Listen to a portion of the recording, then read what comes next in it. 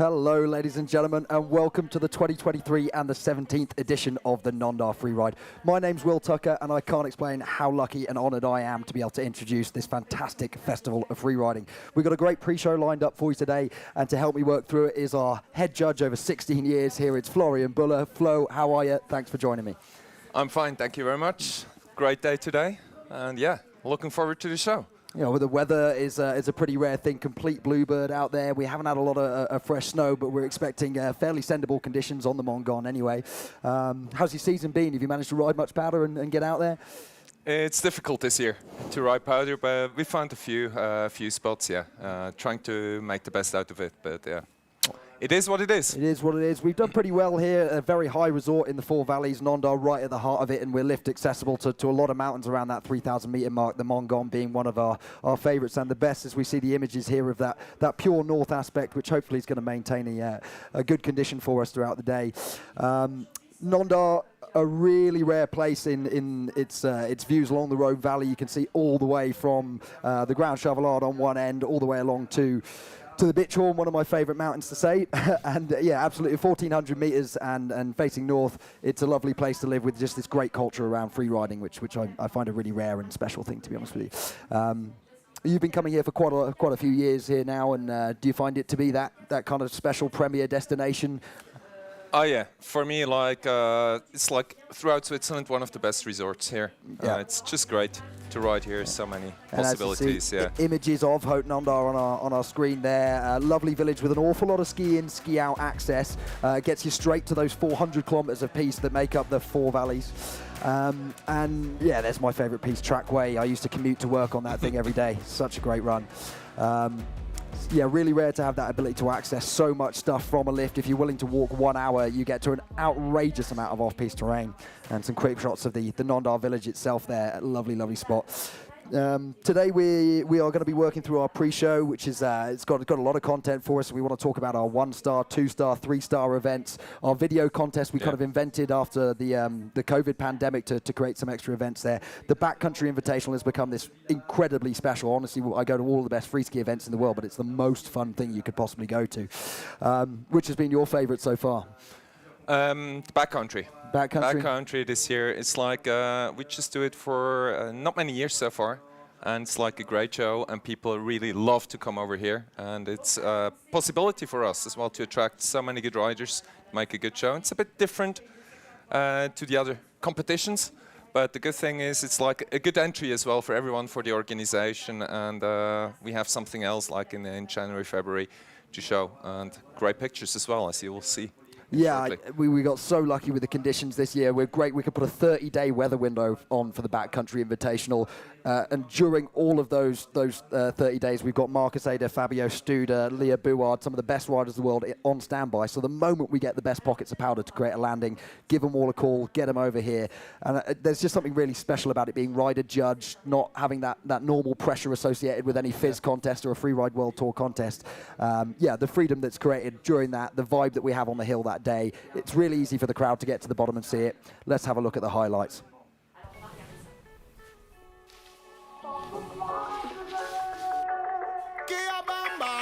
Yeah.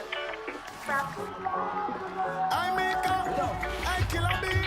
Tell them this. For the better and the best. I make them know say hard work and the key to success. When I come here so for chill, I tell some son boy them have to ride them will. Him come to prophesy and burn out all the traitors them and burn out all the spies. I rise up with the shoot, Kia Bamba come to defend the youth.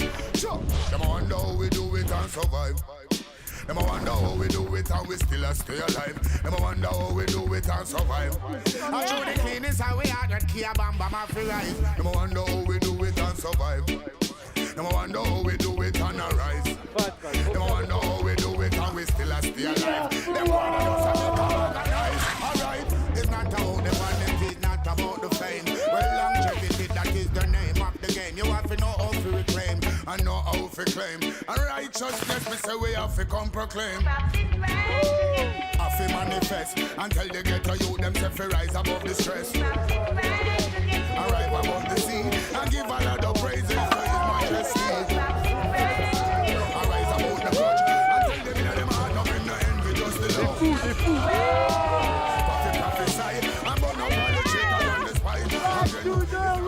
And you did just see Maxime Charbelot do a triple backflip on the hip at the bottom there. Crazy stuff. He tried, yeah. Yeah, special moment for me. Leo Bouard with the backflip at the top cliff was just unbelievable to see chicks going that big these days. We're going to move on now to talk about the junior freeride event. You were here for that. How were conditions? How was the event? The event was great. We had to, due to challenging snow conditions, we had to change the face for about a second time to northeastern face of the Marais.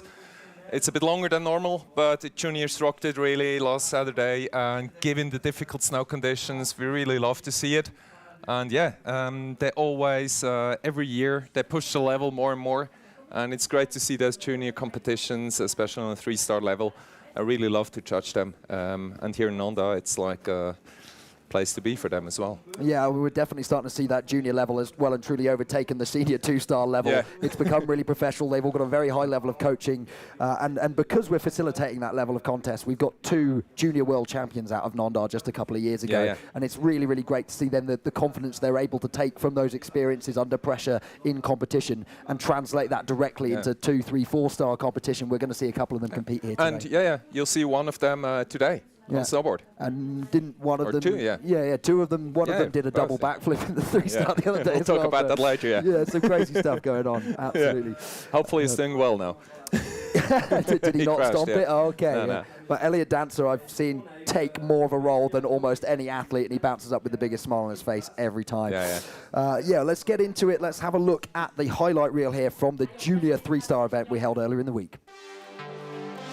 Hey, I'm on top, really I'm on top. Whole crew on top, really we on, homie, I'm on top, really we on top. I'm on top, see me, I'm on top, we on top, whole crew on top. I can't stop, cause really we on top, really we on top. I'm on top, see me, I'm on top, we on top, whole crew on top. I can't stop,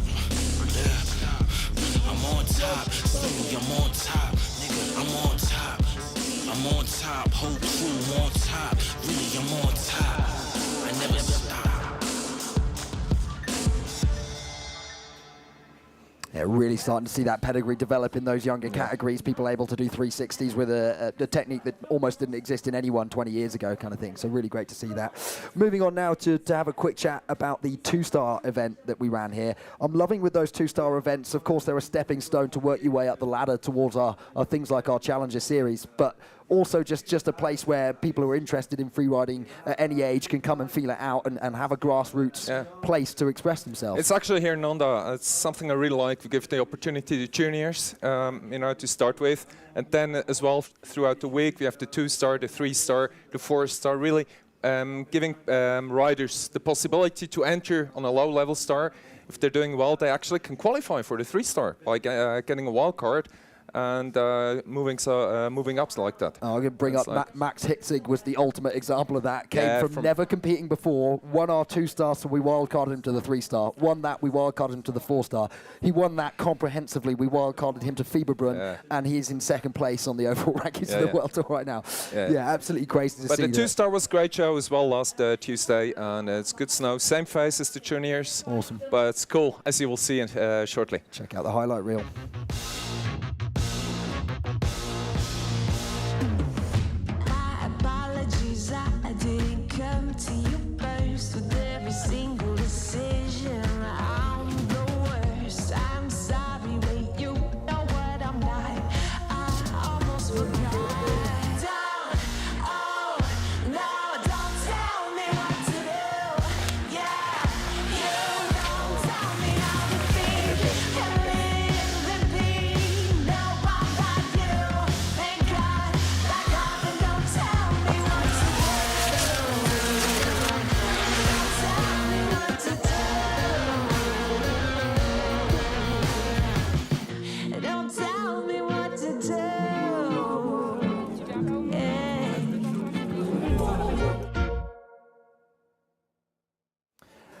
So we're moving on to talk about the 3-star now, and it's getting to a pretty crazy standard, and just working your way up to the 4-star. Yeah. It used to be you pretty much just jumped straight from 2 to 4. There's so many competitors in here now doing so much crazy stuff. Got to give a big shout out to the Nendaz Freeride Academy, which has been producing these athletes who then have the tactics, the head game, the physical ability to move up those rankings. We're going to see some double flips in our 3-star recap because of this level of crazy Especially shout out to the all organization, because we really had to do 2-star and 3-star back to back. It's a lot of organization behind it, but I think we did the good choices. You see in the pictures, we chose the face of the Montgom riders left, who will be closed today, given the tracks.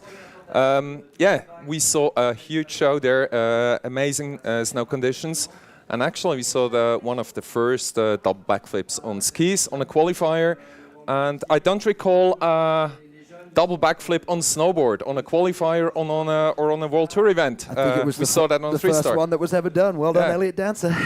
Let's have a look at it.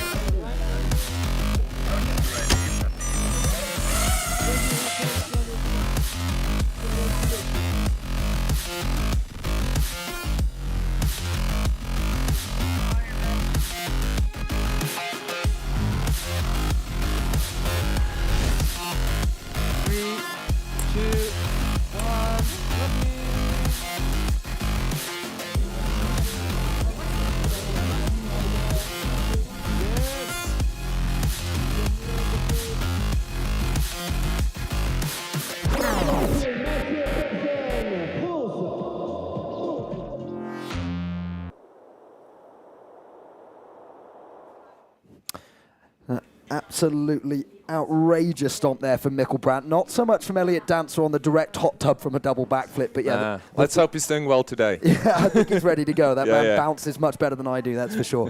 Moving on now, we want to just talk about the new structure of the Challenger Series, because traditionally we just had one 4-star series, and we took an average of the best points from across the season, top 3 results, and those people made it through to the World Tour.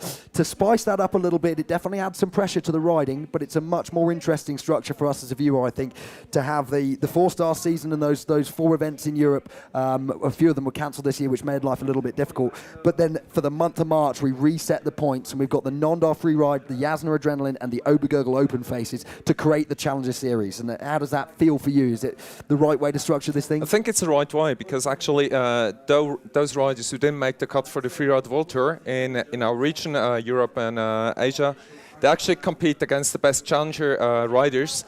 So both have to compete, and the best out of it, they qualify for the Tour. Here we go. Let's have a look at it. 5, 4, 3, 2, 1, drop it.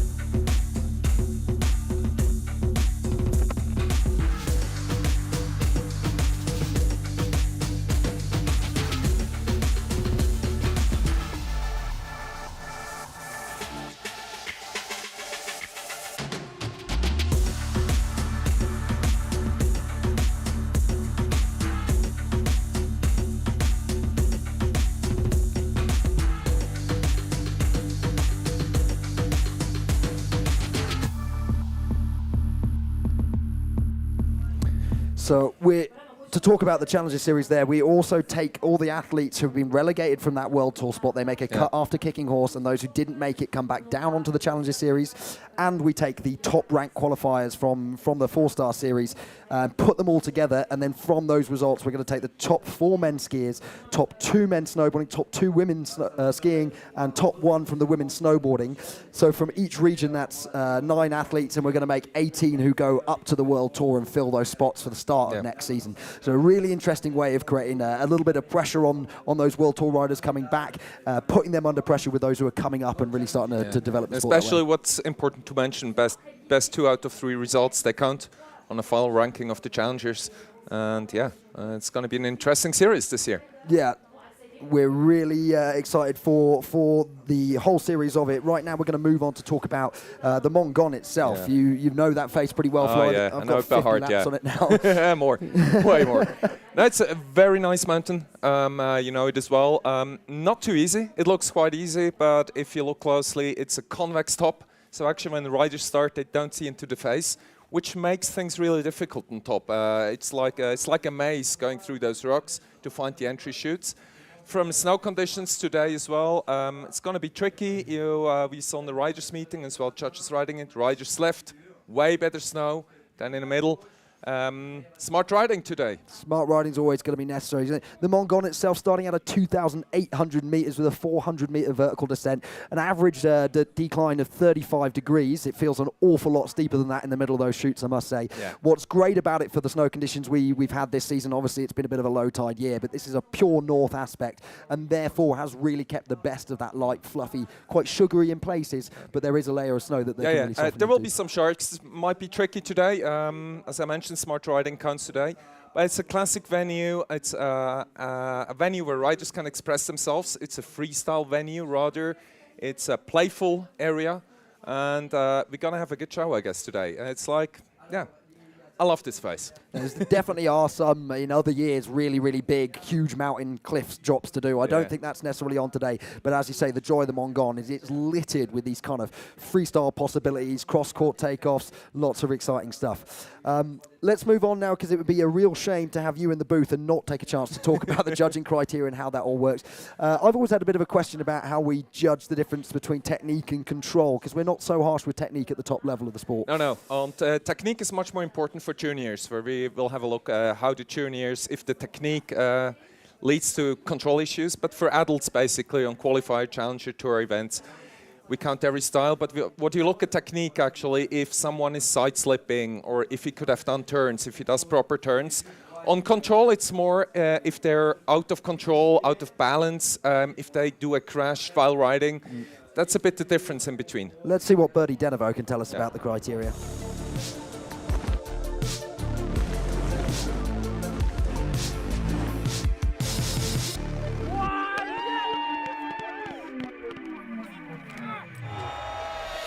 Hi, my name is Bertie Denevo. I'm one of the Freeride World Tour judges. We score riders from 0 to 100.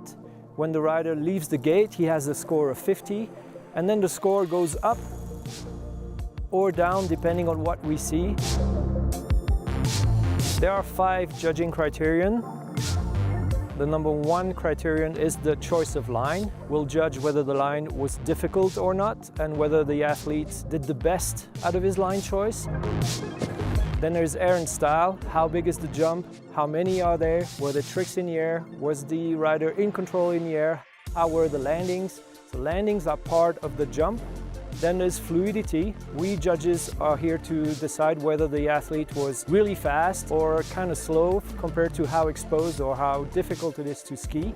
Then there's control. Here we'll judge whether the rider was in control at all times. Then there's technique. For pros, we don't really judge their technique, but we might take off some points if they side slip in a place where another rider was taking turns. The score, like a temperature, will go up and down so that we have a score in our heads when the rider crosses the finish line.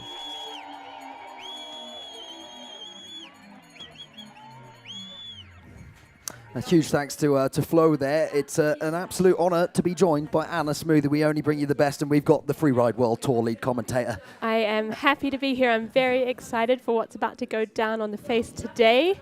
I hear conditions are hard, but the riders are ready to rise to the challenge. That's it. I was at the face check with the riders yesterday, and actually there was a lot of excitement about it. Blake Marshall certainly telling it was stompable. Then I spoke to Ben Carmel and Cyril, who went for the face check, and they were less sure about that assessment from Blake there. Bit of a top layer of sugar that's giving way to shark, so I thought it'd be really well transformed and you could trust it a little bit, but perhaps you still got to be very smart about choosing what pockets you want to look to land in. Your experience on the Montgom, what's it like to stand on top of that thing and compete there? It's an incredible face. It is quite blind from the top, so the riders have got a big task ahead of them to really find the landmarks that are going to guide them towards their line. Have you spoken to many of the riders? Are they feeling the nerves? A lot of them seem really confident, as if at this part of the season they're starting to trust themselves. They've been landing in lots of bad conditions because that's what we've had in Europe for the most of the year. So I think, if anything, confidence is there, even if the conditions look a little bit bad. People looking really good for it today. We're going to take a bit of a look at the conditions with the process of sending a couple of Forerunners down here in the moment. Great that we've got the talent of Ludo Guillaudiat working on our French broadcast just to my right there, as well as Megan Berton. So World Tour experience going down the faces. Obviously not trying to ride it like an athlete, but just trying to go through the snow and tell us some feedback about what those conditions are like out there. So we've got Ludo dropping in there from the top. As you can see, conditions are firm. Yeah, I think especially on that top bit before the convexity and it rolls away into the true north aspect, the sun is going to transform things a lot. And he's a very strong man, but that is looking a little bumpy for Ludo coming through the top there. Yes, Ludo's been absolutely charging on the Freeride World Tour this year, so I'm sure the Nendaz Freeride competitors are excited to see from the best how conditions are. You can see the snow's a little bit looser there. He's throwing it up a little bit, so it's boding well. Yeah, there's definitely a top layer that takes a bit of an impact out of those landings. We're just worried about whether that bottom layer is as consistent as it kind of looks at the moment, but we really were told that there's some sharks available to find in this side of the face. Snow conditions over towards the eastern edge, or the lookers right as we watch the face, apparently a little bit better. Always found the western edge to have a little bit more in the way of convexity, and it's more difficult to find your line there, more difficult to trust the snow condition as you descend. But Ludo is having no issues. Yeah, we're into the bottom of those main couloirs, looks great. We were definitely told to shut the speed down, be really careful once you get into these traverse tracks. Not a lot of points left on the face at that point, but certainly plenty to chuck away if you to overcharge into these choppy sections. We've seen a few heartbreaking moments here on the Montgom face as riders crash on the run out there, but he is cruising in. That's it. And we're going to go back up to the top to check out Megan Berton, checking out the face. Megan, always a hard charger, and sometimes it's difficult to ask that woman to hold it back and just do a run. This isn't a competitive line, but I'm sure we're going to see her lay some deep, steep turns into the top then. And it is, as we mentioned on the first run, firm. She's coming off the back of an absolute screamer run in Kicking Horse, British Columbia on the World Tour, where she took the win there. So she's full of confidence, and I think she's excited to be the Forerunner today. And as ever with skis, perhaps looking slightly easier to deal with the very variable conditions through the top of the face there.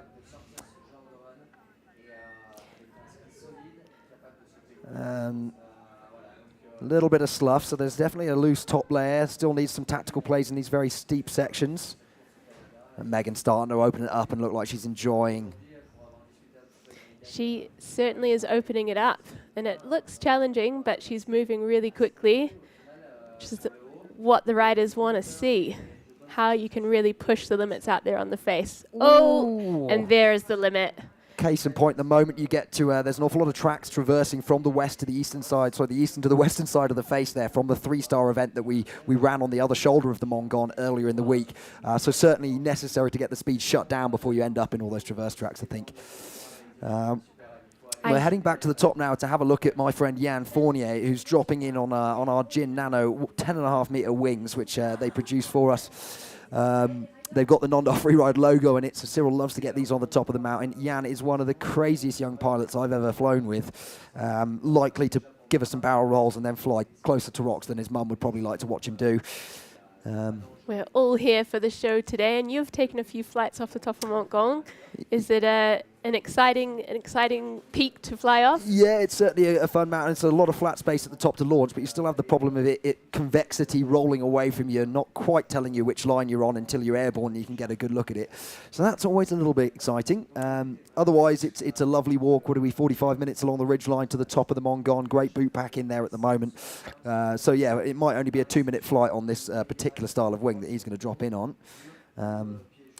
Off we go then, Jan.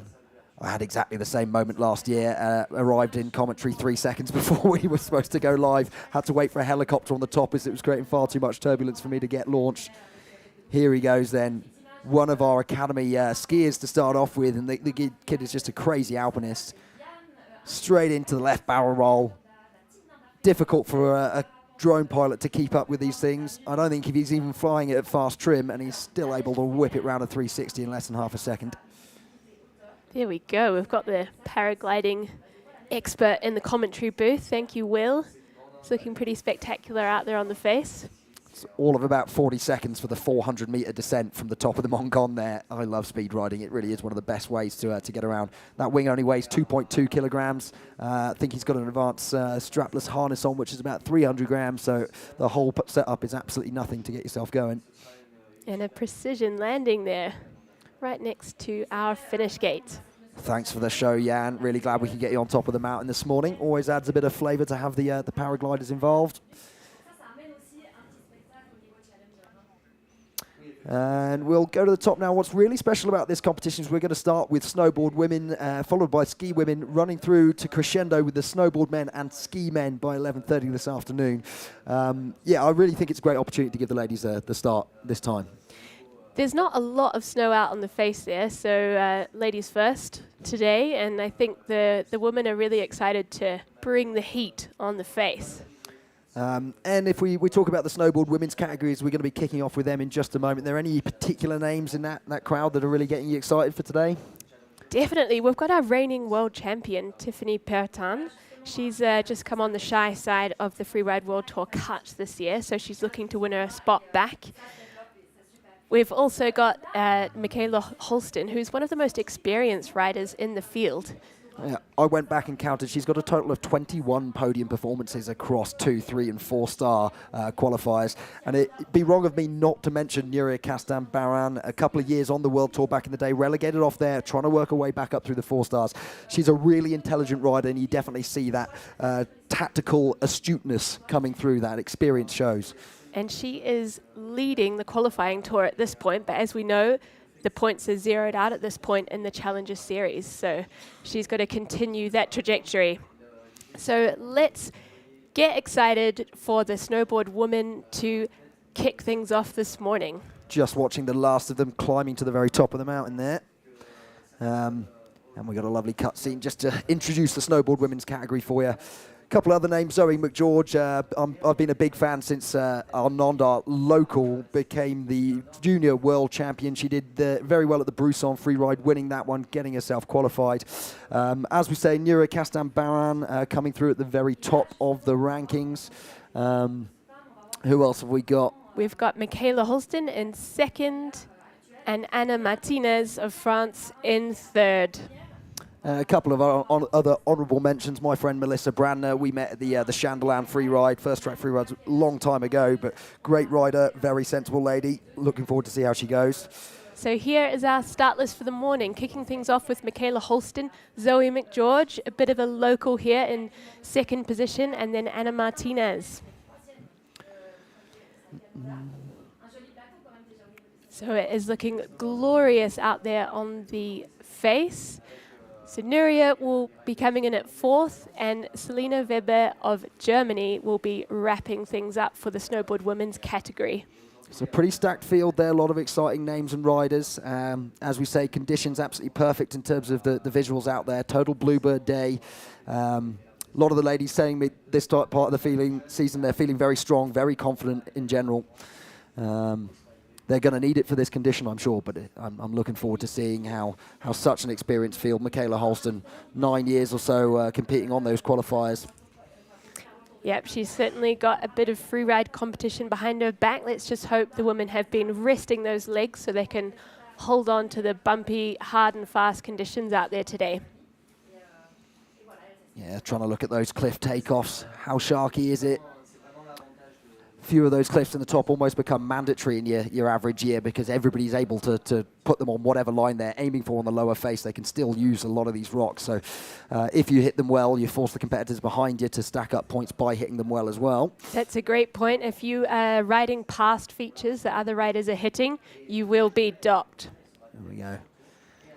So lovely helicopter shots here, drone shots, sorry, as we loop our way to the top of the mountain. Just a few seconds now before we get the 2023 Nendaz Freeride underway.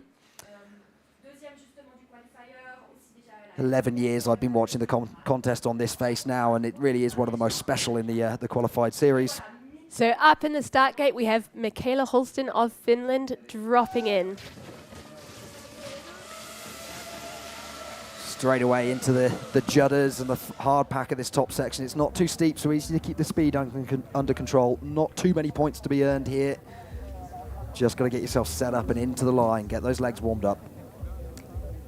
And Michaela has been on the Freeride World Tour in 2017, taking a little air there. And this run is a step that she needs to take to win her spot back on tour. She's an experienced rider, as we mentioned. She's been competing in freeride since 2012. Pretty impressive. Just taking her time through those tricky snow conditions at the top. A regular rider and appearing to work her way for the most part out to the looker's right side of the face. Sometimes a little bit hard work in these conditions to traverse in that direction on your heel edge, but making short work of it for now.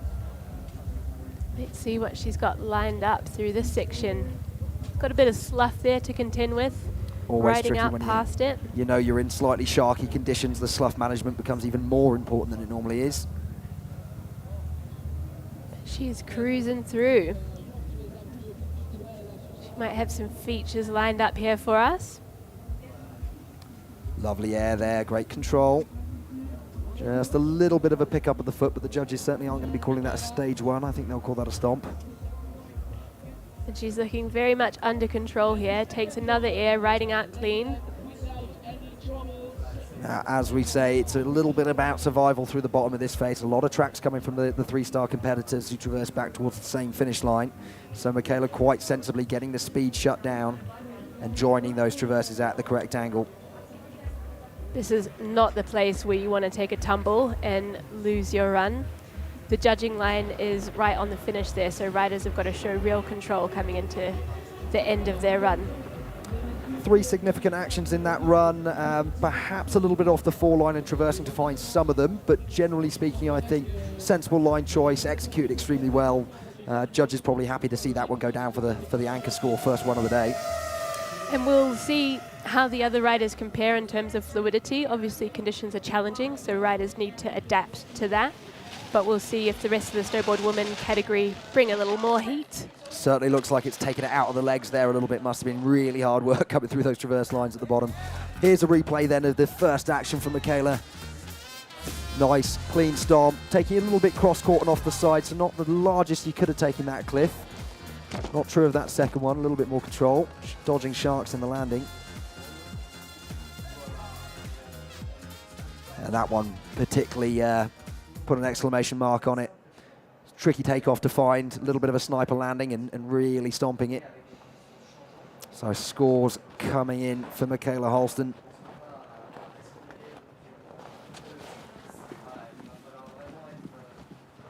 Here we are then. What are the judges thinking of this run? It comes in as a 70 flat for now, so hedging their bets, leaving themselves room to go in either direction. Looked like a pretty good run for me, but the judges expecting that there might be a little bit left out in the face. We will see what the rest of the field brings. Zoe McGeorge is our next rider on the course, my absolute favourite. Hailing out of Verkeren, but representing the Nendaz Freeride Academy and doing a lot of her training here. You'll regularly find her on these mountains with Elliot Dancer, our other world champion junior from the Nendaz Freeride setup. Just an absolute badass of a young lady. She wanted us to know in her notes that she's bi and that she can do the splits. So thank you massively for normalising that conversation, Zoe. That's really cool of you. Just generally, I think she's mature beyond her age. She is a really strong-minded individual. To see them coming up through those junior series and creating that kind of strength of mind, understanding those tactics, so that the moment they come onto these 2, 3, and 4-star events, case in point, she's only 2 years into them and she is representing on the Challenger series here. Really speaks to the pyramid of the freeride community that we have with the Junior Tour, the qualifiers, and the World Tour. Yeah, it speaks a little bit to the quality of the Nendaz Freeride organisation and the way it lifts the juniors up. And we're just here to make sure children enjoy riding. People love their sport and they get given opportunities to express it. Reaching to the sky, giving it a big prayer. Zoe McGeorge looks about ready to go. Clipped in, one last high five. Looks relaxed, doesn't he? I would never, but she's only 20 or 19 years old to look that relaxed in a start gate. I was always stressing. No, she has got it on lock. Always smiling, always stoked to be riding. She is a joy to have in the free ride community. Here we go then. Zoe McGeorge being given the all clear. One big smack of the hands, get the energy up. Last minute boot buckle. Let's get it, Zoe. We're looking forward to it, mate. On course then. And she is looking fantastic, riding out of the gate with confidence, heading over towards the rider's right, looker's left, seeing what she can find over in that section.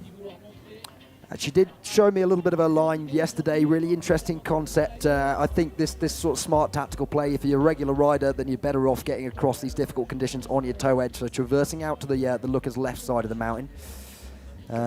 Again, I always found this area really difficult because it's more of a convexity for longer as you traverse in this direction. So getting yourself set up on the line requires a really, really good face check.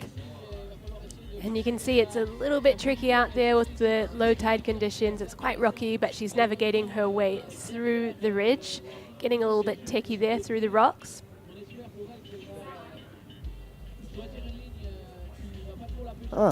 That's very interesting. I've just been told by our director, as relaxed as Zoe looked in the gate, perhaps was so nervous that she was physically ill, hence she was a little bit late into the start gate there.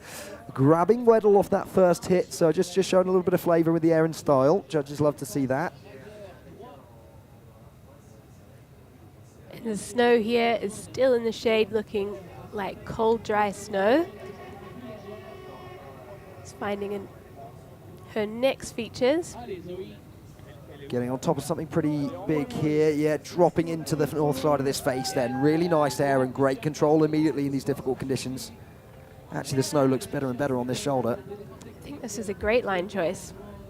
Little cross court on that one, perhaps a bit left on the foreline, but still another stomp and another air. And that's 3 so far. 4. Just sharking out her heel edge and having a little sit down. Yep, bit of a butt check there, which she'll be docked for, but she's riding on strong. And I think she's got at least one more idea below her here. It's going to be another double cross-courting across that. Now riding out on the heel edge and shutting the speed down. Nice control. That's a really great way to add up the points. The judges appreciate how much more difficult it is to double something. If you just do one jump, hitting another one straight after it means you've had to absolutely have controlled that first air. Maybe it needs some speed control in between. That one she was able to run straight through. Generally speaking, a solid run from Zoe. We wait to see if the judges are going to be punishing that little sit-down moment, which I don't think was there in Michaela's run. So. Yep, Michaela certainly had no mistakes. Zoe might have had some more interesting air time. That's a top air, stomps it, controls the speed. Great rotational skills in this deep powder. Gets herself set up exactly where she wants to be on that cliff. Just a tiny bit over the heel edge and away it goes. Landings look fairly good though, I have to say. That's what we want to see.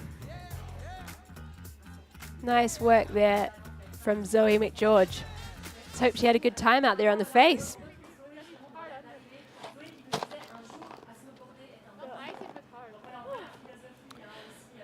Sponsored by West Snowboards and Levitation. Doesn't look entirely stoked on that. A little bit bummed with the sit down. And for sure, if you're being physically ill in the start gate with the nerves, it can be really difficult to get the head back in the game. Yep, the mental game is absolutely significant in competitive free ride. The judges are checking out their scores. Jordan Bisha was one to always push for homologation across the judging panel, so we're going to have these 3 same judges for the rest of the Challenger series, which I think is really significant. Keep a bit of consistency in that process. That's a great shout. Riders always like to know what they're working with in terms of judging style. Of course, we have criteria, which is set, but it is, There's subjectivity within that. Absolutely. Yeah. So scanning back towards the top of the mountains, just waiting for the judges to get in a score for Zoe. Always a nervous moment. Here it comes. It's a 53 flat for Zoe McGeorge, which is good enough for second place at the moment, but the judges have left that there to give themselves some space to fit riders in between her and Michaela, I think. So punishing that butt check. And heading back to the top, our next rider is our current freeride world qualifier leader, Nuria. Oh, I apologize. It is Anna Martinez of France, who is in third position on the qualifying tour. She is a fresh face on the qualifiers, but she's had an extensive history competing on the Freeride Junior Tour. Anna Martinez of France. Okay, beat number 3. Ready, 5, 4, 3. Dropping in then, Anna Martinez into the face. First goofy rider dropping in. So it looks like she will head out towards the lookers right, riders left. Always lots of fun features to stack together out there, and as a goofy rider, it makes a lot of sense to have that control of your toe side edge. Setting up with a little mandatory air to get over to the part of the face she wants to be on. Second air already. She is riding fast. Absolutely charging at it, and in difficult conditions at the top here as well. Until we get into the true north, steeper aspect of this face, then there's definitely a lot of sun effect on that snow. And she has 21 podiums from the Freeride Junior Tour, so a young rider, but with stacks of experience. Looks like she's lining something up for us here. Yeah, I can't stop talking enough about how important it is we're giving the opportunities to these juniors so much younger. Another great air, really solid on these landings. Amazing fluidity in this line. She's absolutely just linking beautiful turns. Coming into a little zone here. Oh, and this is a big one. Come on, Anna. Another Stomps stop. it. This is looking like a first place run for the moment. She is killing it.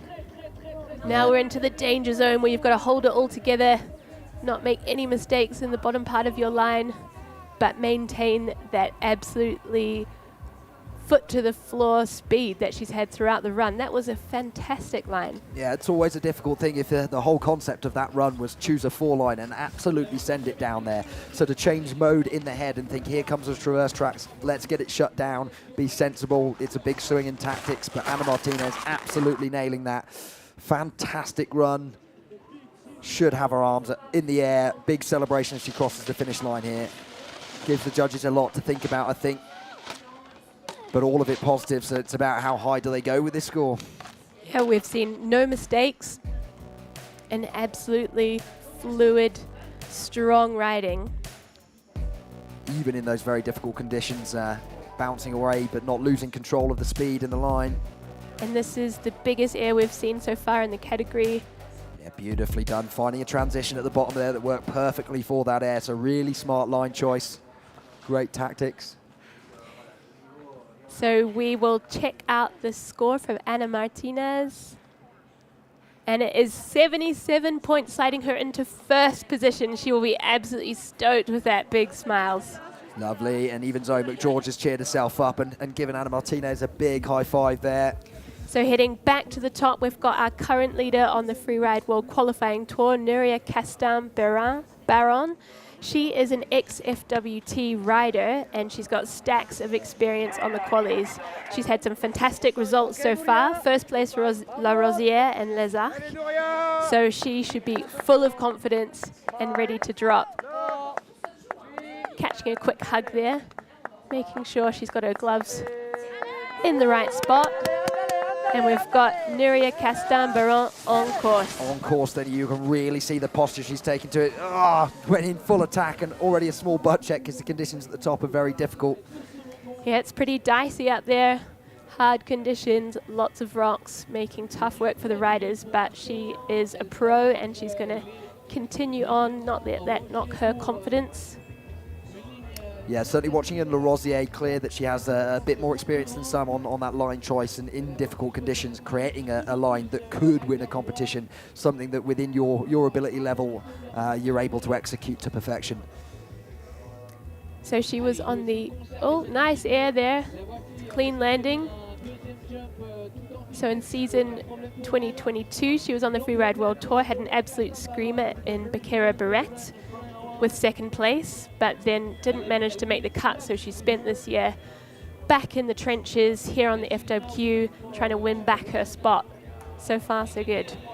I've got to give Nuria credit. She really is a student of the sport. If she's not able to go, oh, there's a massive air, but wipes out on the heel edge a little bit.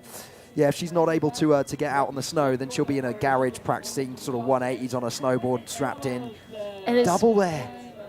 Really fast air there. She's definitely not letting those butt checks knock her confidence and is displaying really strong riding out on the face. So we'll see. The judges got quite a lot to think about there, because it certainly was the fastest run so far, with some big airs in it and really aggressive approaches to those airs. No hesitation anywhere, but I counted 2 butt checks throughout that run. So yeah, whether that could keep her below Zoe. Really excited to see the way the judges start to see this face today. They definitely love to see from the snowboard women when they flash the face, really bringing heat out there and speed. Nuria's still absolutely stoked with herself. He never had a bad day on the Montgom. Even a couple of small butt checks. It's such a fun face to ride. So that air, no hesitation, perfect landing, linking turns showing incredible board control. Yeah, beautiful. And finding a little transition there as well. So it was a bit of a specific landing. Couldn't land that short or too long. Great soft knees through those difficult little trenches in the run out as well. Always love the atmosphere at the bottom there. Straight away asking Zoe McGeorge how her run went. Gotta love the Freeride family. Everyone's there to cheer each other on.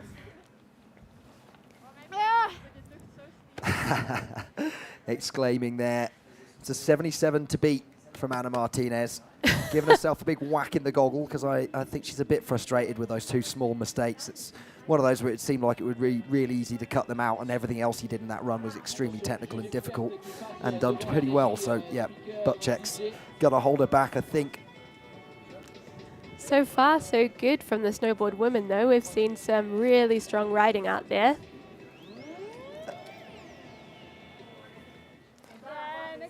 So score coming in for Nuria Castan-Baran. It's a 55, putting into 3rd place for now, so they squeeze it just above Zoe McGeorge with the double butt check. Indicating that she had really good air and style, but those mistakes really docked her. There we go. Back to the top then. So next up, we have Johanna Stock of France. She's also had a great season, 2nd place in Les Arcs, and she took the win in our very first women's only event here in Verbier. So she is riding out of France and is looking like she's getting herself hyped up in the start gate there. I think she's representing France here, but does say on a sheet she was the 2018 German slopestyle champion, so possibly able to bring some freestyle elements into this run for us. Conditions looking good for that today. So we've got Johanna Stock on course. Riding out towards the right there, Looker's left. Oh, perhaps not. Commentator's curse, she swapped it back. And again, I think for these goofy riders, reasonably sensible to head out to this side of the face with these difficult conditions. You've got to traverse somewhere to get onto one of these lines. Yep, she had a little bobble up there navigating through the rocks, but she is riding her way through, finding the line. We've mentioned that navigating on Montgom is a little challenging with the blind start gate, but she looks like she knows exactly where she's going. She's linked together a few small features there and is looking to find something bigger to sink her teeth into. Lots of little airs in the middle here and finding some good snow to control the speed on, but I wonder if she's just lacking one of these bigger features like Nuria used. Let's see what she's got lined up on this one. Wow. That is a big one, but a butt check in the landing, unfortunate.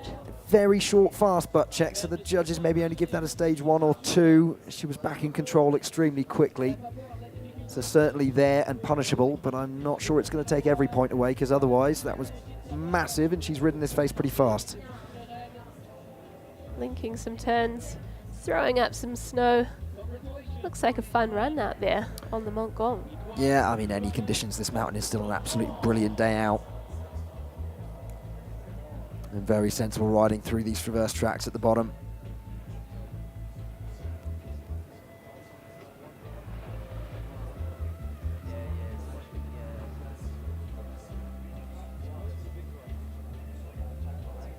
Lovely shots, even if it is just cruising home to the finish line. These drone shots we get these days live from the face. Absolutely fantastic. Running it out on the wee snake line there through the rocks into the finish. So a great feature there. Bit of a butt check, but let's see what the judges make of it. Might have been the biggest air in the category so far, but I think is really one big action and about 3 or 4 very small ones that won't stack up too much. So, yeah, would hate to be a judge so far today. Already we're seeing some lines trap themselves in the same place. This is a fairly similar concept to Zoe. Where's it going to go then? Score coming in for Joanna Stock. It's a 45, puts her in 5th and last place for the moment. I think she understands the one big action she went for, not quite executed to the extent that it would give her those points.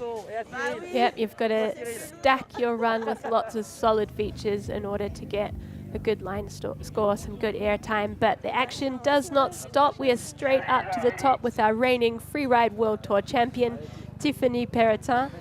Riding out of Verbier, no stranger to this face, and ready to bring the heat here on Montgom. 5, 4, 3, Such is the aggressive cut of the women's snowboard field. She was 2nd in Ordino Arcalis, but finishing 5th at the end of the Kicking Horse event and being relegated back to the Challenger Series before she gets a chance in Fieberbrunn. So great for us. We get to watch Tiffany Perrotin, the reigning World Tour champion, on course.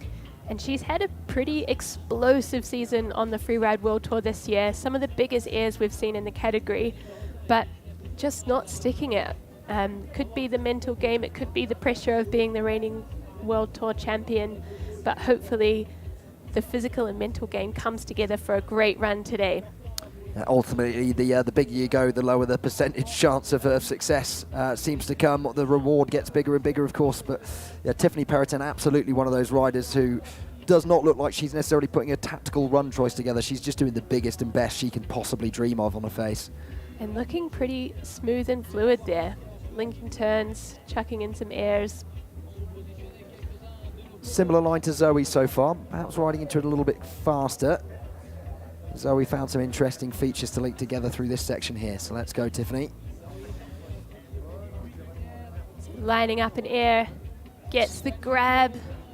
Oh, but comes a little bit unstuck. Same hit as Zoe McGeorge. I think grabbing Weddle and looking like she went a bit bigger off it. Riding away cleanly, but then 10 meters further down, just finding a little bit of rough snow and not getting the turns in to control things. Second air looking much better. And then what is she going to make with the rest of the face? Don't think she's finished with us yet. Throwing up some snow, heading out onto this little shoulder, airing back in, solid stomp, and linking turns with some real speed out the bottom. I happen to know that was the line that Zoe was looking for, trying to get up next to that tree. It's a really tricky sort of toe edge climb to then set yourself back into the 4 line. And Tiffany Perrotin finding that line, getting a really nice pop. Other than that one small error, riding out and away from the cliff, looked like a pretty solid line. Getting a bit stuck there at the finish line. Great advert for Red Bull, whilst we can't see Tiffany stuck behind it. There we go. So watching the replays back then. Just looking so smooth up on the ridge there. She really knows her stuff. She knows where she's going. You can see that World Tour pedigree in it. And here, what happened? It looks like a really solid takeoff, solid landing. This isn't the one where she sharks herself out then. Big hugs in the finish with Zoe McGeorge.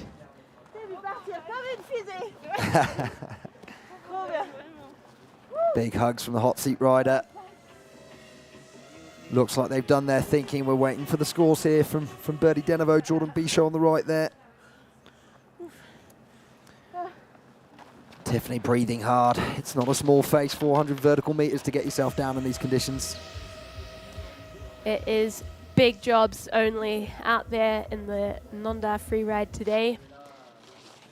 Hard conditions, a long face, and lots of challenging features. The riders have got their work cut out for them.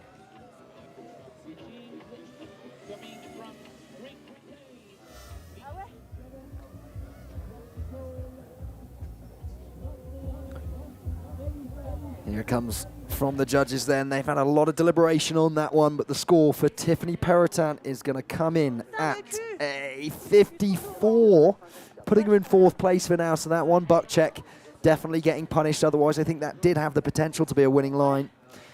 That's not the score she would have been looking for today to win that spot back on the Freeride World Tour, but there's still 2 more Challenger Series to go. And we do throw 1 of those points away, so we're going to take the best 2 out of 3. We've gone back to the top then. We're looking for Melissa Brandner. Coming back from an ankle injury earlier in the season, was really impressed with her physio, obviously put in a lot of hard work there, and has come back to full fitness. She was telling me at the face check yesterday that she's actually feeling really confident. Been riding in some difficult conditions in northern Norway. She lives in Tromsdal. No stranger to harder pack, riding with bad light, all that sort of stuff is the meat and two veg of any Norwegian, especially one with some British background. Melissa Brandner, really strong head. She's a marine biologist for a living. Loves working on a film or two. Always a confident, strong-minded woman. She's certainly got a lot of things going on, Melissa, and she juggles them with grace. Riding out of Tromsø, maritime snowpack can be quite challenging, so I back her to be able to handle the tough conditions out in the face today. And again, regular rider with a bit of a plan here to work her way over to the looker's left side of the face. Making the most of that toe side edge and trying to find a line that's a bit 4-line, I think was what she's looking for. Solid air. And we discussed that one in the face check. It almost becomes mandatory because if you're passing this way on the face, it's possible. She did have a butt check in the run out there though, so the judges won't have missed that one. So she's got to stack that score back up and win back some points. Now, letting the speed run through this beautiful open section. I think she's got something pretty special for us planned at the bottom, trying to line herself up into a bit of a double. Through this narrow chute now then, key not to hesitate through here. If you can show the judges that you're confident in those exposed sections. Great control, showing great technique as well. Yeah, having to navigate her own slough there. It's quite tricky. Very sensibly using the shoulder of the cool while letting the slough shoot out through the middle. Now getting beyond it and back into open field. Good work. And she had a strong start to the season. Medium-sized air there, but coming a bit unstuck. So a little bit trapped on the front foot.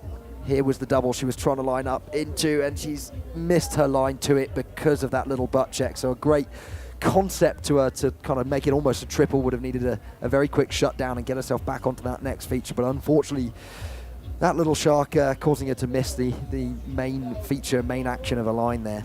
Hate to see it. She will be disappointed. So as I mentioned, she had a strong start to the season in the Remarkables in New Zealand with a first place there, but she's looking to really get some better results today, and I'm not sure that's the line that will do that for her.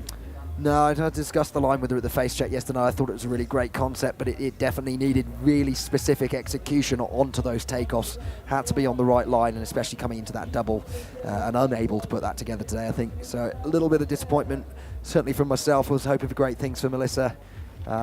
Loved to see her ride, and was really hoping she should put herself on the front foot coming into the Asner Adrenaline and Obergurgel open faces. But we can throw one result away, so maybe that's the one for Melissa. Anna Martinez sitting quite comfortably in first position, I would say. 7 points clear at the top at the moment, is it? It was great slough control through the centre.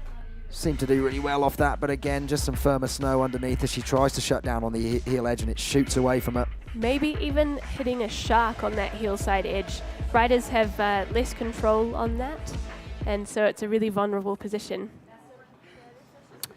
Score coming in then for Melissa Brandner. It is a 32, our lowest score so far today. So yeah, the double butt check getting punished, and then the key action that would have redeemed those butt checks, she missed the line. So there we go. But the action doesn't stop. We're heading straight back up to the top. We've got our last competitor in the snowboard women's field, Selina Weber of Germany. Okay, Selina. Make some noise for Selina, the last woman. Oh, yeah. Here we go then, Selina Weber. Lots of noise for her at the top then. Last of the snowboard women's category, the GoPro is on. The confidence is high and we're dropping in. Let's go, Selina. So another regular rider working her way through the top section there. Looking like she's got strong legs. Aggressive turns. Yeah. Judges love to see that. If you've got some boring terrain to get through, you may as well look at like you're enjoying it and skiing it hard and fast. Riding it hard and fast, excuse me. Good control. Controlling the speed on the hillside there. A nice little hop turn to get herself set up onto this second feature. Which Stomps is it. super difficult transition to find in there as the mountain cuts back towards you. But Selina Weber finding that sniper landing and absolutely stomping it. So that's two big, strong actions so far. This is looking like a pretty good run. Stacking the features, maybe not as much fluidity as we've seen from Ana Martinez, but she's still got half the face to go. Riding in difficult, exposed terrain. I think very sensible there to keep the speed shut down. Let's see if she can open it up and not give the judges the impression that she's suffering with fluidity across the whole run. Lining up another feature here, and it's a big one. Stomps it. Lovely air, very clean.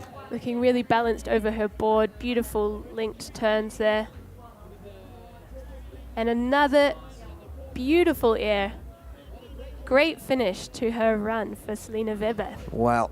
Awesome that this has happened at the very last ride of the day. It's our job to build a bit of tension about what scores are going to come out from those judges, and I would hate to be them right now. Ana Martinez, as you say, perhaps slightly more fluid across the entirety of the run, but three huge actions in there from Selina Weber, done with perfect execution, just perhaps a little bit more hesitation in getting the speed set up for the following feature. Still popping and playing with the snake run to the bottom of the mountain. Tricky conditions through here, just keeping enough speed to make it all the way to the finish area.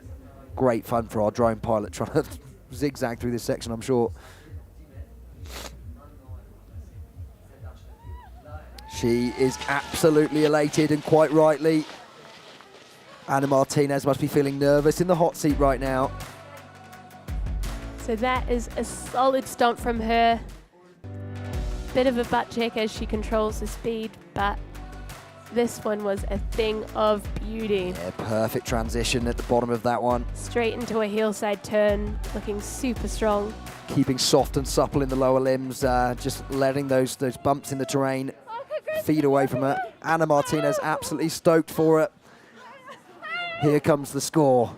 Selina Weber, is it going to trouble the top of the podium? It's a 75 in second place, just a 2-point margin. So Ana Martinez is our champion of the snowboard women's category today.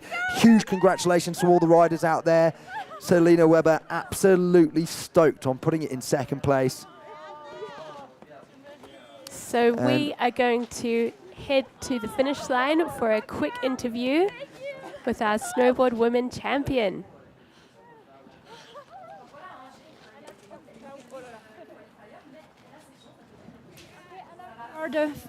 You're the first interviewed rider. How was your run? And the question everybody wants to know, how was the conditions? How were the conditions? First, the condition was finally pretty cool in my color. I don't know on other place, but yeah. You can say it in French, I can translate. Ok, perfect.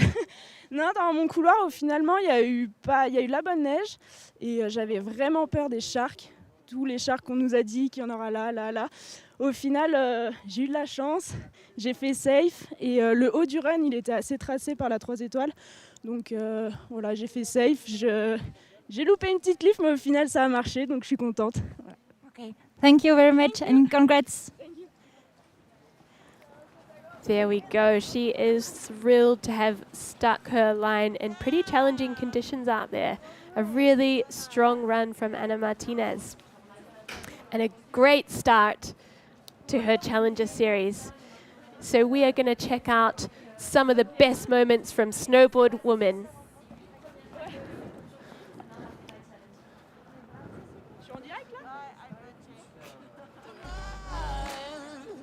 There's dirt on my hands, strong like a tree.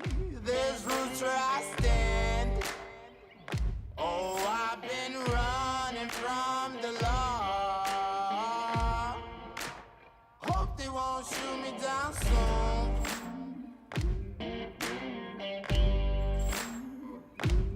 They sing on a sleepless night.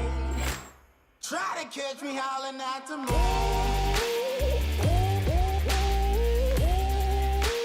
Try to catch me howling at the moon.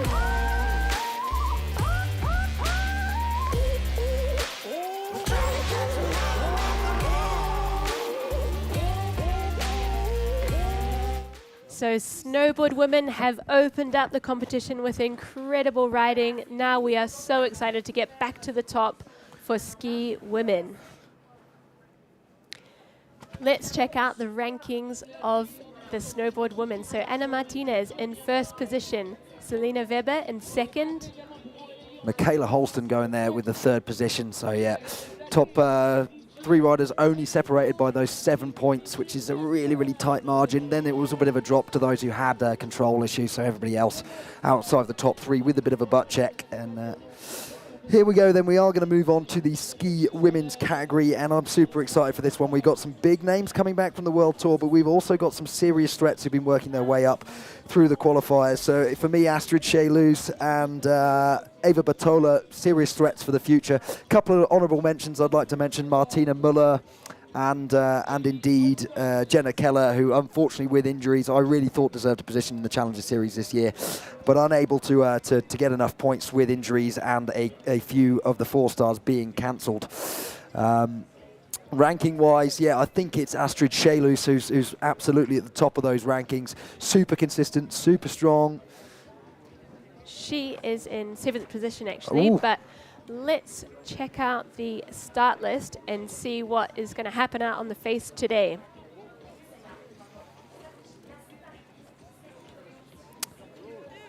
Should be dropping a start list on a screen just now. We're going to have Ellie Olsen from Sweden, her first or second year on the qualifiers. Really didn't expect to make it through to this part of the season, but obviously very excited about it. A few Japanese riders in this field. Also really excited for India Cairns. Our British rider of the day, formerly on the World Cup racing circuit for downhill skiing. Also Rachel Little, didn't start skiing until a little later in life, but then through the support of the Nendaz Freeride Academy has worked her way right to the top of the game and is now threatening for a spot on the World Tour. Sybil Blongin coming back for the Freeride World Tour and yeah, looking like a real threat as well. Definitely looking to get her position back on the Freeride World Tour. And in first position, we have Ellie Olsen riding out of Östersund, Sweden. Really interesting place, Östersund. I'm told it's a sleepy little farm town, but the number of really high-level riders I've seen come out of that particular town blows my mind. We've got Edvin Olsen as well in the men's field from the same village, so hotbed of talent. And those Swedish riders, they really know how to handle challenging conditions, which I think will come into play today. Ellie tells us she's no stranger to riding in the dark on ice, so this sort of thing must be a perfect powder day to her. Absolutely. So Ellie Olsen in the gate, ready to drop in. Number 9, ready to drop. 5. Told us she forgot her skis going into the Les Arc 4-star and actually competed on a set of slalom skis anyway, so really good at skiing hard packed chatter on the wrong equipment. And wow, what a charge out the gate. Big shifty. Yeah, bringing some style into the top of her run. Judges will love that. And working her way over towards the lookers right, riders left, and just hopping and popping her way through. No issues with the slightly chunkier conditions up here for Ellie. As we said, Swedish riders good in the variable, harder pack stuff. Absolutely boosting. But coming unstuck there, I think she got a little bit sideways as she tried to control her speed off that air. And sometimes it's easier just to point it in conditions like this. Yeah, just doing the turns and trying to get some pressure on that outside foot, but it's shooting her back across her skis and then ending up pitched off her heels. A little bit of a butt check, but fairly fast recovered, and otherwise it was a hugely fluid run to that point. Just need to see some bigger features come into this line to stack up that line score, but she's running out of real estate here. Yeah, and I wonder the Heartbreak Hotel, where we've seen this bottom cliff as you traverse the face, often gets used, but the conditions on it really not as good as in other seasons. So Ellie opting to skip below that one.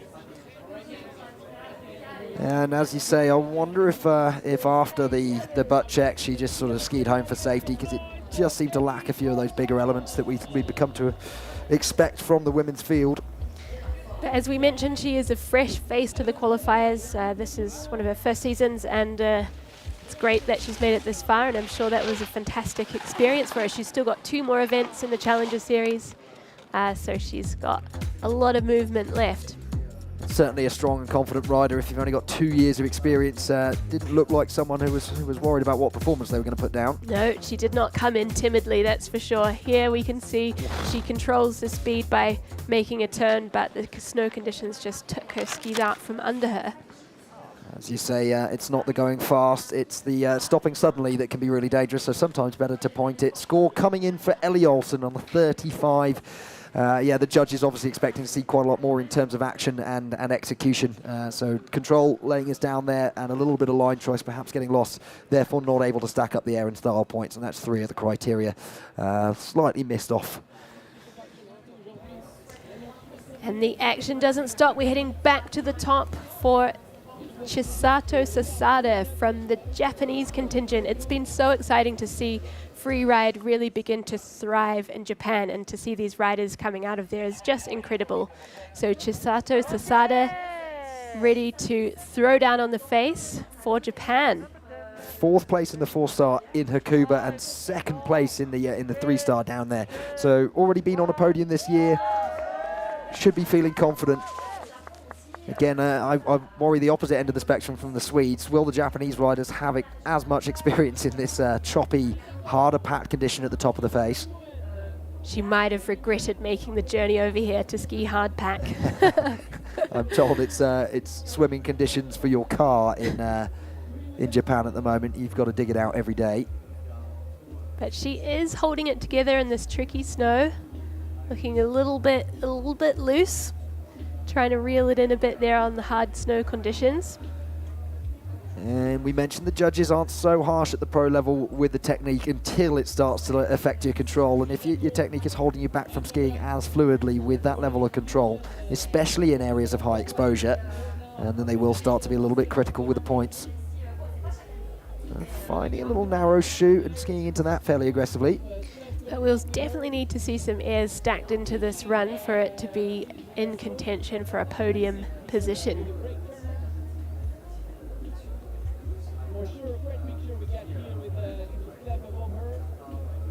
Looks a little bit more at home when the snow's softer there. That's it. Taking her back to Japan, taking a nice little air there. Some lovely turns, but looking like she's in the middle aisle of Lidl chasing a bargain at the moment, so perhaps too many turns just costing a little bit in the fluidity.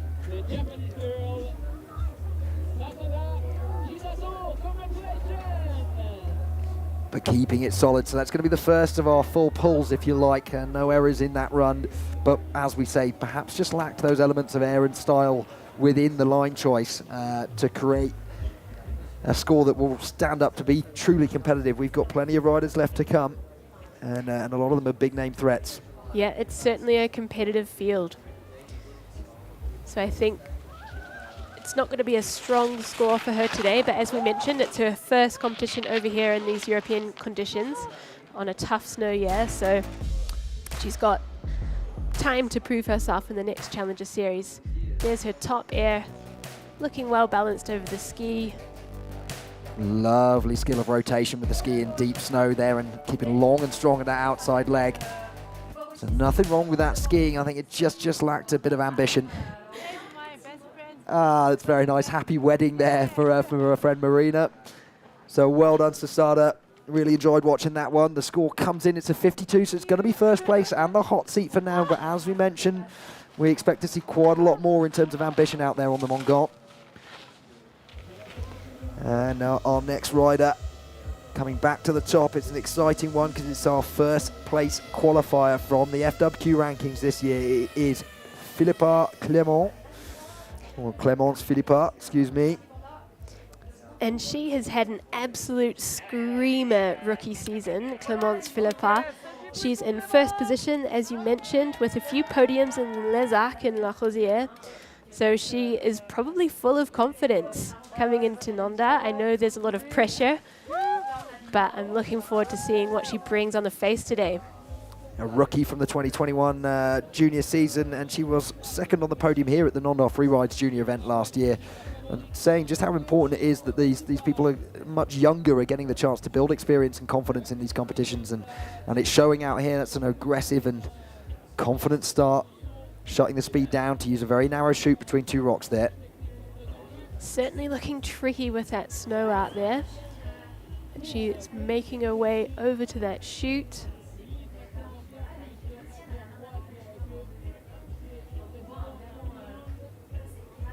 Oh, beautiful images as the sun crests over the shoulder of the Montgom there. Steep and deep in that chute. Yep, she's found some fresh snow and she's come on top of a big feature, stomps it. Looking solid and trying to find her next. Oh, just linking some turns. Yeah, Clément's definitely trying to stack up a line here that could threaten for the top. You said that cliff might be possible as a double, but using it cross-court there, shooting from the skier's left to the right. 3 big actions in that run. Ooh, and just keeping it together there, nearly getting pitched over the handlebars. Getting that ski back under her body. Looking for the same air that Tiffany Perrotin took and stomps it. If anything, taking it slightly more four-line and really now running the speed out towards the finish line, careful through these traverses. So she's had decent fluidity, like really strong skiing. Just the one control issue, but that was in open field and not associated with one of the cliffs. It's possible the judges won't be so harsh to it. I think they appreciate that there are a few sharks out there, certainly some chunky patches of snow as well. Yeah, I'm confident she'll be sliding into first position at this point, but as we mentioned, we've got an absolutely stacked field still to come. Let's have a look at the highlights from this. Really confident run into what's quite a peppery takeoff there, so needed to run speed and perhaps pop a little earlier than seemed natural. Yep, the pre-ollie is really coming into play in this challenging snow season in Europe. Some places just looks to get that inside foot out ahead of her a little bit, which grabs the upper body and swings the weight to the inside of the turn, but then generally speaking very strong in the core and able to direct that weight back towards a long and strong outside leg. Waiting for the score then for Clémence Philippa. Nervous moments as ever, but I think she can be fairly confident of going into first place for now as the first open aggressive run with no control issue in it. Bertie Deneveau, our long-time head judge on the World Tour. 25 years that man's been in a judging booth, and experience counts for a lot in this game. Certainly does. He knows what's up in free ride scoring, so let's see what he puts together for Clémence. 73 points, so sliding into first position there for Clémence. But indeed, the judges perhaps making a bit of a statement that there's something left out there on the face. And, you know, they often sort of keep 75 as an average. They'll work their way up from that if something's really, really impressive. You don't often see scores towards the 80s or the 90s early on in the contest. But yeah, certainly Clémence Philippa looking strong, but the judges suggesting that someone like Susanna Wittich might be able to put something really special down here. Yeah, one of my favourite riders to watch out there. She was fantastic in our Backcountry Invitational early in the year, stepping up to the concept of using these big jumps and backflipping, 360ing, really part of this modern movement within women's skiing to definitely use big exposed mountain lines, but also start to mix in those freestyle elements, which until a few years ago were the preserve of the men's field. So really great to see that pushing on in women's skiing. From Vercaran, just down the valley, no stranger to these mountains, comes over for the Broussard Freeride and all the Verbier Freeride series, so has been riding here a bit this season. and Zuzana Wittich on course. A really experienced rider. As you said, she's been bringing these freestyle elements. Let's see if she builds any of those into her run today. It's pretty challenging conditions, so let's see what she makes of it. Looking strong on her skis, linking turns, not bothered at all by the chopped up snow there. And I really love that when there's no hesitation into this cliff. You're just using the shapes of the turn that you've got. Your 3 turns between each feature and you're already at the correct speed and on the correct line, ready to pop and send it off that next thing. Searching for that next feature here. Small mandatory air to get into this side of the face. Looks to be lining something up a little bit bigger here. Again, peppery looking takeoffs. Plenty of sharks to trip you up. Got to pop early. Strong from Zuzana. That was a thing of beauty. Required a bit of pre-ollie and perfect landing. And again, no hesitation in very difficult conditions. Would be easy to stop there and think there were rocks coming for you, but just being confident, using the 4 line makes it a bit less likely that you're going to find those rocks. A 4th big air. Finding the transition there, which is incredibly short, so you can't go too big off that one. Yeah, every cliff can be so specific on what speeds might be possible into it. Really nice cross-court air there, and a good pop on that. I might see someone backflip that later on in the contest. And now very sensibly getting the speed shut down. I think this could give the judges a headache. Clemence versus Zuzana. Zuzana perhaps had the confidence in the line, but just a similar number of actions, just a little bit more fluidity for my money. Yeah, and pretty sizable airs, I would say. Certainly done with a really, when you see that 4-point landing, strong in the legs, looks like they never left the floor. That's a very impressive thing to do off cliffs the size that Zuzana's been jumping there. Strong legs, using the full travel of them. Into the finish area then, Zuzana Wittich, always smiling, so that's very difficult to get a feel from what she thinks of the run, because she'd be smiling whether she hated it or loved it. That's just who she is. And a peppery takeoff, and lands, controls that well, was slightly back on her skis, but brings her weight forward. And this one, as we mentioned, you've got a very short transition to catch, and she finds it and rides out strong. Yeah, great control, immediately over the left foot, getting the speed shut down, and then enjoying just lovely turns in open field.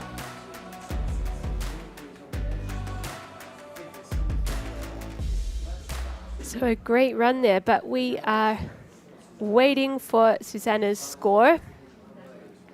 The judges are obviously really comparing that to what we saw from Clemence and making sure they kind of rank them in the right order. Nervous moments for Zuzana Wittich. Score from the judges comes in at a 75 flat, so first place for now, just 2 points above Clemence. So the judges still think there might be a little bit left out on that face, but certainly Zuzana showing that fluidity, having control on air and styles that are that sizable. It's a way to get some points. Very excited for our next rider. We go back to the top for Astrid Scheelhuis. Absolutely been one to watch for the last 2 seasons on the Challenger Series. Really, really strong rider. Another one with plenty of backflip elements coming out of Le Clusaz, coached by the legend that is Seb Michaud. We've seen so many extremely talented riders come from that town. There must be something in the water there. On course then. Certainly a big threat. A young rider at 19 years old, but with stacks of experience from the Freeride Junior Tour. The 2021 Freeride World Champion in the juniors, actually. So she's certainly got the accolades and the skills to bring a big line today. Taking her first air there with real fluidity, looking strong in the tricky conditions. Oh, and a lovely air there that again needed a very specific speed to find the transition, popping it just right. Shooting cross court over towards the looker's left side of the face now. Another big air. And lining up something there, solid, riding out really strong, super fluid.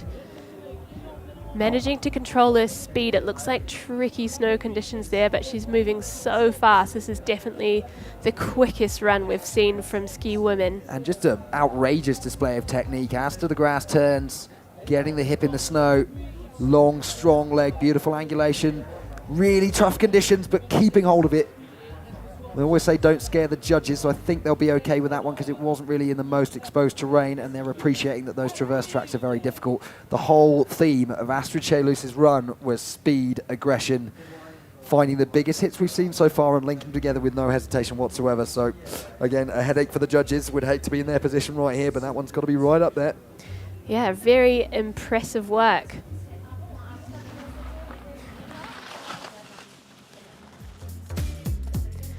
So you can see she's really she's so controlled through turns on tricky snow and has no hesitation in her airs, riding out really four-line and strong. That was the sketchiest turn of her run, I think. Oh, she gets it back together so quickly, though. Yeah, gets pitched over the inside foot a bit there, and definitely firmer snow on one foot than the other makes for a very difficult platform to work with. But I would assert so many people would just blow up in that situation, and she held it together with extremely strong legs. Yep. Yeah, I get the feeling if I'd been in that situation, my quadriceps would have gone, no, thank you, Will, and I'd have gone for an absolute tomahawk down the middle of the face. So Astrid Chaluz proving that being 20 years old and a really strong athlete makes all the difference. Waiting then, some head scratching going on from Dodo on the looker's left. Love those bright red goggles as well. They're a statement, aren't they? Looking steezy out there, waiting for the score to come in. I think the judges have got something together for us. So Astrid Chaluz has come into third position with 67 points. It's a little pretty harsh on what must have been control issues. They scared for her when she didn't shut the speed down at the bottom of the face there, and judges taking points away for that. So I thought it had lots of big actions, but yeah, as I said, I wouldn't want to be a free ride judge today. They are obviously seeking perfection. Next rider in the start gate then is India Cairns from the UK. 5 years on the World Cup downhill circuit, so I'm told. She's also an ISTD Beatty trainer, so she's no stranger to the highest end of technique in our sport, but fairly new to applying that tactically into a free ride setting. So really interested to see what India gets up to. Yeah, I think in her comments she said, I'm in over my head. But I think with the experience she has in downhill skiing, strong technique is really going to come into play today. So I'm excited to see what Britain is bringing in competitive free ride. Yeah, there are a few more gnarly head games in skiing than actual downhill ski racing, with a 2 meter plus super stiff straight ski on, traveling at hundreds of kilometers an hour, 140 kilometers an hour at times. It's not a speed we often see in free ride faces, so hopefully she's developed that head game of just being in high pressure, scary situations and performing to the best of her abilities. She's definitely come in with a lot of fluidity, aggressive skiing, beautiful turns. Slightly heavy edge sets like a ski racer might have, but yeah, definitely shows control over that outside foot. Getting ahead of her slough, so no need for slough control because she's going too fast. A little bit of a catch to the inside foot there. Up there. And you can see the slough is now chasing her down, but she straight lines through the chute. Judges will absolutely love that, but we do need to see a little bit more air and style. All in, tumbling down there. Has she lost a ski? She has. So that is going to be a no score for India Cairns. The judges, I don't know if they're going to do it in the Challenger Series, but this year we've been giving points between 0 and 1. So if you were on a 70-point line, we give you a 0.7, and it gives a little bit of extra feedback about where that line would have ranked if it hadn't been for the loss of equipment. But that remains a pretty standard rule that losing your equipment means your run is over. As we don't need a ski-doo for that one. She'll be back at her equipment in just a moment. Getting the legs warm there with a wee hike up to that ski. It's definitely not the start that she would have hoped for in the Challenger Series. Let's see what happened. Was a bold statement. She got to the middle of that chute and went for a full straight line out of there, downhill skier style. And then, whilst getting some turns in to get the speed shut back down, finds some firmer snow on the front of the skis, pitches her over the tails, and she goes for a roll. But skis are supposed to come off when you've got so much pressure on your lower limbs, so let's hope that she's all good and happy to ski down. She's arrived at her skis. And you can see just in the shape of the bomb holes above her that that's definitely a slightly firmer patch of snow that she's hit there.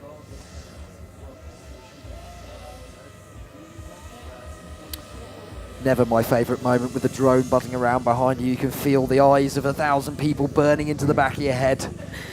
It's definitely not what freeriders have in mind when they arrive to compete in the Nendaz Freeride. Just making her way out of the face then, India Cairns. Certainly showing that racing pedigree, but perhaps just needing a little bit more experience on judging of the snow conditions that are going to prevail on different aspects of each couloir. And those shady corners proving that little bit harder, causing her to lose the control. Towards the bottom of her run, the score comes in. As we say, no score from the judges due to the loss of equipment. So last place for now, India Cairns.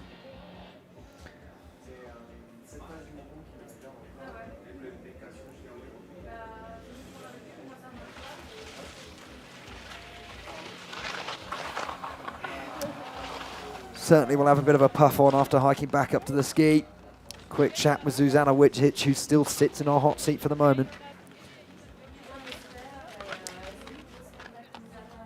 So this is the first event of the Challenger series. So this will be her throwaway score. She's still got Yasna Adrenaline and Obergurgel Open Faces to climb back up the ranking.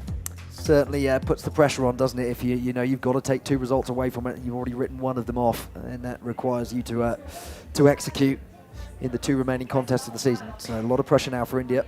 And back up to the top, we have Sweden's Sanne Måne, a very experienced freeride world qualifier rider, who is the marketing manager at Ski Lodge Engelberg. So I think they've been having quite a lot of snow after the last week, so hopefully she's been getting some nice turns in, feeling groovy and ready to drop.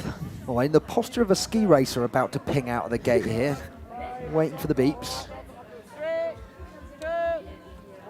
Does claim to have done some first ascent and descents in a time, which is becoming a very difficult thing to achieve in the modern day.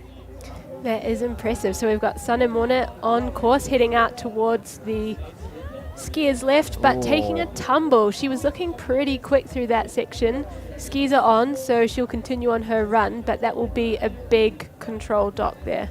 It's about as big a statement as you can say if I am getting on with this in a rush, but then perhaps too rushed and not quite paying attention to the terrain directly underneath her feet. I think it was difficult to see as she went through a very narrow chute. There must have been a shark that took out one of her foot, sent her for a quick front flip.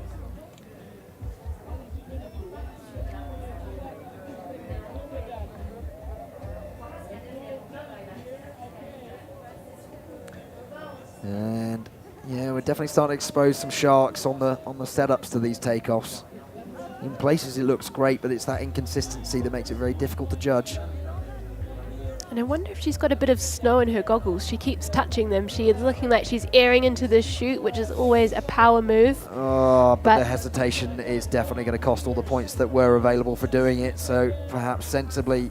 And now, yeah, she's looking like she has changed her tactic. So not executing the run that she had in mind, but of course it's better to make that call. If you get in there, it's not rideable, don't just throw yourself at it, but make a smart decision and turn around.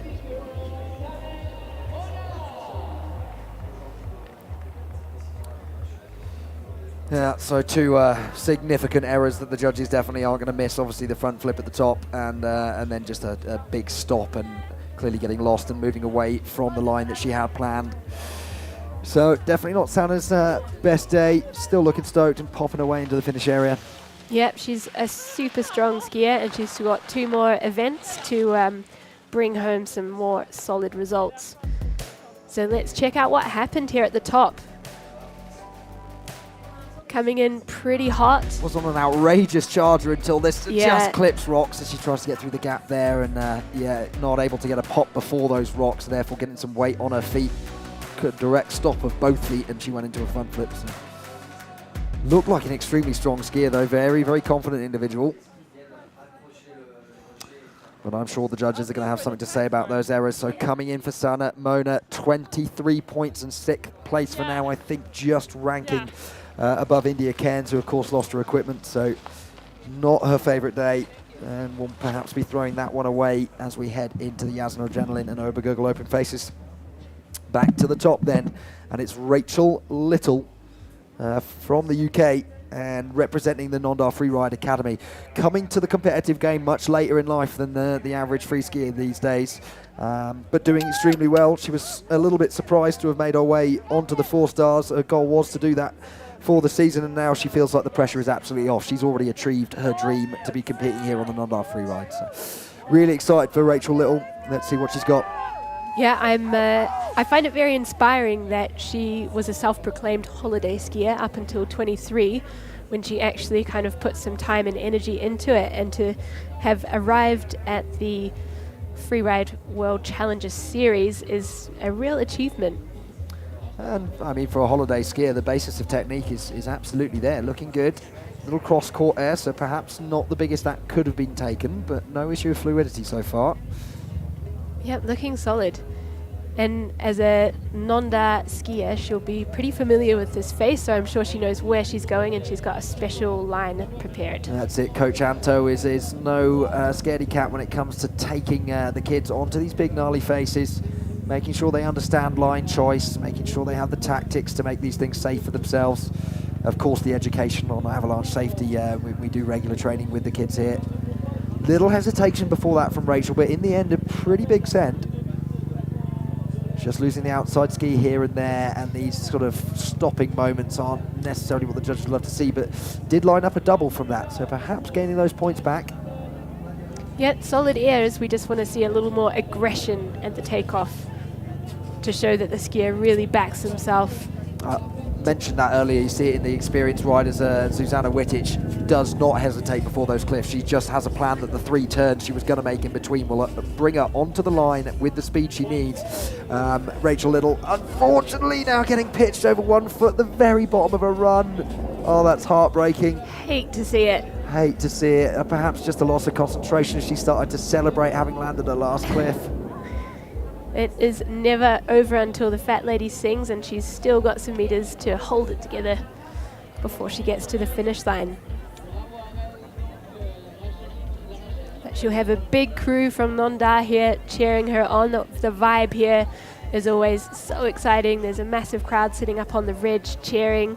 I love that Nendaz Freeride Academy setup. It's just like this epic family with people from the age of 10 all the way to the age of 35, 40, all competing across a big range of categories, all supporting each other, lifting each other up. Oh, Rachel, I really thought you just landed the first 4-star qualifier, Challenger Series line of your life. Really went out with a lot of confidence. Just the chops as she got into the traversing lines at the bottom. Getting pitched off the outside foot, and ta-da. Going down. But it looks like she's okay. She skied out with no issues. It's almost optimistic conditions, so you can crash quite comfortably. That's a rare thing. So the score's going to come in for Rachel Little. She didn't lose her equipment, so she does get a 28 and move into 6th place for now, so not quite last place. And she's all smiles, which we love. So heading straight back up to the top, we have got a big threat, Eva Bartola of Verbier. She is such an outstanding skier, incredibly strong, also a really gnarly downhill mountain biker. So she really knows speed, aggression, and big air. I judged an event with her cousin in Crans-Montana, Luca Bartola. The entire family is clearly so proud of Eva and the effort she's putting in here. She's on her way to the World Tour, at least that is my prediction for the future. Eva Bartola dropping in. Straight away you see that 4 valleys technique. These kids have been riding big mountains since a young age. Yep, she's had a strong career on the juniors and has always been a top contender on the Qs. So is excited to be here in the Challenger Series, taking her first air. Stomps it, looking so smooth. Again, a short and specific transition to find there, so really good speed control, getting onto the right foot and sending yourself cross-quarter for some more airs. Really solid platform underneath her, look at those feet working together. Not one ski being disturbed any more than the other in these tricky, variable conditions. Getting into that closeout zone, getting a bit caught up, but she has really got herself into the gnar there. You can see her slough cascading down.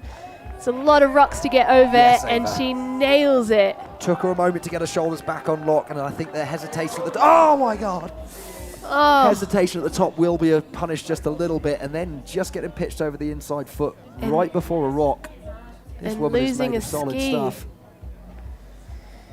Let's hope she is okay. I actually think her ski might have gone down below her and cruised right past. Probably a scenario we're going to send one of our ski dudes down to. We do have an amazing safety team and a great protocol. But indeed, that ski has gone all the way to the finish area on its own. So Ava will chase that one down on one foot. A strong skier, she's going to make quick work of that. But if I could describe her ski technique, I would say explosive. I've seen some incredible runs from her, just totally at the front of the boot, massive airs, aggressive skiing, and then, as we've seen today, some big explosions. She does not hold back. Getting into that super gnarly section, absolutely a mandatory air below her. Small hesitation before she got off the top of that one. And then it was an ambition to set a winning line there, a line that was really going to challenge for the top. It had to be executed well. And this was a scary moment, absolutely flying from the exit. Gets pitched over the inside ski here just a little bit. Oh, and she's aiming straight for a rock as she takes a huge smash in the snow. Glad to see she's okay after that one. I was seriously worried when she went in. Yeah, we've got an incredible safety team here, so they're going to check her over, make sure she is all good. We do have doctors at the top of the face, of course, our guiding team securing it for us and making sure we know the avalanche condition, which is definitely at a level 2 or below at the moment because it's been there for more than a month, this snow. And it's been nice and cold and dry on that side of the face. We also have a great team of ski ninjas, as we call them, who in this situation can bomb their way down the mountain and give the riders a hand finding their equipment if it's lost above them. In this scenario, Ava putting on a display of 1 foot powder skiing. Never an easy thing to do.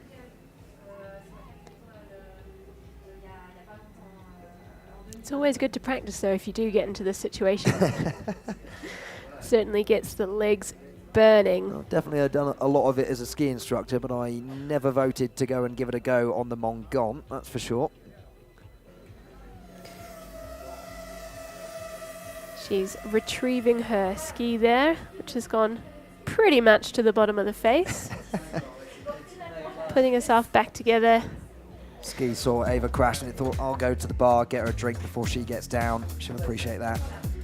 And I know there was a little bit of hesitation here, but it's such a committed move. I have so much respect for that send. Did well to get the body back under control on the exit there. Definitely getting pushed around by those difficult conditions. Yeah, that was a pretty tight, loose run.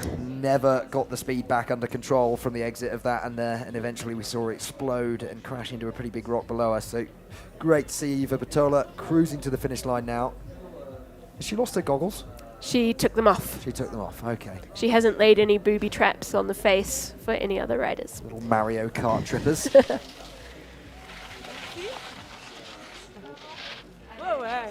She's okay. Ça va. C'est la vie.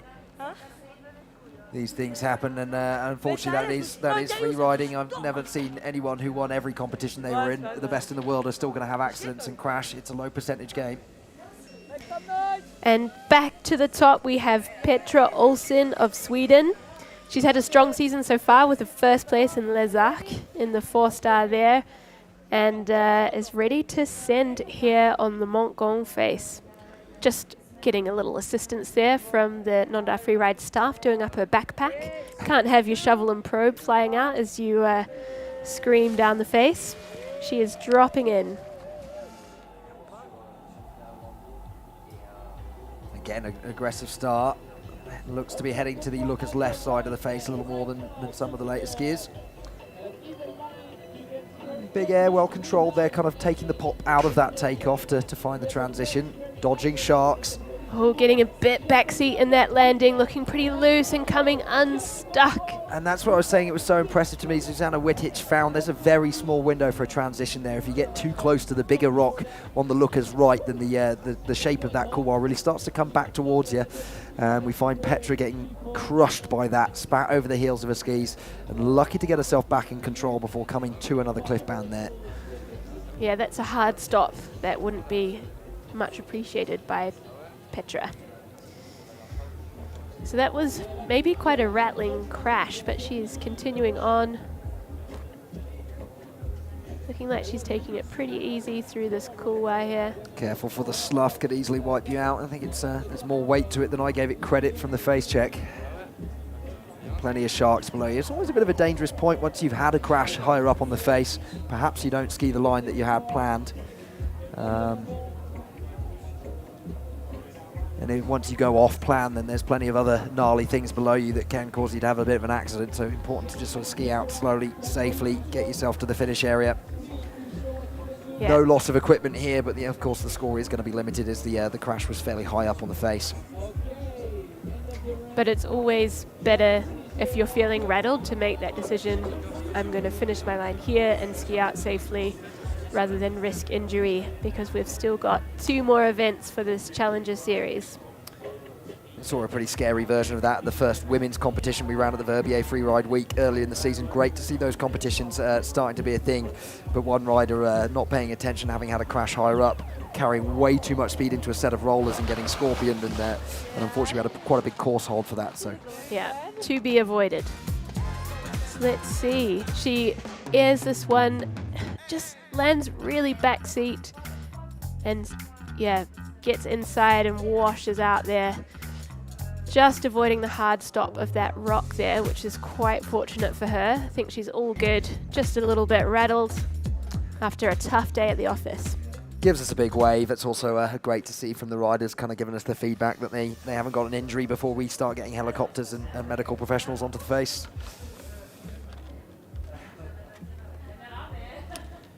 Score coming in then for Petra Olsen. It's a 17, so 8th place, and I think that's the last of the scored runs for now. We've just got 2 riders below her that, of course, lost equipment.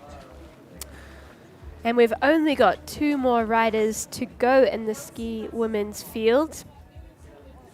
So Susanna Wittig will be sitting pretty there, guaranteed podium for her. Yeah, exciting position to have been in the hot seat so long. We go back to the top then. We've got Léa Chapuis of France, riding out of Teen.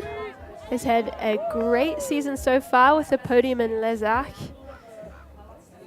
where she apparently forgot her skis. But it looks like she's got her skis today and she is ready to drop in Léa Chapuis on course.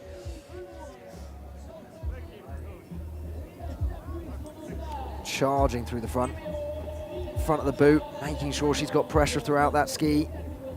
Not an easy thing to do in these choppy conditions. It really does want to force you onto the back foot a little bit. Doing very well there to stay on the right foot and get cross-caught.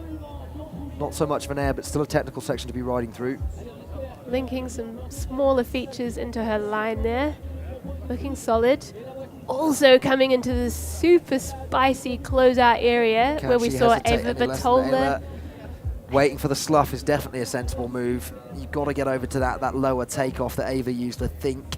And it's just tricky. It requires pre-ollie, and so to be right on the edge of it there is a nervous position because she's got those rocks project outwards, so she's wanting to get back up and see if she can revert her skis into the foreline and make it down, but perhaps not leaving herself enough space to generate the speed necessary for that pop to be effective and get her clear of those rocks. They really do protrude a long way. Yeah, it looks like she's phoned a friend there to ask for advice.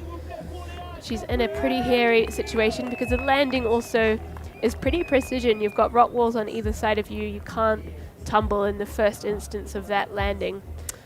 So, yeah, it was definitely an extremely fluid run right up until this point where it's the far opposite from that. And Léa Chapuis, perhaps sensibly, once she didn't completely nail the left foot turn to get set up above this, therefore not having the space to get some time in the foreline with the skis, give herself the speed necessary to pop over this protruding feature. She's going to be sensible to climb her way away from this, I think. But as we see her climbing up, the rocks are poking through. I think she's probably not having a good time up there. No, and perhaps destroy this feature unless anybody from the men's field's going to be capable of getting into it without travelling so far over to the looker's right of it and pointing it from earlier. For now, it looks like that feature is somewhat destroyed by this scenario. Well, I hate to be a ski technician. Just walking on rocks there to try and get herself back and away from it. You're really testing the durability of those skis. Hopefully they got a 2.5mm edge, because or 1.5 or 1.8, sorry, has already cracked from that little experience there. Oh, it's nervous moments, isn't it? She's above quite a lot of exposure. Yeah. It's not a safe thing to get away from in any way. And I think one of our ski dudes, or perhaps a photographer, is up there on the precipice above her, giving her some advice on how to handle this little feature.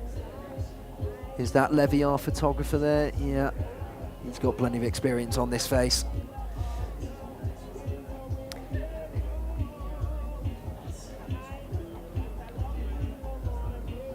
Yeah, I think even making the sensible decision to take her skis off, get her feet deep in the snow. Otherwise, she's just going to keep cutting the wall above her out of the way. And that is a really precarious scenario to be in. I always feel more confident when I have skis on my feet in exposure like that, but sometimes you do need to. It's just because of the bold shape of the terrain she's in as well. It means that the edge of her skis isn't meeting the snow underneath her feet. This needs to be done very sensitively, but if you can safely transition onto boots, then you can start to dig yourself little steps and perhaps work your way uphill. Absolutely. So there we go. Nails it. That will be no score for Leah Chapuis. Eva Patola, and the way she executed that section, I suppose, making a demonstration of how to ride that crazy exposure and mandatory air takeoff. Need to have some speed if the air is going to be mandatory.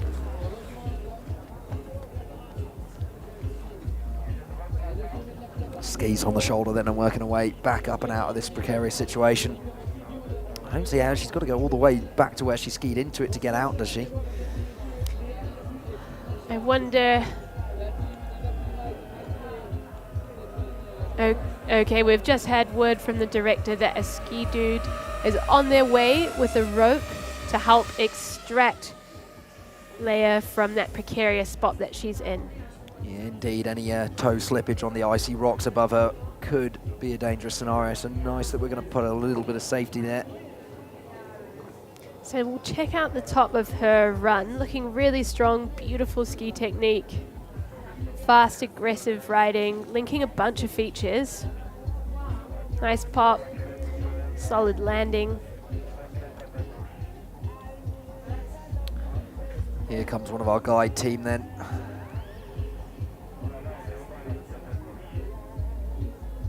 With respect to these guys who, in a sense, put their lives on the line to help our athletes out. They have to be able to ski into places that tripped up some of the absolute best skiers in the world. So, yeah, well done to our guide team. Whether he's just going to throw a rope from there, perhaps loop it around one of the rocks next to him. Have a bit of alpinism here on the Nendaz Freeride event. Got to have every skill that applies to the mountains if you're going to go out there skiing, because it just proves the point. If you only went out with your shovel and probe and you really thought you were going to have an easy skiing day, then you can end up in one of these situations where a mate with a rope, an ice axe or anything to create an anchor above you might become very, very important to you.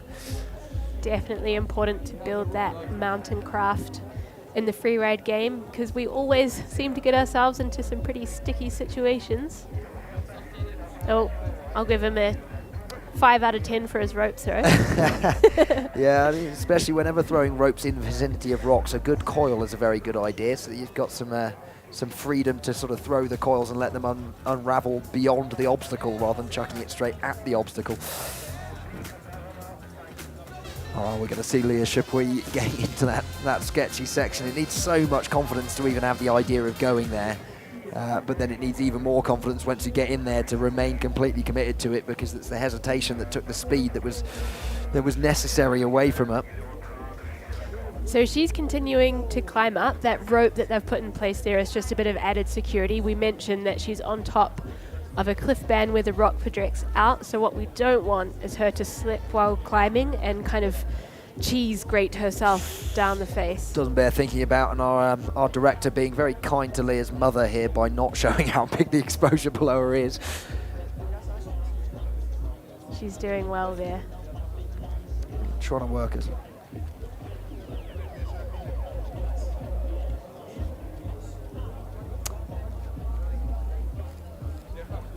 So we've got a little cutscene here about our team, Nendaz Freeride, the Junior Academy that we put on in Nondar. Coach Anthony Camagula, absolute legend of the local area, and so committed to making sure that young people get the opportunities to express themselves and learn about the mountains here and about the sport of free riding. So we've got a lovely highlight reel from their experiences this season, and we'll get that on the screen for you just now.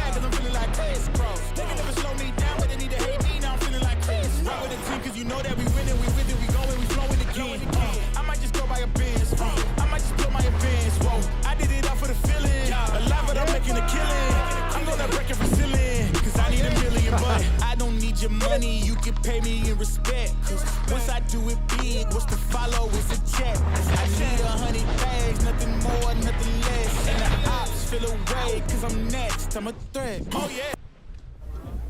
So the future is bright in Nondar.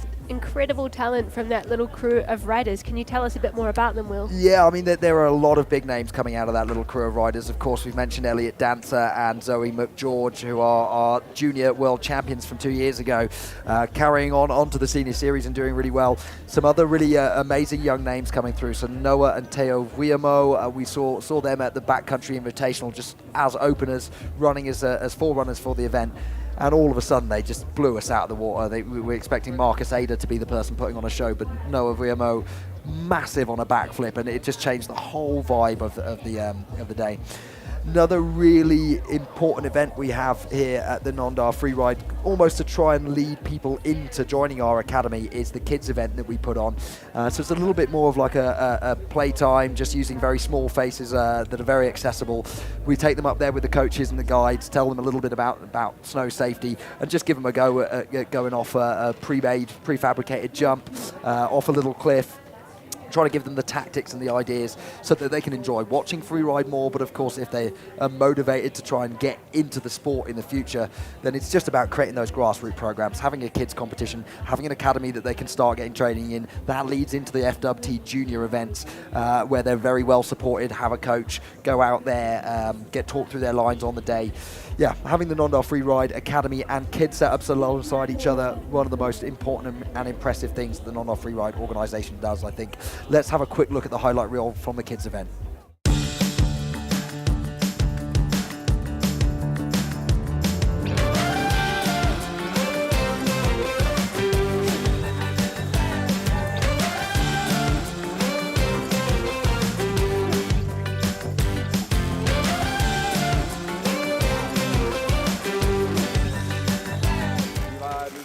Pour l'atelier, et puis je m'appelle Louis.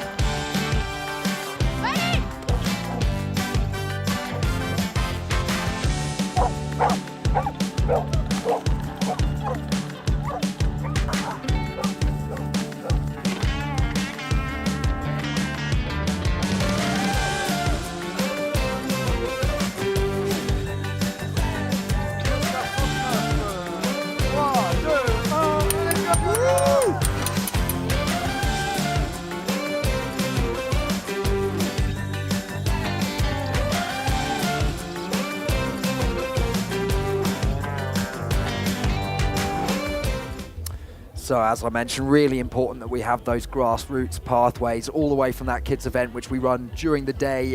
It obviously brings them in to watch the Nendaz Freeride Challenger series event anyway. But yeah, you saw there with showing them how the process of finding a body in an avalanche using a dog, using a transceiver, a shovel and a probe, going through the basics of technique for skiing off-piste with some instructors from the local ESS ski school. Yeah, really one of the most impressive things that I think the Nendaz Freeride does is to facilitate those grassroots pathways. So thanks so much to Cyril and the entire team involved in the organisation of that.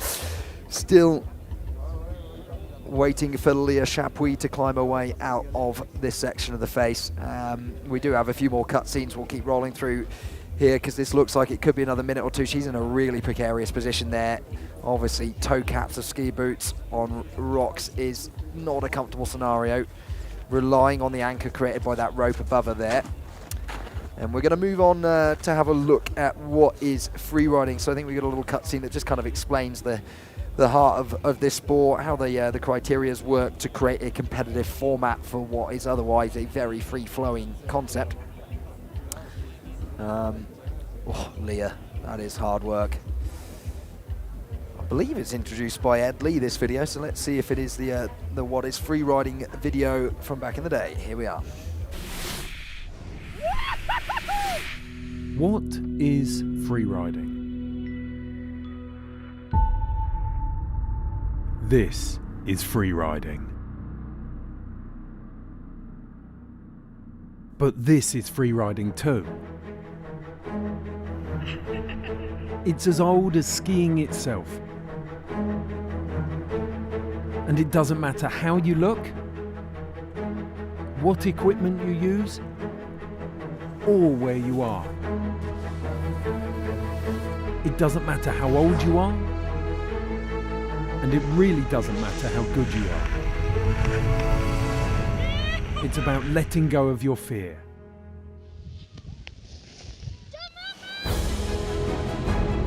Being an idiot with your friends, and knowing when to stay indoors. All you need is a slope, snow, and the imagination to draw a line.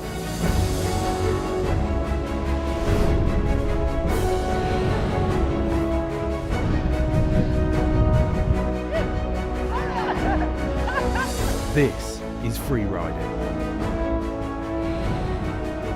And really, it's very simple. If you're having fun, you're doing it right. Oh, I do love the dulcet tones of Ed Lee, and it's a man who's got some great experience on a snowboard to tell us about what freeriding is and what the heart of it is, really. And up next, we have got a little insight into competitive freeride. Let's check that out now.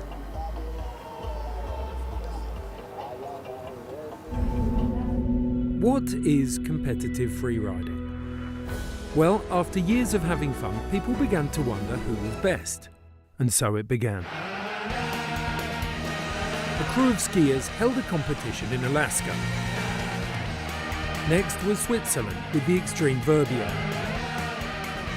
Gradually, these contests spread across the world and joined together as a single tour, and so it went global. The big show. But in the end, it comes down to one rider atop a mountain. And while safety equipment is abundant, the rules remain remarkably simple. There's a start on a peak and a finish at the bottom. There are no gates, no piste, no clock, and there's no practice run. Riders rely on a visual inspection and their imagination to create a line. Runs are judged using 5 subjective criteria, which means any approach or style has the potential to win.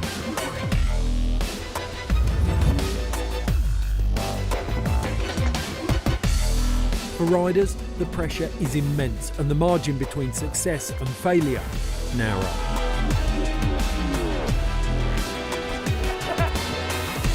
Over the years, competition has driven the sport to new heights, and now the only certainty is progression. This is competitive freeriding. There, we've got it. You can check out The crowd here watching the Nendaz Freeride, it's always a good vibe. The Got the judges nice are just up on the ridge on the left-hand side of that frame you're looking at now, so the crowd really getting the same perspective as our judging panel does. And otherwise, it's a great setup. We've got a bar down there, a couple of gazebos to keep the ginger people out of the sun if you need to. Very important. Very important, yeah, wear your factor 50, folks. And we've got Leia continuing her crusade rock climbing in ski boots with the safety and assistance of one of our guides there. So hopefully she'll be out of that in a few moments and we can just drink in the views with these beautiful shots of Nendaz with the drone. As a reminder, we've got a little bit of a later schedule due to this delay. So we've got snowboard men next and then ski men at 11:30. Sounds like we're needing to get a second ski dude down to Leia as we're struggling to get her off this part of the rock.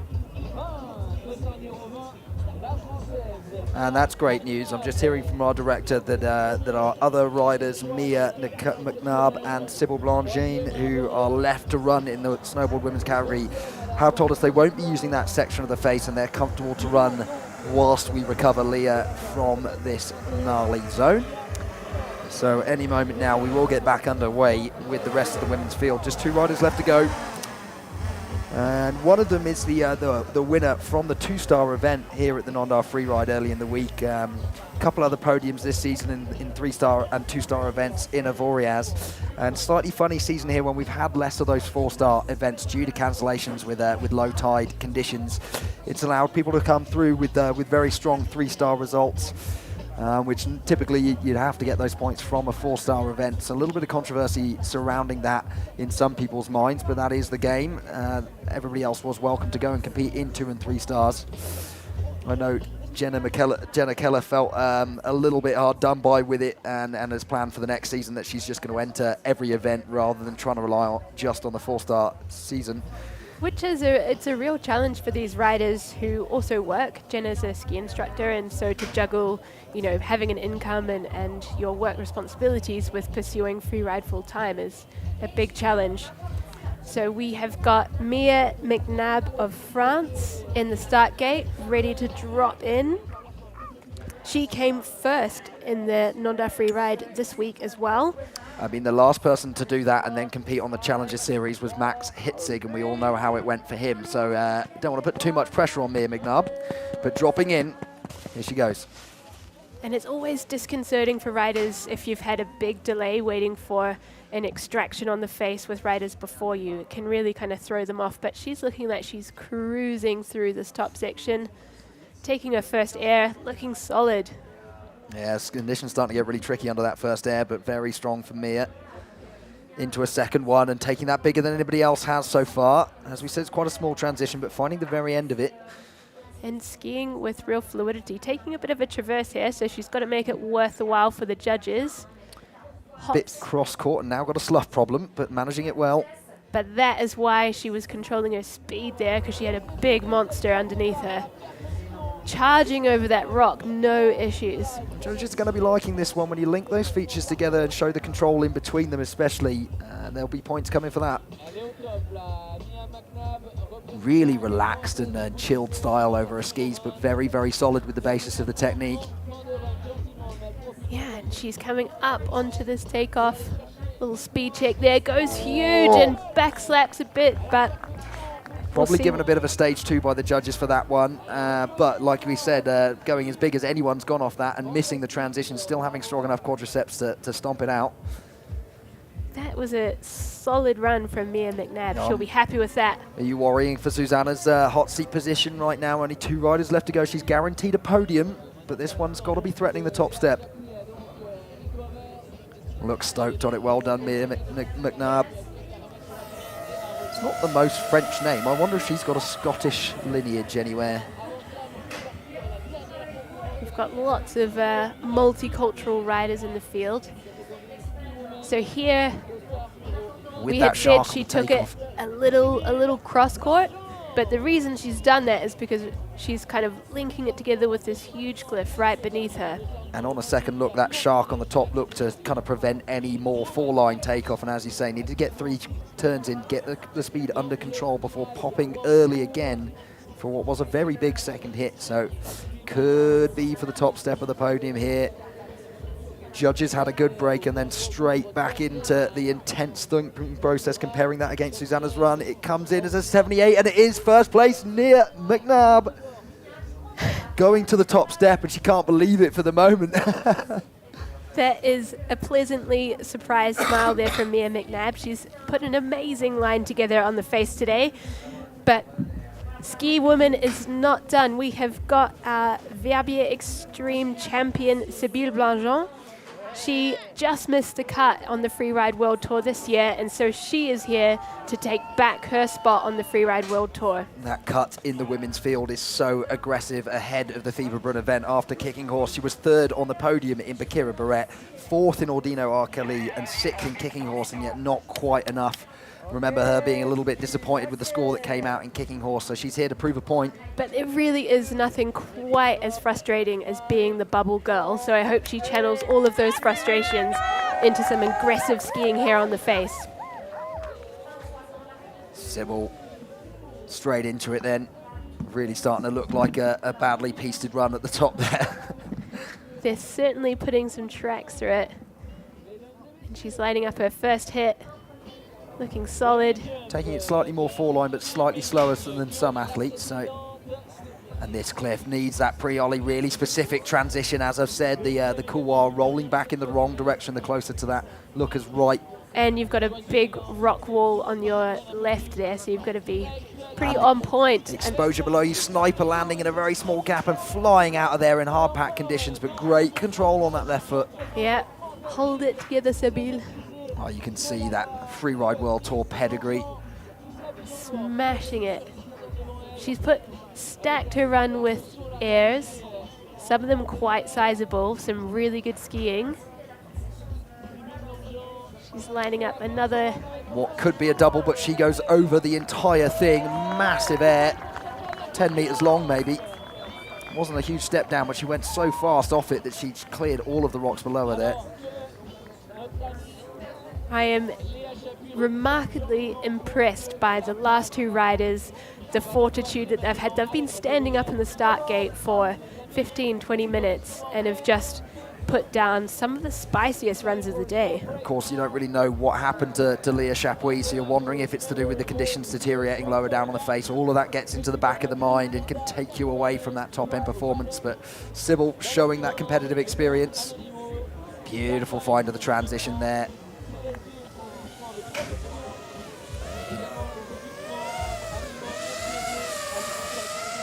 See how solid that technique is. A little bit over the back seat, but not letting the skis come up in front of her. An incredibly strong skier. So the judges will be agonizing over finding the right numbers to put together, find the right ranking to slot her into. I think it's a pretty challenging run there. So let's see what the judges make of it. Top 3 for me. Sybil Blangeon goes first place with 80 points flat and taking the win here today. That is what she came here for. She's so determined to get herself back on the Freeride World Tour, and this result is exactly what she needs to do to get there. So we are going to head down to the finish line to have an interview with Sybille. We'll do our best to translate this one on va for you. traduire en anglais après, on fait en français. Si ça te... Félicitations Sybille. Alors quelles étaient tes attentes en venant ici sur ce premier Challenger de la saison? Merci déjà. Mes attentes, il n'y en avait pas beaucoup. J'étais dans un état mental, on va dire, un peu compliqué après pas avoir passé le cut sur le tour. Donc je voulais juste poser quelque chose et puis voir un peu le niveau parce que je ne connais pas vraiment les filles ici maintenant. Donc voilà, c'est cool. Je suis contente. Okay, so not a lot of expectations for Sybille. She was a bit disappointed after not having passed the cut to be on the tour this year. Thank you a lot and congrats. Thank you very much. Must be so gratifying needing to make that statement, having been thrown unceremoniously off the World Tour before Fieberbrunn. and making the statement that I'm coming straight back for you next season. So well done, Sybil. Really, really great stuff to see. And as we say, after the big hold on course, showing that competitive experience. We're back to the top, and it's our man Jan Fournier on the nano. Another speed riding display for us here. I'm also the proud owner of one of those wings. We're really lucky in Nondar that we have one of the original pioneers of the sport of speed riding. Hervé Cerruti is the boss of Element Air Nondar. So all of these young riders that decide they'd like to make the progression from paragliding or skydiving into speed riding are given the best feedback they can. And we're a little bit quicker into learning these insane barrel roll maneuvers that you've just seen Jan link two of together. And those wings trim anywhere from about 50 to 70 kilometers an hour, so they're not slow. A little bit of a parachute, so they're not the most aggressive of aspect ratio profiles, but because they're only 10.5 meters, they are still pretty maneuverable. And thank you, Jan, for that exciting display. Before we move on now into the men's snowboard category, so building to a bit of a crescendo here at the end of the women's skiing, and then carrying on that theme. Few really big names in the men's snowboard category. I think Hugo Serra has always really impressed me. His freestyle background comes to the Backcountry Invitational and puts himself on the podium there every year. Timmy Schroeder as well is one that really impresses me. Let's have a look at the rankings here from the women's skiing. So we have Sybille Blangeon up in first position in the Challenger series. A few no scores there, people who have lost their skis, and Leo, who was extracted from the face. But Mia McNabb in second place, and of course Susanna Wittich, big name in the qualifying series. Only put herself in 18th place to qualify for here, but yeah, absolutely did a fantastic job on the day. So really, really great to see Susanna Wittich, Mia McNabb, and Sybille Blangeon making that statement. Really excited to see her back on the tour. Just needs one more big result now. And as we mentioned, they've got one throwaway result, so they've still got two to make it count. Puts the pressure on Eva Batola, though. I know a lot of the field feel she deserves that spot going into the Freeride World Tour in the future. So yeah, pressure for the Jasna Adrenaline and the Obergurgel Open faces. A couple of other names in the snowboard men's category. Our local hero, Fribourg, Florian Henriot, winning our 3-star event here and being handed the wild card. So we're going to check out some of the biggest highlights from the ski women's category. Safe to say they gave us some real fireworks out there.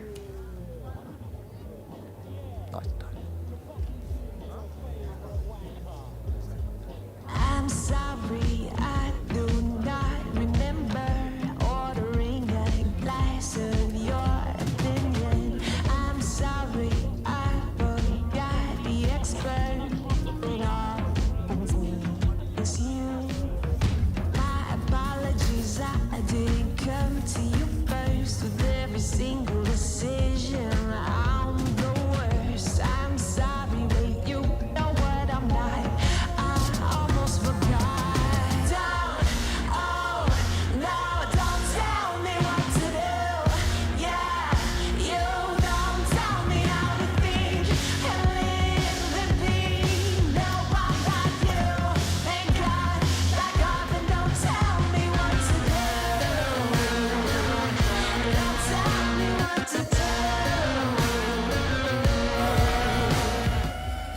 And up next we have got the snowboard men's category.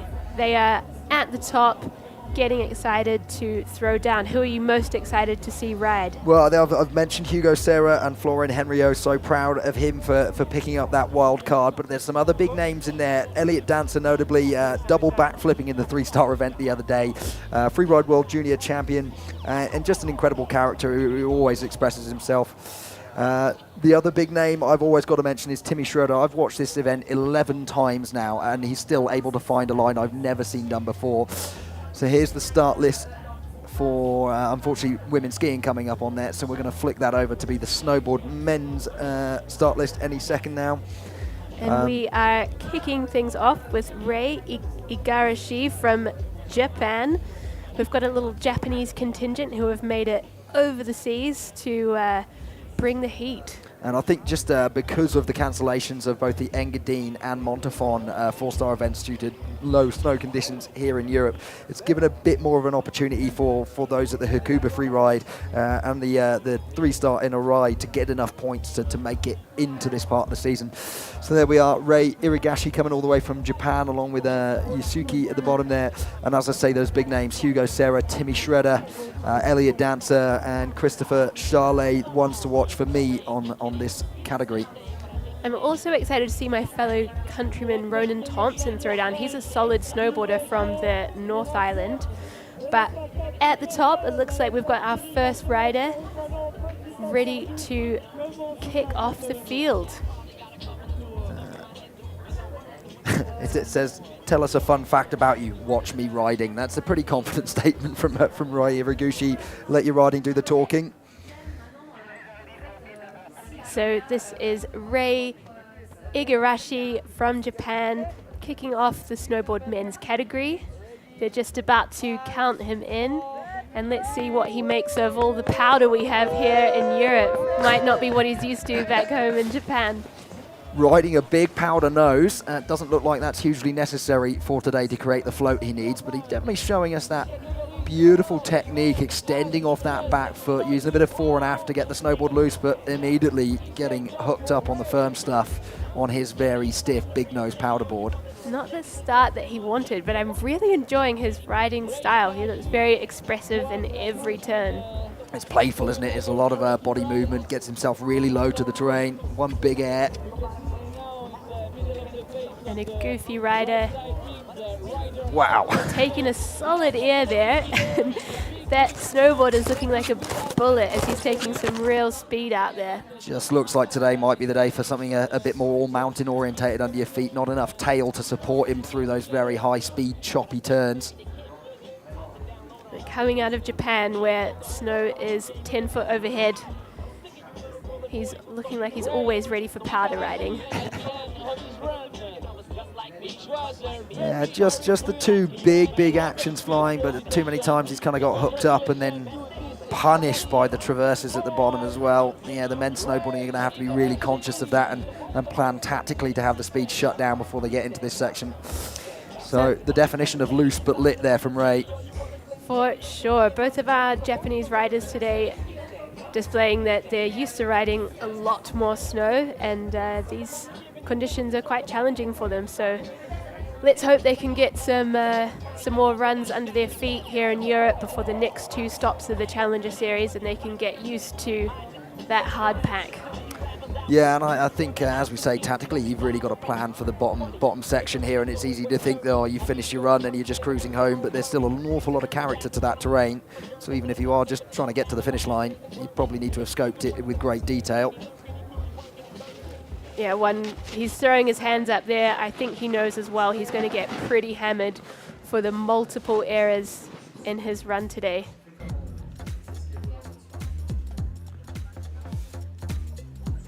Just getting from our director that Leah Chapuis is safely recovered from that gnarly situation she left herself in above the exposure there. So great to hear that our support team were able to create a safe situation and climb her away from that part of the face. Rei Igarashi waiting for the score here from the judges, but I'm sure he's not too hopeful. It comes in out of 20, so yeah, definitely making the statement that there was one or too many control issues in that. Two massive actions with some good control after it, but not paying enough attention in what might seem like the easier zones of the face, but they still offer a lot of challenge today. We're moving back to the top, and it's going to be Christopher Charlet from France, 13th position off the FWT ranking. 5th in Les Arcs, 8th position in Le Rosier, which I was fortunate enough to judge, but similar conditions there were really, really challenging. He does make the statement that the guy is a bit crazy, and life's a game, man. You've got to play it. That's what Christopher Charlet is all about. And he's been playing it for some time. Not the oldest rider in this category, but certainly the most experienced. He's had over a decade on the queues, a few moments on the tour. So he really knows his stuff when it comes to competitive free ride. Did pretty well, 3rd here last year, 4th at the Jasna Adrenaline, and 4th in Oberga. Also did super well, but just missing the cut. And my statement of an all-mountain board looking more sensible being proved by Christopher, but unfortunately going a little deep on that transition, it's kicked him forwards and over the nose. Commentator's curse coming into play there, Will. Backside 360, but again, just too firm underneath him and not really nailing it. Riding away, but a little bit of a butt check on that one. First of the freestyle elements we see introduced today. Narrow couloir section. Snow looking pretty packed out in there. Lining up a big dog. Again, not a perfect landing. He's really pedaled to the metal today, but a few control errors. Yeah, I mean, almost taking a double from the butt check there, so great control in the end. This is ridiculously big. Oi! Another butt check. So lots of air and style in this run, but he will get hammered for control. The first to go on beyond that tree, and there is a transition there, but it's on a bit of a side hill, so a sixth little stage 1/2 control error from Christopher Charlet. And this is never a judge's favourite job, to be ranking whose butt checks were worse, but I think Christopher definitely riding more fluidly and aggressively throughout. Lots of very, very big actions that proved too big to control in today's conditions. See where the judges go with that one. Interested to see that 360 footage on his head cam there and feel out just how bad those takeoffs were. He did very well to control them, but a little shark in that one. Does well to get back on his feet before more sharks come for him. Very specific takeoff there, lots of little sharks in that one, and he was going absolutely massive, so needed to be on the 4 line and very balanced, but again, getting spat.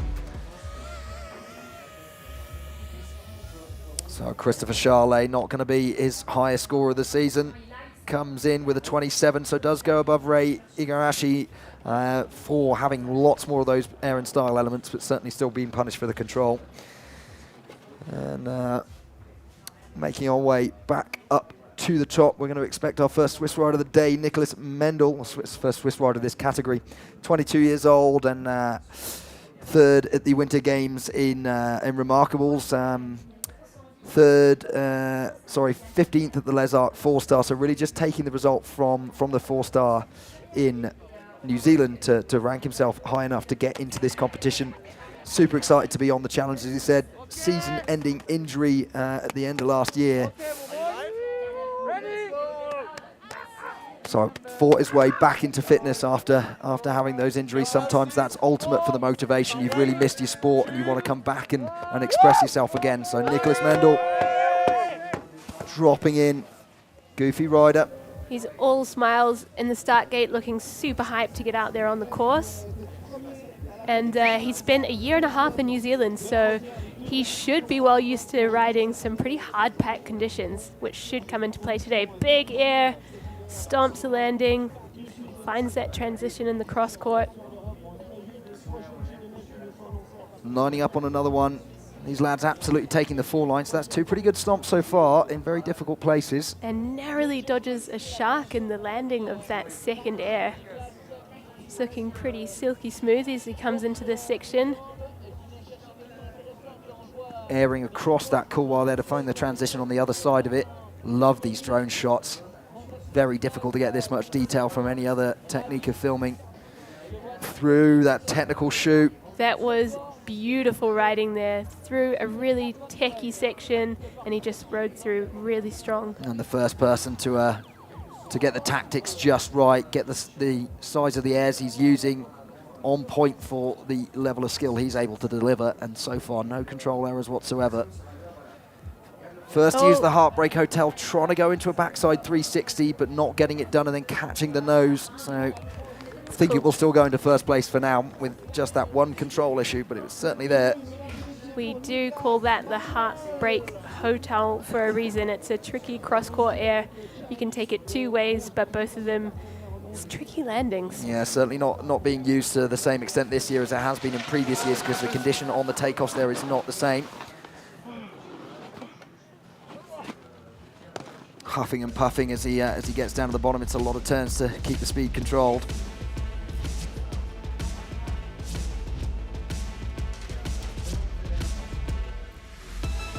Looking really centered over his board there, gets the grab in and dodges a shark in the landing there. So upsetting. That's why we call it the Heartbreak Hotel. He knows the judges are going to be punishing him for hooking up at the end there. Always a bit of a risk to add those 360 elements so late on in the run on these difficult conditions. It's okay, good fun. Still really happy with his run there, animated and excited. Just a little bit frustrated to have thrown all the points away on that last hit. So the score is coming in for Nicholas Meindl. Yeah! Sliding into first position with 43 points. Yes! He'll take that. I don't know how long he'll last there. I think we'll have some pretty heavy-hitting riders coming up, but he can enjoy it for the moment. We're going back to the top for one I said at the top of the show that I'm really excited for. Timmy Schroeder, super creative rider.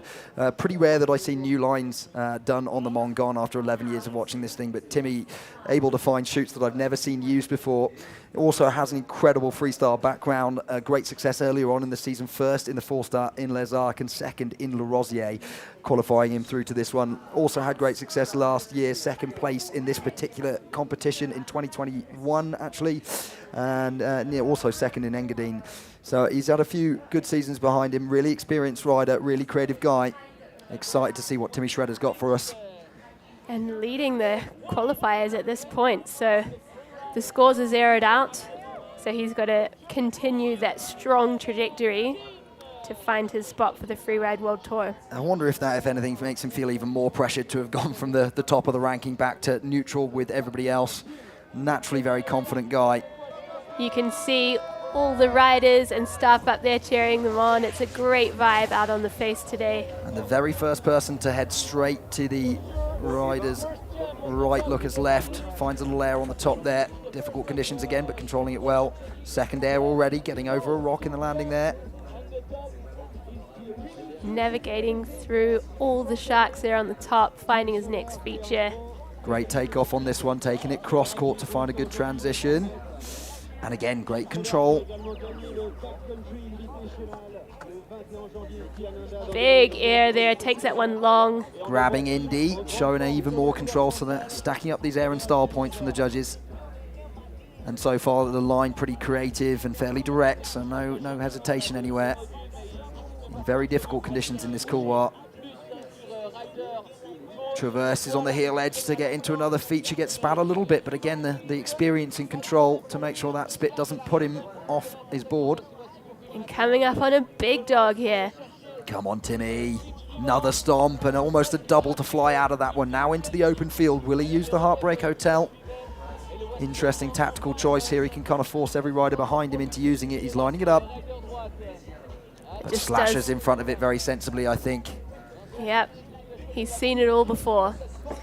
Nice run there from Tim. Yeah, I think super sensible to get one in the books super early on.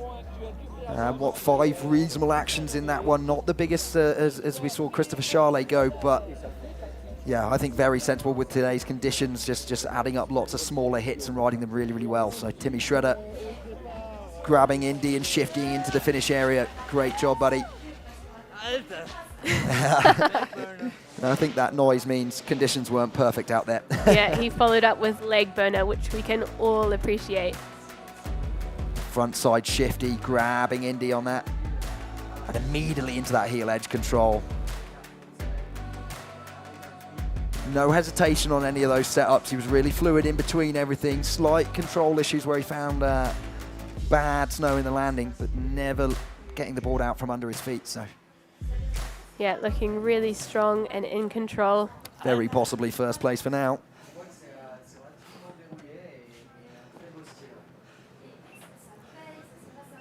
So the score comes in for Tim Schroeder at 65 points, sliding him into the hot seat. He'll be happy with that for now. Let's see what the rest of the field bring to contend with that.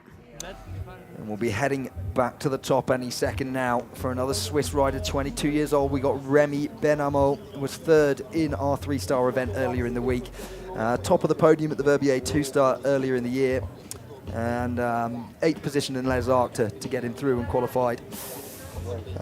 His qualification position 14th, so not the strongest as Timmy Schroeder was, but certainly, as I mentioned, that might not put as much pressure on him. He's going to feel he's lucky to be here and ready to put on a show for us. Judges are ready then for Remy Benamo.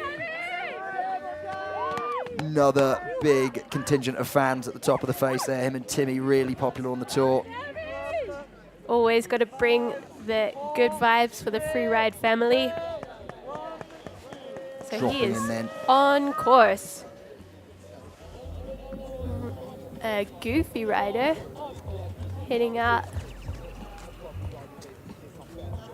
Dodging sharks very effectively in that tricky first section. Lines up the first cliff. Front side 360, immediate hookups. He over-rotated it before he got his board to the floor. Shoulders were already beyond that toe edge, which then stopped immediately and sent him into a front flip. So Pretty no point significant, stacked up there. pretty significant tumble there. Let's hope he's in a good mindset and he can shake it off and carry on with his run. Just slightly proving the conditions of this year. We've seen people, Blake Marshall 720ing that particular rock last year. No one able to take it quite so big. Hearing his board clip rocks on the run up to that one. And another slight control issue, but he gets it back under control. Solid air there. Trying to grab Weddle, but I think missing it. Judges won't be too harsh to that. Sort of thing in a free ski or a slope style event you get punished really heavily for, but not so much in free riding. Beautiful turns there at the bottom of the face. That was a pretty quick run considering he had a big tumble at the top. Yeah, I got up from it very quickly, but if in the end that was the significant action and the plan for his run, and it's thrown him off a little bit. And cruising down towards the finish line. Love these pictures. You get to see the Civier Valley and Le Métier in the background. Absolutely stunning scenes here in Nendaz. Great day for the spectators and the riders. Yeah, it's certainly a nice warm bluebird one out there for the fans watching on the face. Here's that front side 360 then, fantastic pop, but the shoulder's way beyond the rotation by the time he reached the landing. Certainly over-rotated that one. Just kind of hooked him up in the landing. This one, you heard him rocks on the way into it, but managing to keep control on that toe edge to make the cross-court takeoff, nearly gets spat over the front in the choppy conditions below him, but yeah, getting the board back underneath and getting it back under control to line up this next cliff. Yeah, reaching for Weddle, but I think if I was judging free skiing, I'd be pretty critical about that one.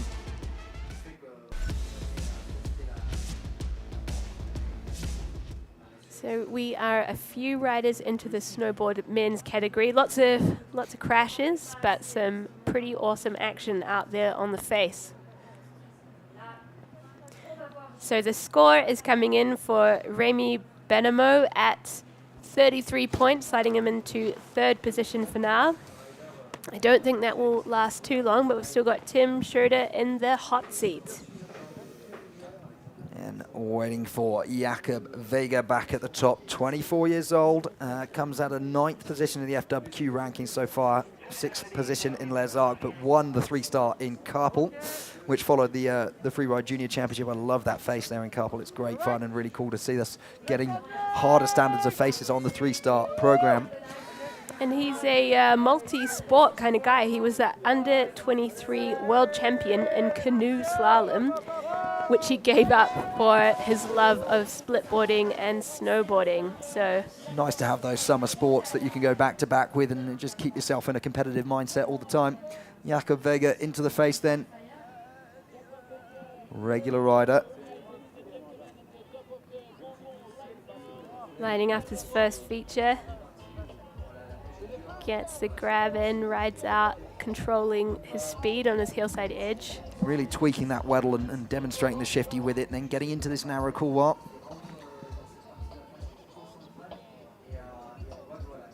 Little cross-court air here. And then getting onto that traverse track to keep heading over towards the looker's left side of the face.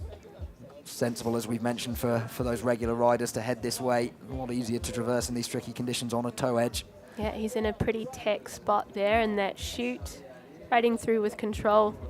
Foot not too much on the gas, but he's on top of a bit of exposure there and takes a decent air into the open face. I saw some of the women's category going really, really big off that cliff, taking a slightly smaller takeoff on it and whipping a backflip, having had a little control error on the way into it. Looks like he stomped it. Huge whip. But really good control. If you put that much energy into it, it can be really difficult to slow it down sometimes. So Jakob Vega, the first of the stomped backflips today. So he's got a 65 score to beat. Can he do it? I think perhaps we're going to see that Timmy Shredder had a slightly more fluid line, but took it more conservative in the air and style category to just make sure he got that line done. So Jakob challenging the judges there. Is that backflip enough to beat the 3-4 hits that Timmy linked together with great fluidity? We've got a few different judging criteria to work with. So fluidity, air and style that you mentioned, snowboarding technique, and control, of course. Nice frontside shifty into the finish area. Definite leg burner, but he's happy with that one. Jakob Vega getting a full pull there. And give credit for how specific the pop needed to be to go big. It's very steep through the entry and the exit of that one. Then this is amazing. Has this control error on the way in, immediately recovers himself and gets that backflip completely nailed, to be honest with you. Even if it was a very whippy takeoff, there was nothing wrong with the control on the exit. So definitely a challenger for first place with Timmy Shredder sitting on a 65. Plenty of space to go up from there. So we've got the score coming in for Jakob Vega at 70 points, sliding into first. Dropping his board, he's so excited. Knocking Timmy Shredder out of that hot seat then. Unbelievable from Jakob Vega. Still on a 70, so there's space to go up. We're back to the top for today's event wildcard. It's Florian Henriot. Big name in Nendaz, this man. Lovely, lovely dude. I'm amazed the relationship I managed to build with him over riding here for 10 years. We hardly speak any French or English back and forth to each other, yet we definitely see eye to eye. Such is the free riding community. Drawn together for the love of it. So Florian is on course and kicking up some snow in his first turns there. And I'm telling you, this man has more than 70 laps on the Montgom, so more experience on this specific face than anybody else in the field. Been here for 10, 15 years, and he is a busy man. He's always out hiking mountains. Linking them together so far and looking good with the control, Florian. Let's keep it together. Coming a bit unstuck on the landing there, but he's continuing through his run, giving a wave to the ski dudes there and the photographers. And in the men's snowboarding field, the judges tend to sort of rank how severe those back slaps were. And if the cliff was worth 10 points, if you have a stage 3 as you just did, then you probably got -5 for it in the end. So he's got to stack a few more features into his line to bump that score back up, get that thermometer hot. This is a beautiful looking cliff, taking it straight off the nose. Not going too deep on it, but I think that's a sensible play with the conditions we've got. Just fantastic to see Freeboard compete at the Challenger Series, to be given that wild card on his home mountain. And he should be stoked with that one. It's a small control issue in a very big run. 3 reasonable cliffs in there. Yeah, we've seen a few spills in the snowboard men's category, so definitely have a dock for that one, but so far in the category it will still be a competitive run. Here's that first cliff then. Really going off the biggest part that he can. A little front side shifty. And then just unable to shut the speed down after it. And this is the one I've been mentioning all day. It's a really specific transition, because if you get too close to that rock on the looker's right of it, the transition comes back across you and tends to spit you out. And I think he might have had his weight a bit far back on his board and lost that kind of directional control.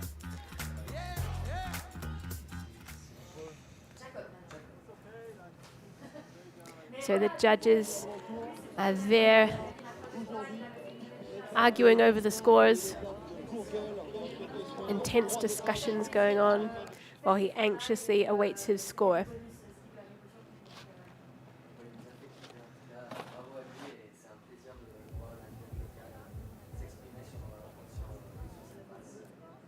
Sending some big love to the fans. And we've got the score coming in for Florian Henriot at 48 points, which is good enough for third as it stands. Yeah, I'm sure it's not going to hold up, as we've still got an awful lot of heat to come in this men's snowboarding category, and we're heading back to the top for the next of our Swiss riders. coming out of the qualifiers with a 3rd place ranking. He's been on the outside looking in for most of the season. 4th place in the Lazark 4-star and in La Rosier also in 4th. But that's doing enough with a 3rd position in the 3-star here to get the points to make that Challenger Series. So Julien Pichel from Switzerland. Nervous moments now for his first go on the Challengers this season. So Julien Pichel on course. Regular rider heading out of the start gate there through the tricky snow in the top of the course. Sensible to keep the speed a little lower in this top section. There's not a lot of points to be found, but plenty to be lost in that really choppy stuff. First hit then, a little bit cross-court, finds a good transition. Definitely the all-mountain board looking like the choice for today. Anything that's like too stiff, too powder specific. Front side 360 and nailing it. Looking strong here in the tough conditions. Getting out over some serious exposure. What's he going to find for us riding through that chute? And on top of this big air. Following some of this, Ooh, taking it directly to rocks below him there, not finding the line that he really needed to be specific with off that one. Here's a bit of a sniper landing between 2 rocks, and he's shot it too far out towards his rider's right, getting pitched over it. Took that one a bit far cross court when he should have been 4-line to avoid that rock. Let's hope he's okay. That was a pretty big impact straight onto his board, but yeah, it's definitely a board breaker, and he's done well for it to not be an ankle breaker. And we're having to readjust the binding as it seems to have smashed him loose. Shame, because that was really stacking up to be a potentially winning run with the cleanliness of that front side 3. First of the snowboarders to actually be accurate enough with the rotation in the air to deal with the conditions in the landing. looks like he is riding quite cautiously, so I wonder if he's got a bit of a sore foot. Yeah, I'm sure that right foot is bruised. It really took the... yeah, and the director telling us that his board may have cracked under the foot there, so he's not got any control through that toe edge. As we say, after an impact like that, really important just to take it steady, get yourself off the mountain safely. And a little frustrated to have it only needed to be 4-line by a metre more than he shot it to the right, and he would have been fine. Yeah, those blind takeoffs can bring some little surprises in the landing there. And we mentioned that with a lot of the takeoffs on the Montgom, in this condition, they're quite convex, dropping away from you. You have to pop early, make sure you're on the correct line. Here's that front side 3 then. That was really casual, nicely done. Yeah, I hope our director shows us a few more of that shot rather than me having to watch him ride straight into that rock. Quite curious to see the state of his snowboard after that. Had one rider in Nendaz once managed to chop an actual tree down with a snowboard that was called the Axe. I always found that a funny story. It's not very environmental. So we've got a score coming in for Julien.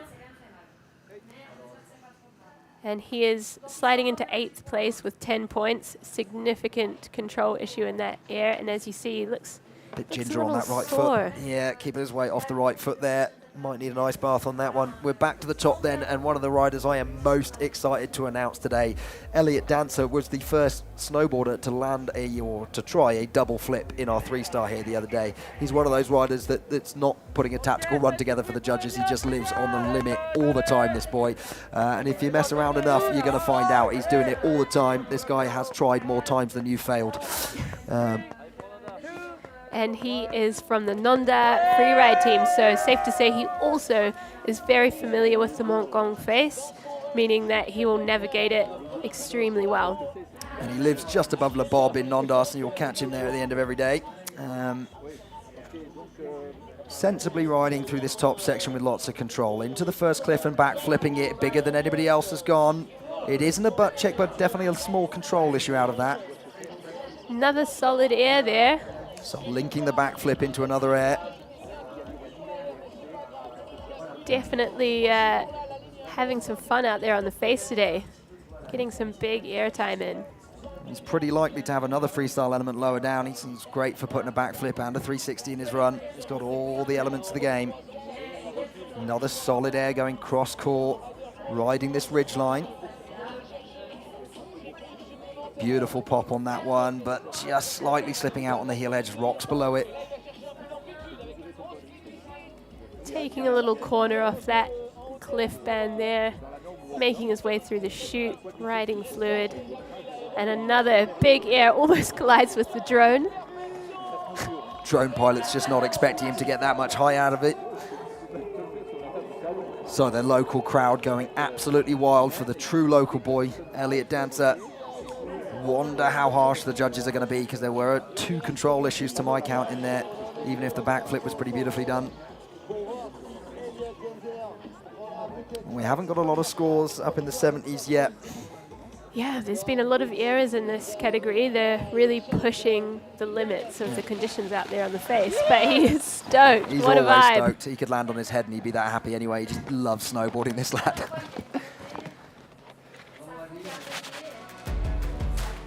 Here's the highlights then from a great run. Here's the backflip. Snow kicking away from the takeoff, but still finding all of the pop he needed. Slightly spat out, but keeping his butt out of the floor there and getting it controlled on the heel edge. Yeah, maybe a wee hand down on that one. Look at the rocks on that takeoff, very deliberate. Gets the pop in before that becomes a problem, but a little bit short. Just popping early means he doesn't get over the transition, and that slightly sits him down again. Yeah, the judges won't have missed those little issues in the landings there, but some great airtime and a great show. And such is the nature of men's snowboarding. You've got to risk it if you want to get that biscuit. So we've got the score coming in for Elliot at 63 points. Good enough for third as it stands, but we've still got quite a few heavy-hitting riders to come through this field. That podium score starting to creep up and up, though. It's getting more difficult for them. I'll leave you to introduce the Kiwi rider here, Ronan Thompson. 8th position from the FWT ranking so far. 2nd in the Winter Games NZ on the Remarkables face. Yeah, he's a strong rider out of the North Island of New Zealand. Most of our Kiwi riders come from Wanaka, New Zealand, but Ronan is actually from the Maunga, Mount Ruapehu. And so he's used to riding some volcanic maritime snowpack, and he's getting some cheers from his comrades up there on the ridge, ready to ascend. Iciest hike of my life, getting to the bowl of the Ruapehu volcano. Dropping in and looking confident in the hard pack straight away, slashing what little snow there is. Beautifully solid technique. Able to change edge in a heartbeat. Yeah, great board handling skills. Backside 3, but a tumble. I think he might have got a bit caught up as he set that one. Looked like the intention was to kind of set a bit of a hand drag 3 into that, but never recovered the cork of the axis and ends up getting spat over his toe edge. He continues on. Few control issues there. I think he might be a bit shaken up from that top tumble. He had to readjust the goggles in between there, so I wonder if he's getting as much detail from what's in front of him as he needs to. Free riding is always more difficult by braille, and that might be, as you say, what we're observing here. There he goes. So he's ditching the goggles. Let's get them off altogether. They're too full of snow now after a 3rd face plant, and he looks a little disappointed with himself, definitely going out there, taking all the risks. He's white rooming himself with no goggles, also difficult. He's having play. a tough day at the office. Oh, he left the gate with so much grace and confidence, and it didn't play out for the rest of the face. So the moment that backside 3 didn't work for him, losing concentration a little bit. You know, this might be too much snow for a Kiwi snowboarder. Not enough tussock. He needed more like grass to jump over, would have given him the confidence. Maybe some volcanic rock thrown in there. There we are. Really is a beautiful day out. If you ever had the opportunity to climb to the crater and see the sulfuric lake in the bottom, make sure you don't fall in it, because it melts you apparently. But yeah, one of the most beautiful places I was able to ride in New Zealand. And some of the best spring corn I've ever ridden. Once we traversed across the crater and exited on the other, it was the iciest climb, and then the best spring corn I've skied in years. It is pretty phenomenal up there. They have a pretty special snowpack. So you're right, he did go for the hand drag there and just over rotates, and his face goes straight into the ground as he lands. Pumping his goggles full of snow, and then, as we say, we think he was blind into this next section of the course. Beautiful pop there, great ollie. So a super solid snowboarder who did not have his day on the mountain today. I wonder if that board just proving a bit soft in the nose for him, because it was consistently that direction where he got trapped and pitched over it.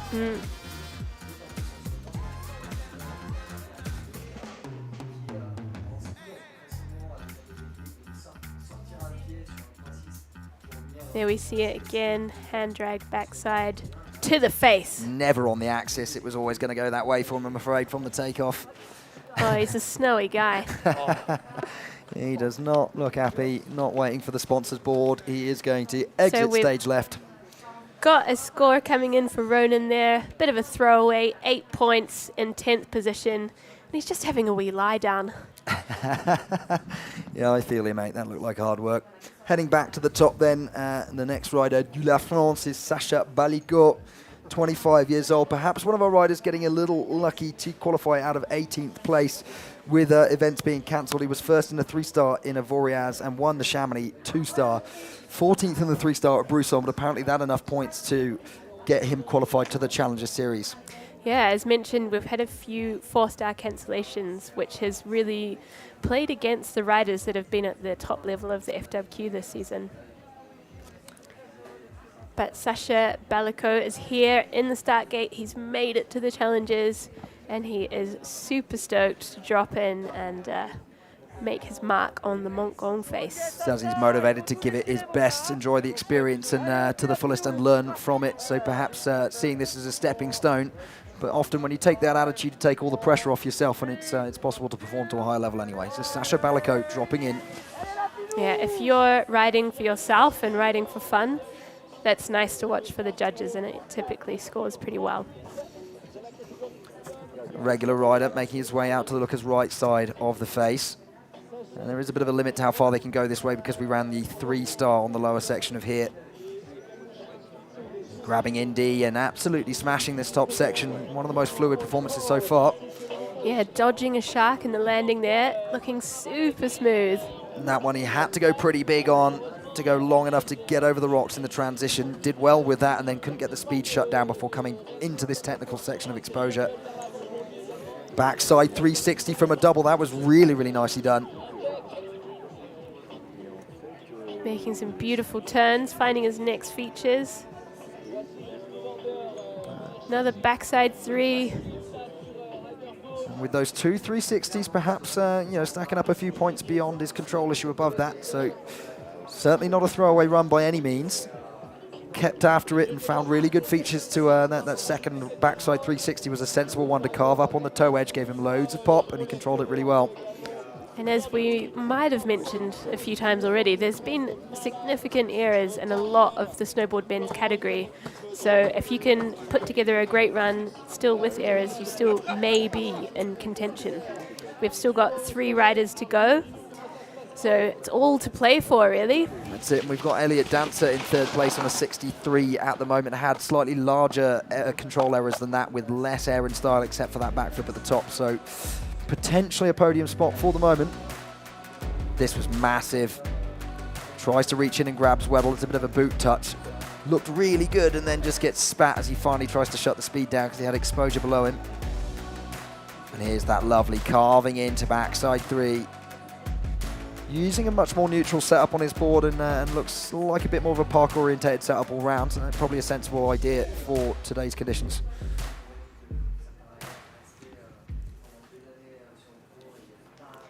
So he is anxiously awaiting the score, probably not aware of all the scores that have come before him. So with that error, he might not be expecting great things as of yet.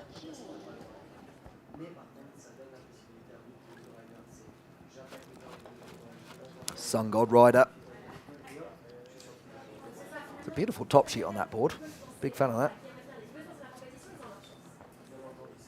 So we've got the score coming in here for Sasha, 59 points, good enough for the chocolate medal for now. We've still got 3 more riders to go, including Hugo Serra, who is a big threat on the face today. Judges deciding that Elliot Dancer's control issues weren't as significant. We're going back to the top for Loic Lorcher du La France. 34 years old, so one of the senior riders, and again coming out with a ranking of 16th from the FWQ, 7th position in Les Arcs, 4th at our 3-star here in Nendaz, 5th at the 3-star in Carpel, and 6th in Le Rosier, giving him enough points to qualify for our Challenger Series. Yeah, and he's qualified quite low down in the pack, so we spoke to that being probably a psychological advantage coming into the Challenger Series where your ranking is zeroed out. So let's see what he makes of that. Oh, grabbing stale fish and going pretty big to clear that rock in the landing there. And that bit more technical to front side shifty and grab stale fish. Navigated some serious pepper on that last takeoff. And lovely technique, he's looking super solid. Stacking up the air, so there's a 3rd one for us, and no control issues so far. Just managing to hang on to the heel edge to get the entry he needed into this part of the face. Oh, and first control issue, needed to get the speed really controlled because he's coming into a very narrow and very fast exiting chute. That was beautifully done in the end. The judges won't have missed that small error at the top of the chute though. And he's making another error there before he finally runs out of features. Still had a few errors in those 3rd and 4th place runs as they stand at the moment. Whether that run, it certainly had a lot of fluidity until that moment he got spat above the couloir there. And otherwise perhaps just lacked a little bit in the air and style category, except for the lovely stale fish on the first hit.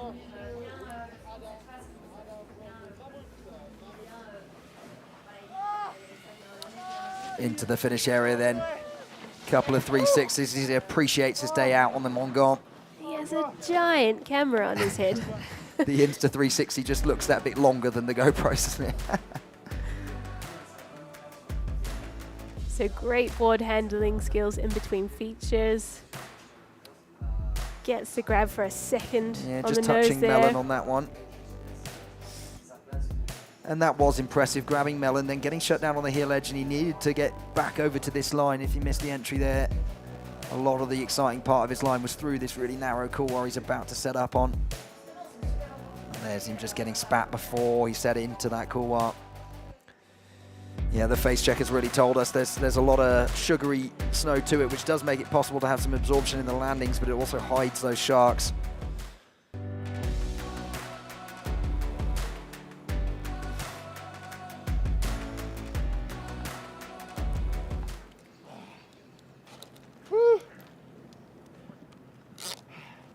Judges are still debating the score on this one. Yeah, it did have a lot of other qualities to it, that run. Really fluid and a nice concept for a line, linking lots of airs together. It's about, was that as big a backslap as we saw from Elliot Dancer? Challenger for 3rd or 4th place in my head.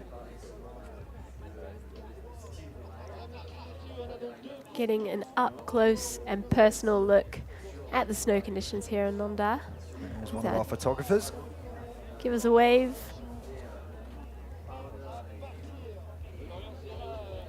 Ralph Welpener waiting for his run, chilling out on the rocks in the sun. Yeah, it's a great spot actually to have a wee pit stop before the top. You can see a little bit more of the looker's right of the face from there, and you can see, you know, other riders dropping in and how they're navigating through the tricky hard pack conditions. And really great after your face check to have an idea of how the conditions are evolving. So we've got the score coming through for Loic Lorcher, 64 points, sliding into 3rd, bumping Elliot Dancer off there for now. Just a 1 point difference, so the judges thinking those control issues were fairly similar, but more fluidity in the end coming from Loic Lorcher puts him into 3rd place. We go back to the top for one of my top picks for the day, Hugo Serra. 1st place so far in Le Rosier and 2nd place in Les Arcs. Was also 2nd on our podium at the Backcountry Invitational event here, and it's become an absolute staple of that because the character he brings to it goes absolutely massive. Front, backside, cork 7. He's got every element in his riding, this man. Hugo Serra then. Yeah, so far near the top of the FWQ ranking in second position. So he's in that spot where he's built expectations, but now those scores are zeroed out. So all of the pressure, none of the points. So he's got to put on a good show here in Nendaz today. He's lining up his first hit there. Threeing into the face, bit of a hand down in the landing there. I think ultimately controlled in the end, but certainly not a perfect stomp and smooth run out. A little front side shifty off that one. And there's something just so relaxed about his style of riding. He's certainly got that technical basis that allows him to not use a lot of muscle tension to have control of his board. Tricky conditions in these narrow couloirs now. Spicy takeoff there, but rides out strong on his heel side edge. Hugo Serra making a bid for the podium here. Backside 360 with a bit of a cork and an absolute stomp. So 2 360s and the second one was perfection. A strong run here from Hugo. For what we've seen so far, that puts him right at the top of that air and style criteria. Gonna use the Heartbreak Hotel, is he? We call it that for a reason, but he's solid in the legs and stomps that one. Using the full travel of his legs to absorb that pretty flat landing there. Yeah. That was a solid run from Hugo. Excited to see what the judges make of that one. If you do want to take that 4-line nose off the Heartbreak Hotel, you typically have to run a bit more speed, but again, the conditions at the top of that cliff really sharky and difficult, so he did really well to take it as deep as he did, find some sort of transition, front side 180 into the finish. Hugo Serra definitely threatening the top of the podium, I think. Both 360s, the second one, as I say. And this one to set up front side from that turn was something special. You can see how solid he is in the air. Just had to use a hand for a second to regain balance, but this second 360 is something really special. Getting a little bit corked on it as well, but look at that for a stomp in the sniper landing. Beautiful stuff there. And that really minor error that he had off his top three in the scale of the errors that we've seen in this category, I think it won't even touch the sides. And as you say, it's cancelled out by fluidity. Definitely line choice seems really smart because it allowed him to unlock those air and style elements more effectively than you've seen anybody else so far. Hugo's happy with it. We've got the score coming in here for Hugo. 80 points, sliding him into the hot seat. He'll be stoked with that one. We've only got one more rider to go in this category, so he is guaranteed first or second position. Great season for Hugo Serra. Confidence is absolutely got to be building as he heads now to Jasna and Obergurgl in the hot seat. Brilliant stuff from Hugo Serra. We'll head back to the top for the last rider, Florian Handschuher from Austria. 33 years old and coming in with a 5th place ranking, 3rd in the La Rosier 4-star, 2nd in the couple 3-star. And yeah, also on the podium in 3 stars in Kitzstein, Horn and at the Jam Extreme. So no stranger to the podium this season, looking confident and relaxed. It's a difficult act to follow, but Florian Handschuher dropping in. And I'm suspicious we will see some freestyle elements coming in from this German-Austrian rider who is, according to our notes, the 2018 champ of freestyle in Germany. So he's definitely charging into the face, looking super strong. Front side shifty, grabbing Indy, and again, cross-court takeoffs, but using them really sensibly. Going almost too fast for the drone. It's 3 Indies. Keep stacking up the control in the air there. Slight issue as he rips across some sharks in the landings. And he's taking a big traverse. So as we mentioned, you've got to make it worth the while for the judges. If you're traversing for a feature, it's got to be a really decent one. So now my expectations are high. And maybe they should, because here he comes, lining up the big one. Another front side shifty, grabbing Indy. Finding a new landing from that takeoff that other people haven't before. He's making his way over, up onto this takeoff taken by Tief. Takes it maybe a bit smaller than she did, but just super smooth. And just adding in all these little... Then the butt check at the end. Yikes. Yeah. It's Hate to see it. The concept of that line was to add up lots of small features and to ride them fluidly. So if you haven't taken the risk of going as big as the other guys, you better be really clean. So I wonder if that's going to be enough for the podium now. Certainly a solid run considering the errors that we've seen in the category, but I don't think that's enough to contend for the top spot there. As we saw small control errors in the runs that are currently on the podium, they also had great air and style elements, a lot of freestyle in them. So.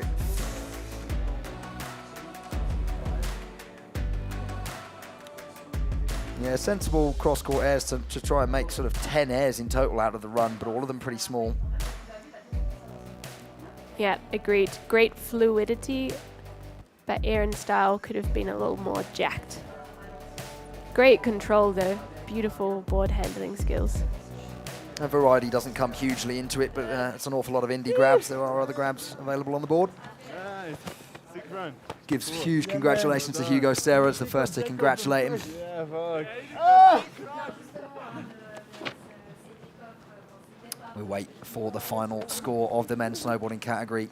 Anxious moments. It's the last rider of this category. Elliot Dancer hoping to hang on to the points from his fourth place finish at the moment. Is this one going to threaten? It's around that area.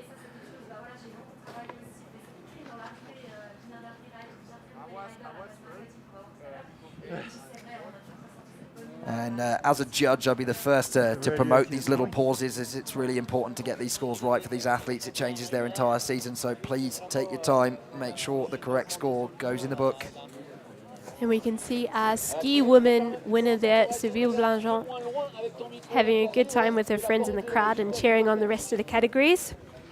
Bertie scratching his head with this one. So we have got the score coming in for Florian Hanschur at 58 points, good enough for 7th. So that means our winner so we're, is Hugo Serra. We're going to pop to the finish line for an interview.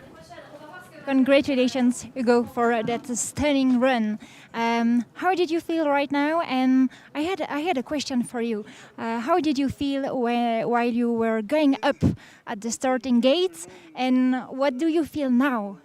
Yeah, it's always super hard to be relaxed and to do your good snowboarding on the competitions.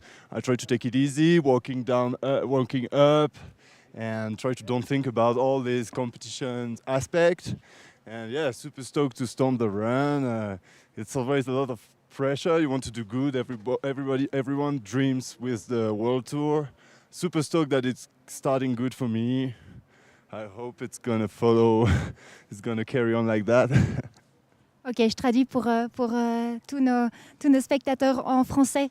C'est vrai que c'est toujours difficile d'être relax sur une compétition, surtout quand on est sur une Challenger. Donc tu as essayé de monter, d'être dans ton monde et de ne pas toujours penser que c'était toute une compétition autour. Et puis tu as juste fait un super run et tout le monde rêve d'être sur le tour et c'est ce que je te souhaite. Merci beaucoup. Je souhaite le meilleur à tout le monde. Bonne chance à tous et à la prochaine. Merci Hugo. Et bonjour à toute ma famille. Salut maman, salut papa, salut papy, salut mamie, salut ma sœur. Et j'ai survécu une fois de plus. I survived once again. That's what Hugo said. Thanks a lot. Bye. That is exactly what the family wants to hear. I survived again. Say thanks to the grandma and good luck to all the ski men's category, which is coming up. We're going to take a quick look at the final ranking then for the men's snowboard category. Hugo Serra, our champion on the Montgom today. Followed 10 points below Jakob Vega, also the first to land that backflip. Tim Schroeder, no stranger to the podium here. He's on it again in third place. So not much of a shake-up there. We had Tim Schroeder coming in first position. He slid to third. And Hugo, who was in second, who has jumped up to number 1. So congratulations to the whole snowboard field. It was a fantastic show. Let's check out some of the highlights from the snowboard men category.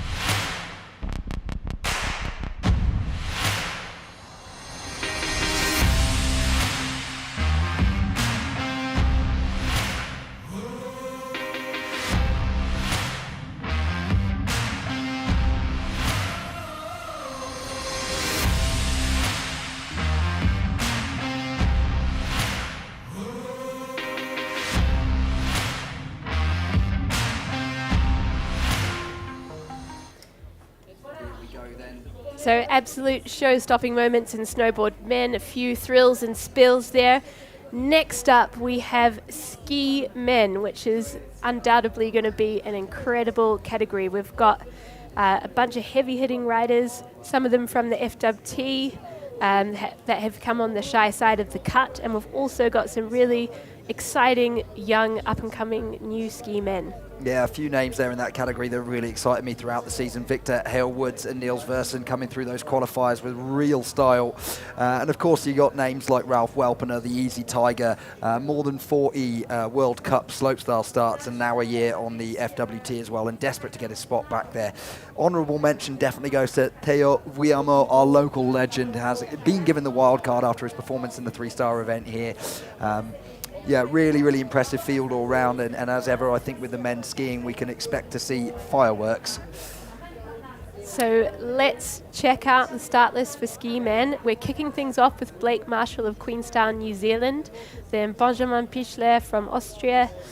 At the back of the field there, we've got Sebastian Valle. He's competed multiple times on the Montgom face and will be a big threat, as is Ben Richards, who has been making a real splash in skiing in general across multiple categories this winter. And you might have noticed him casually slipped in there, but Abel Moga also missing the cut to get to Fieberbrunn, so in order to win his spot, has got to come through the challenges again. He's such a big name, all that experience on the World Tour and all of those crazy exciting lines.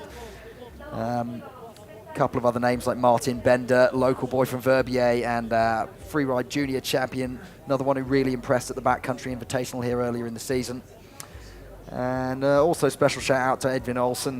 We've mentioned Usason being this hotbed of Swedish talent, and too many riders coming out of there, not to mention that there must be something in the water. Absolutely. We are heading up to the top. We've got Blake Marshall in the start gate. He has had a couple of years on tour and then didn't requalify last year, so he's been battling his way in the trenches of the Freeride qualifying tour this season.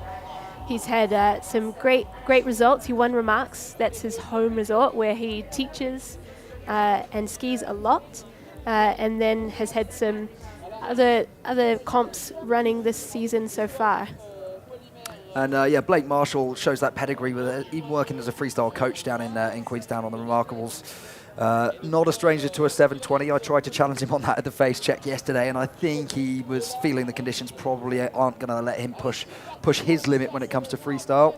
But no stranger to a cork 3, which might well be possible today. So dropping in and immediately thundering down the face. Shifting his way through all the salt and pepper up there, finding his first air with the 360. Immediate right 360. Managed to grab Tindy on it for a second, but not exactly tweaked. Perfect control in the landing, though. Oh, he is getting into that spicy zone that we saw Leia have real issues in, but he's got no problems. Back slap landing, but rides out. Totally strong. Different takeoff with far more rocks protruding from that one, so really had to take speed. Pop early and strong, got spat over the heels a little bit, but rides away. Going super long on that one. He's really just flashed the face. This is a super fast and fluid line. If you've got to open a category, that's how it's done, everyone. Blake Marshall throwing the gauntlet down for everyone behind him. Just the one tiny back slap, but 360, very innovative lines, completely closed out, and dangerous mandatory jumps in some of the zones there. Blake Marshall, a very energetic fire run. I think he'll be happy with that one. Just taking his time into the finish line there. Yeah, should be big smiles on your face there, Blake. You risked it for a biscuit and it all pulled off for you. So a full pull, first run of the day. Let's see this first 360 then, right side. Yeah, it's very much a Tindy touch, not the purist free skier's favourite grab in the game, but in that condition, we'll take it. Looked a little messy in the air, so a little bit to tidy up for next time for Blake. But looking super solid in that long jump there. Oh, finding a bit of a compression beyond the transition there, jumping clear over the rocks.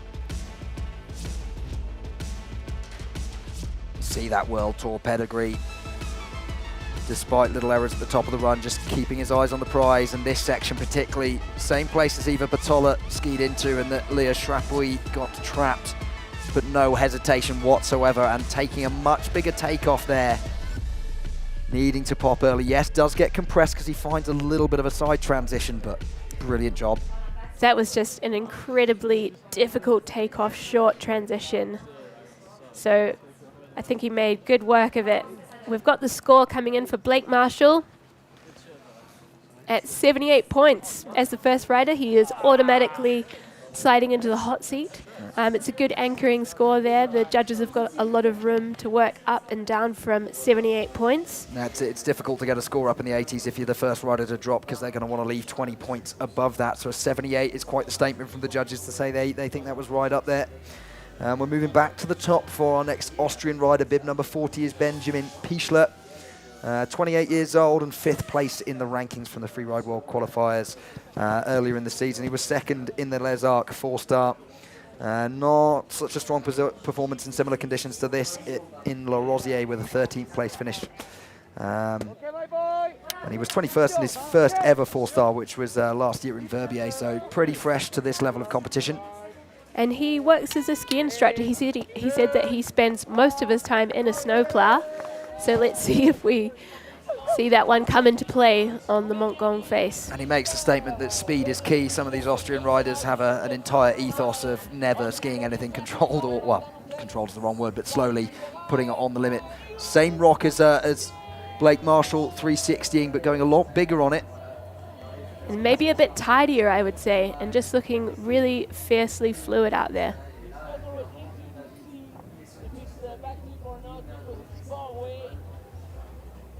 Oh, gets caught on that one. I think there was a protruding rock on his takeoff. Yeah, you absolutely saw his left foot there just get stopped before he was able to complete the pop and get the trajectory he needed to find the transition. So did well to control it a little bit like someone farted in the car, and he needed to get the windows down as quick as he could. And he is heading up onto that feature, taking it a different direction, seeing what he can find on that side of the face. But he's declared it done, and then he is running it out to the bottom of the face there. Yeah, so it's a little bit frustrated with that, I'm sure. Difficult with the face check from the distance to know that takeoff was going to have a shark on the top of it. It was quite an aggressive transition of a takeoff, so unexposed to the sun. Otherwise, I think he was definitely challenging Blake. We'll see what the judges think, but it's a pretty big control error in the end. Let's see this 360 though. He runs that from a fair bit further away and goes genuinely massive on it. Great control in the air. Slightly over-rotating, but manages to recover it onto the left edge straight away. Also a solid one. Landing a little bit back seat. Where's that shark takeoff? No, that isn't it.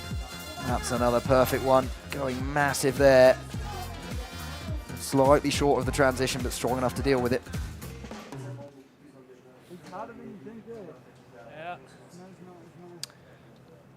Waiting then. Jordan Brichot and Bertie Deneveau having a bit of a conversation about this one, trying to decide how severe that error is.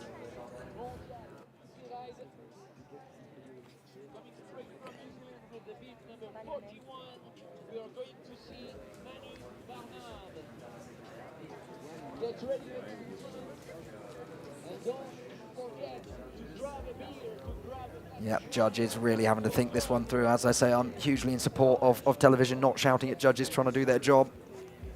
Make sure, especially at this point, when we've got to get those anchor scores in the right place to see how we rank the rest of the field.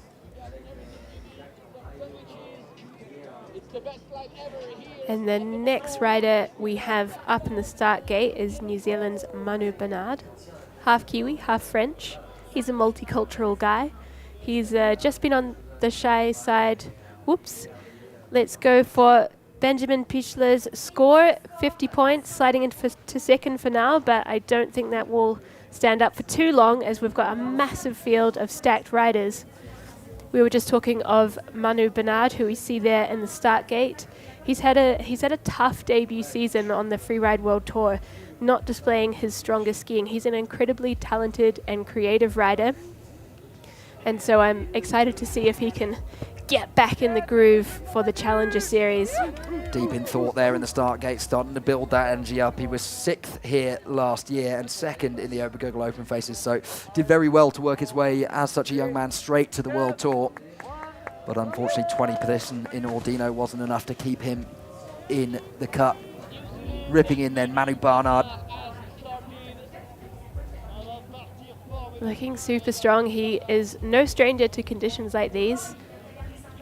Comes for a big backy, pulls it round, looking really solid there and taking some real speed into the next section of the face. Landing in exposure but showing the control to dodge the rocks below him. Finding another hit then, and there's no hesitation between any of this. Turns it into a double, but unfortunately finding sharks before he got to the second part of that cliff. And he's lost a ski there, so that is not the run he had planned today. Yeah, that certainly puts a lot of pressure back on Manu's shoulders there, looking for a heater in this one. 2 more challenges left to get those points to get himself back onto the World Tour, but he's a young fella. Plenty of time left in the career to rebuild. Yeah, and he has been struggling with a few injuries in New Zealand last summer, but he came into this season with a healthy body. But you can see just that takeoff is peppered with sharks. I think he got caught up before he went over the cliff. I've got no idea where his ski is, but his pole is right in the landing. Yeah, he'll need to retrieve that pole to ensure the safety for the other riders, and then his ski is below him. So he's got a wee bit of a yard sale pickup to get sorted before he can make his merry way down. And this is one of those situations where if that bit of snow above can trip Manu Barnard up, then it makes it very difficult to see how one of our ski dudes is going to get into that. And he has just sat himself down and is not moving, which is an indicator that he might need some assistance. He's holding his knee. He's had 2 ACL problems on each knee. He's evened himself out. But yeah, we don't want to speculate. He's certainly Copus mentis, just checking himself out. Hopefully it's just a wee fright to the knee. Yeah, I think he gave us a wave with the adrenaline pumping there, but now he's sat down just aware, and once you've had those ACL injuries, you do start to get a feeling for what they're like, and it's certainly a sensible thing not to risk it and wait for assistance if you've got that particular injury. And yeah, it's just such an unfortunately common injury in skiing. Our legs are exposed by having these 1.80 plus planks strapped to our feet. And great connection in that landing. And look at that technique as he gets straight on the outside foot. So here comes one of our extremely talented snowboard ninjas, just working their way through that nasty rock face, grabbing the pole. Getting down to Manu, and he can then jump on the radio and just let us know if we require assistance in the face.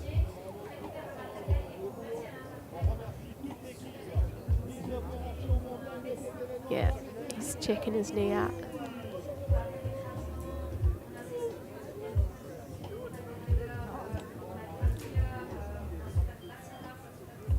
And we'll make sure we take all the time we need here and get Manu off the face in the safest way.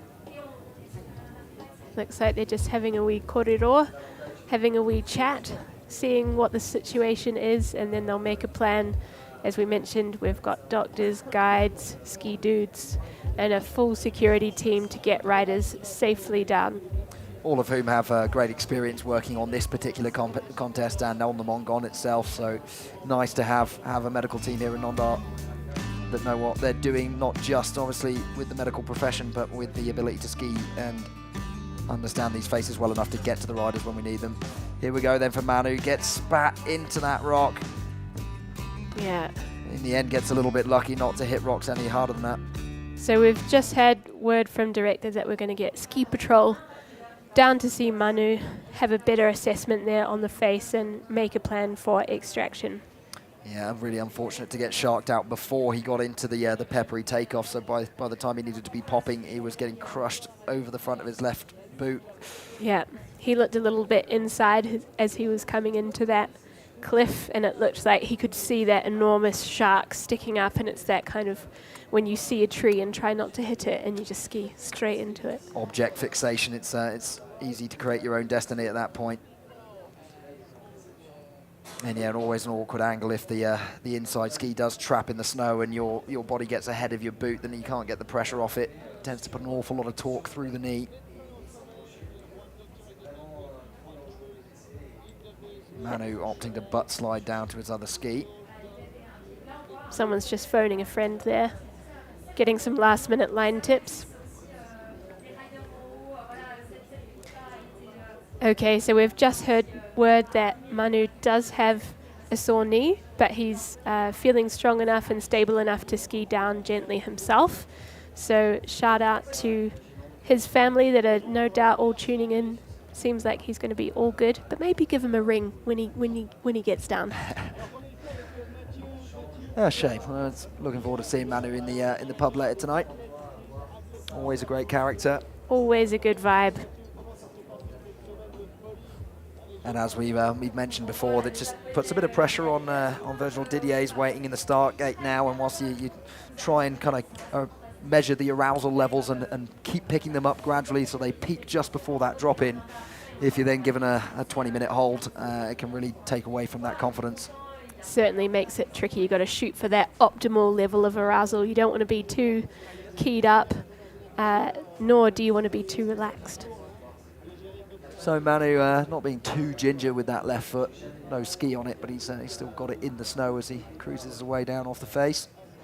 Yeah, he's a super strong guy, but we will encourage him to take his time as he goes to retrieve his other pieces of kit and get safely to the finish. Looks like a bit of fun, doesn't it? Yeah, someone give that man a sledge. Pictures of Edvin Olsen up the top there. He's in a good mood. Should be confident after the season he's had.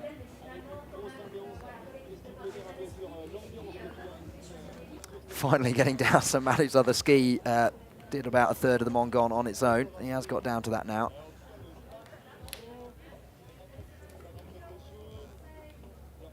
And I'm a big fan of those pivot bindings. Feel like they're bolted to your feet until there's no sort of pressure build up. They just go click and they're off when they need to be. Definitely what you need from a binding.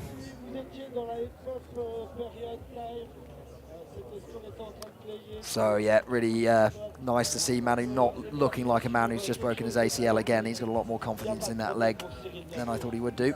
Definitely. Maybe his knee surgeon is also tuning in from New Zealand and hoping his handiwork hasn't come undone.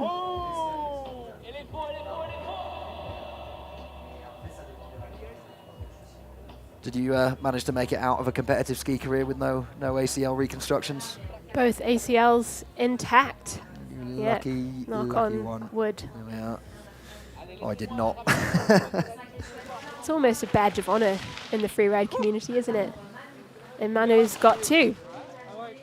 So it will be a no score for Manu Barnard, unfortunately. Blake Marshall coming straight in to check on him. Always love that, specifically with the Kiwi freeride community. You people are really, really tight, lovely, lovely people. That's why the standard on such a small community is reached the very top, and you have 3 people here coming back from the World Tour. Yeah, and just get a wee cuddle from your friends. Bit of man love in the finish there.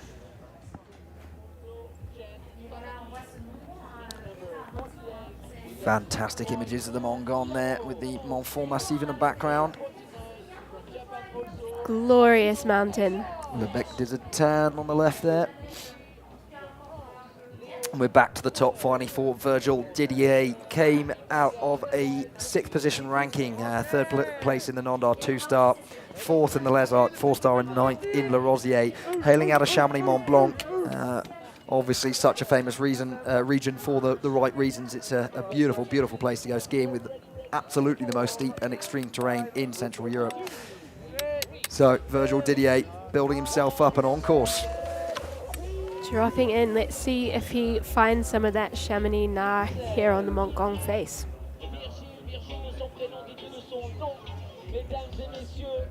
Working his way through the top there, 360 to start out with.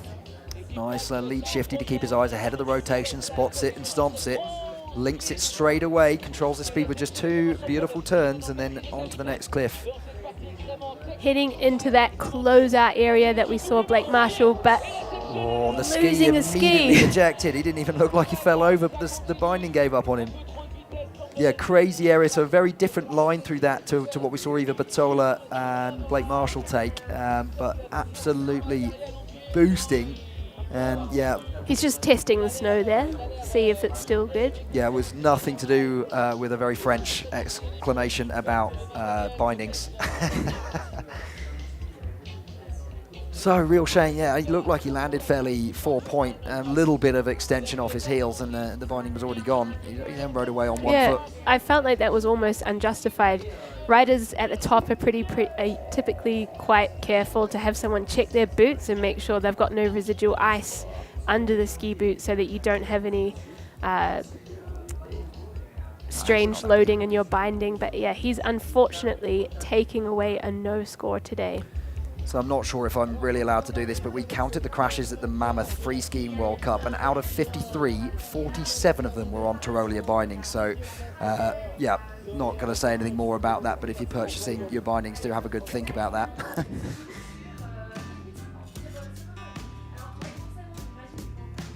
First 360 was pretty good, slightly over-rotating it, but immediately getting the rotation stopped on that right foot and doing well to turn that over rotation into the next turn and control. Literally just 2 turns he was on the next cliff. Wow, that is a very narrow spot between 2 sharks.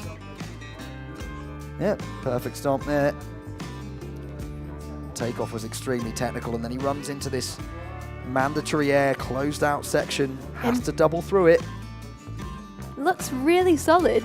So I think that is certainly a binding failure. He looked very balanced over his ski. So my old race coach would always tell me it's my responsibility to maintain my bindings and check the setup is perfect, but sometimes they just do that. Maybe the plastics get a bit soft in the heat or something, and yeah, it was a look pivot binding, which I was just singing the praises of, but that one let him down. And a hot tip to wind down the din setting of your binding at the end of the season so they can have a wee rest over summer and then crank them back up for winter. Yeah, very good tip. Yeah, is the binding even on the ski? Because he's coming down the ski, dude's going to bring it to him. It's not going to be much good to him without a binding, but... And it's bent back in the wrong direction, but pivots do that.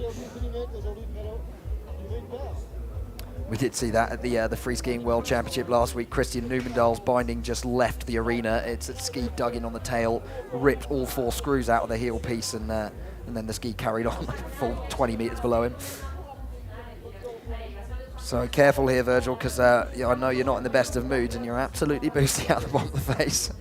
Keep the focus. Yep, absolutely. We don't want to see another spill before you make it safely through.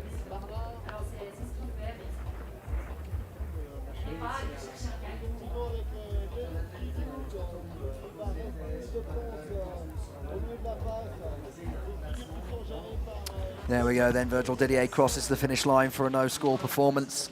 And we saw his frustrations beating the snowpack with his pole earlier. Yeah, feeling a little robbed to lose a ski in a otherwise pretty strong-looking landing, I would say. Yeah, I don't know if there was anything that hit the base of the ski that we couldn't see to cause it to eject, but he was absolutely 4-point with his body position. And we'll go back to the top then, because Lalo Rambo is our 2nd place qualifier at just 21 years old. He was 3rd in Le Rosier and 7th in Les Arcs. Coming out of Le Clusaz, I mentioned it 100 times, there's something in the water there, and Seb Michaud, such a legendary coach, has produced over and over again big names, obviously Candide Dovex, but yeah, you can just see the depth and strength and depth that we get from these riders. Lalo Rambo looking relaxed and confident even after seeing the big crash there from Virgil Didier. Certainly impacts the rider's confidence in the start gate if you've got to wait for the riders in front of you to find their skis. You know that they've had some troubles on the face and could make you question your line or question the snow conditions, which is certainly challenging today. Yeah, I hope it doesn't make anyone question that particular option from Virgil Didier. It was an amazing concept for a line, like really narrow, exposed, quite big. It had to be done as a double. So I hope people will go in there and see if it's physically possible. Lalo Rambo might be our man. And again, representing Mammoth, Switzerland, Salomon skis.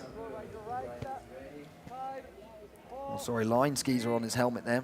We've got Salomon written on our sheet. Dropping in then Lalo Rambo.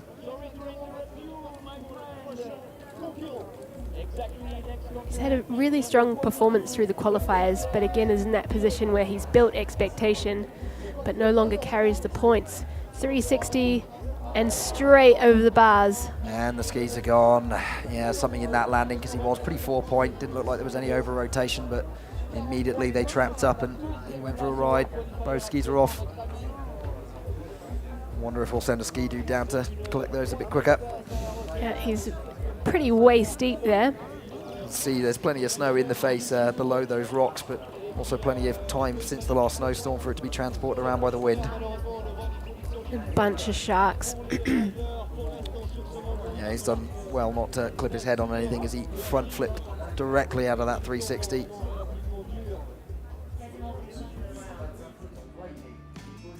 Yeah, completely 4-point in the landing, and ta-da. That is a tough pill to swallow for Lalo. So far, the only person being successful with that takeoff and going that large on a 360. Shot quite a lot out to the riders right from there. Found a different transition, that one that's been overused. And we've just had word that a ski dude is helping him retrieve his skis. He's doing good work to get up there. A little workout in the middle of his run. Always my least favourite moment. I spent more of my competition runs walking back up the hill to get my equipment than I did crossing the finish line with a big smile on my face. That moment with the whole crowd's eyes are burning into the back of your head. You know you want the next competitor to get on the course as quick as he can. And yeah, in this kind of sugary light snow, the standard brake is doing nothing to stop anyone's skis. So one of them luckily dug in, the other one appears to have exited straight to the bottom of the face. So one ski is better than none, and he'll be starting to make his way down and find that other wayward ski.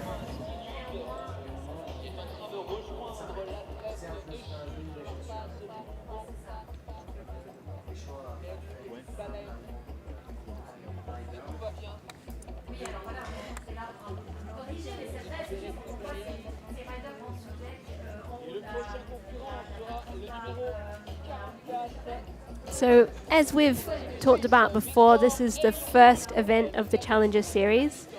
Riders still have 2 events to look forward to, Jasna Adrenaline and Obergurgl Open Faces. So this can be a throwaway result for Lalo, and he can still produce 2 strong results and be in contention for that FWT spot. And I'm told they've got really good snow conditions in Jasna, and of course the face in Obergurgl, one of the absolute best, along with the Montgom on the 4-star series. There's so many options there. Does get the riders absolutely hyped for it. And I worry for those guys that put a lot of pressure on themselves naturally, and now just 2 opportunities to score 2 lots worth of points in order to get qualified for next year. So yeah, tends to build the send thermometer up in your head and possibly take your percentage chance of completing a solid run down. And Lalo now boosting off the face for us.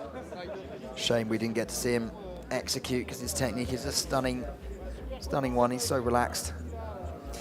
And the next events will also be live streamed, so you can tune in and see where Lalo takes his thermometer on his next competition runs. Yeah, keep a good lookout for us on the Freeride World Tour website and YouTube, and of course the Jasna Adrenaline website as well. You'll find the link there. I will be live from Jasna next week.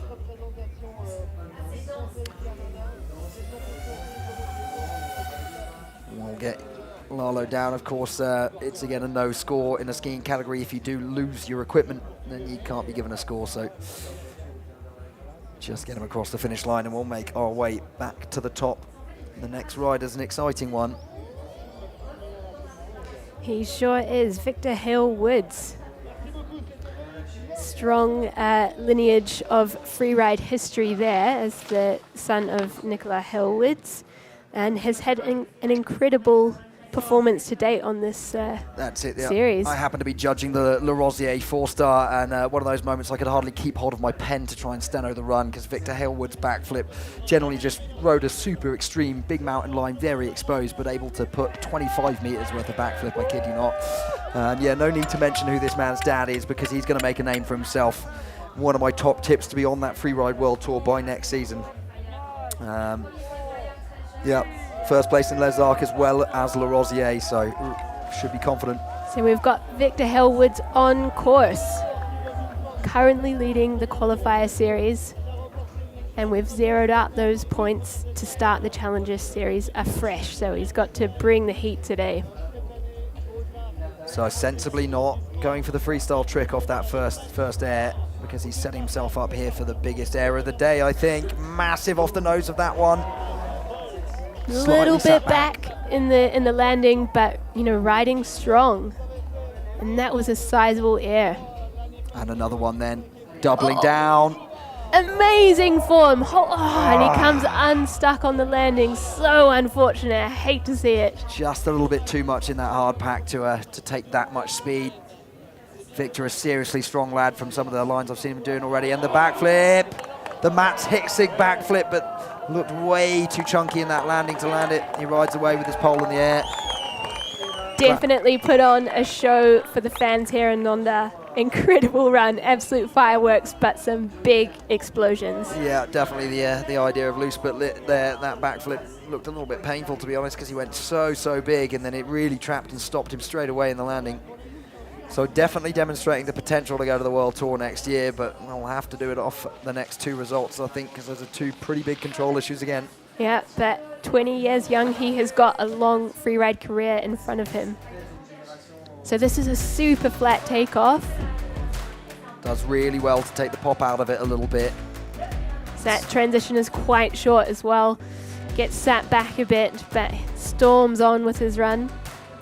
Then the double definitely looked like a concept for a winning line, didn't it? Sure did. Does very well, and again controls, absorbs the pop a little bit to try and shorten this transition. Is on the right foot, but just not enough quality snow to get that right foot dug in. Beautifully relaxed backflip. Lazy and slow, but not finding a transition. I think Mats Hicksig's secret to that was go 30 meters instead of 20, and there is a transition somewhere. So we've got the score coming in for Victor Hellwoods, 25 points, sliding into third position for now, because we've had quite a few crashes so far in ski men, but we've got lots of fireworks to come. And we'll head back to the top, because the next rider is another one from Östersund, this hotbed of Swedish talent. Edvin Olsson, second place behind Victor Hellwoods at the Le Rosier 4-star. Fourth position in the overall rankings last season, but didn't do so well by the time he got to the Challenger Series itself. So second go on the Montgom in the new Challenger format. Edvin Olsson, I grabbed a lift with him back from Le Rosier. He's a lovely bloke. Just making sure his buckles are done up.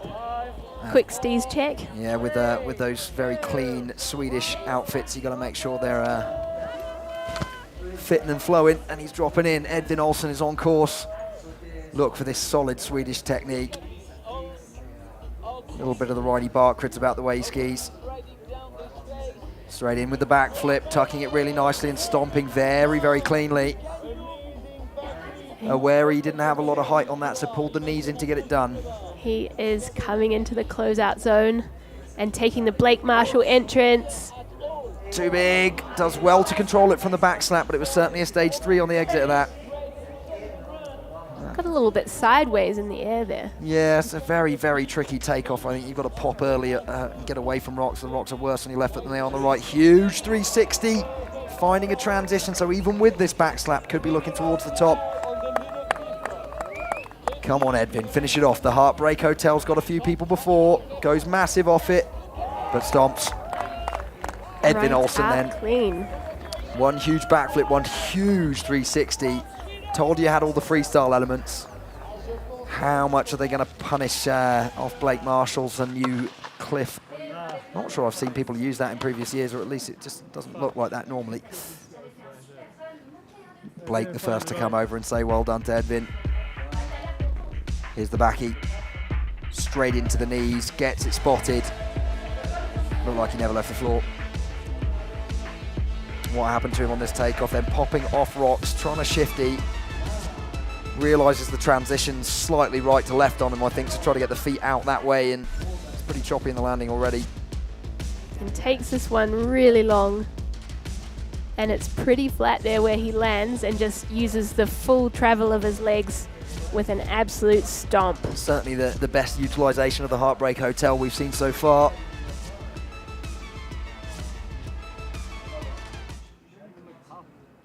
Will this challenge Blake Marshall for first place, and also had a little bit of a backslap off that same cliff. So he Edvin is Olsen. sliding into first position with 80 points there.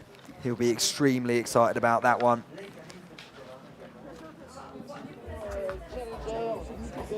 And next to one of our elder statesmen of the ski men's category, bib 46, is Yuhei Yamada from Japan.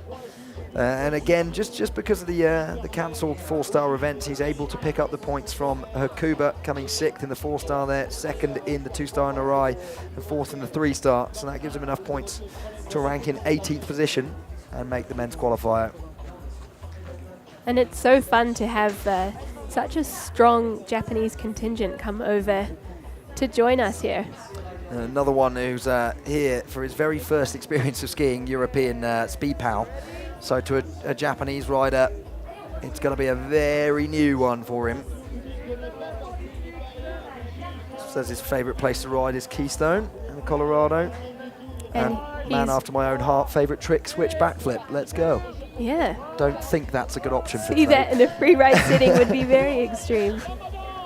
He is on course, Yuhei Yamada of Sapporo, Japan.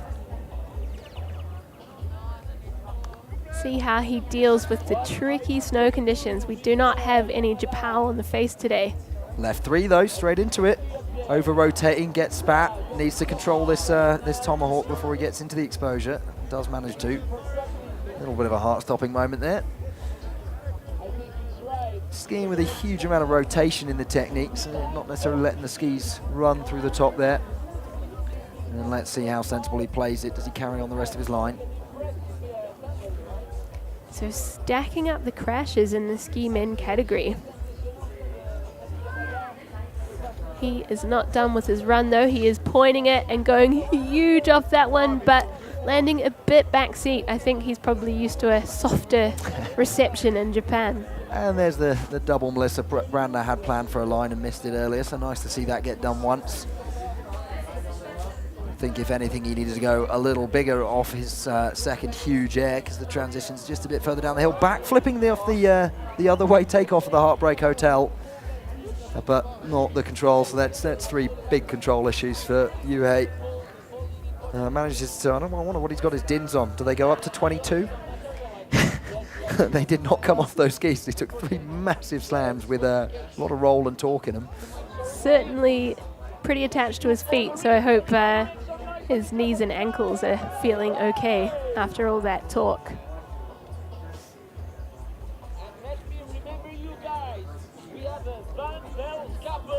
Just cruised to the finish line then, so pretty interesting to see that he didn't in any way decide to calm down after having 1 crash, because he went out and found 3 more. Admirable.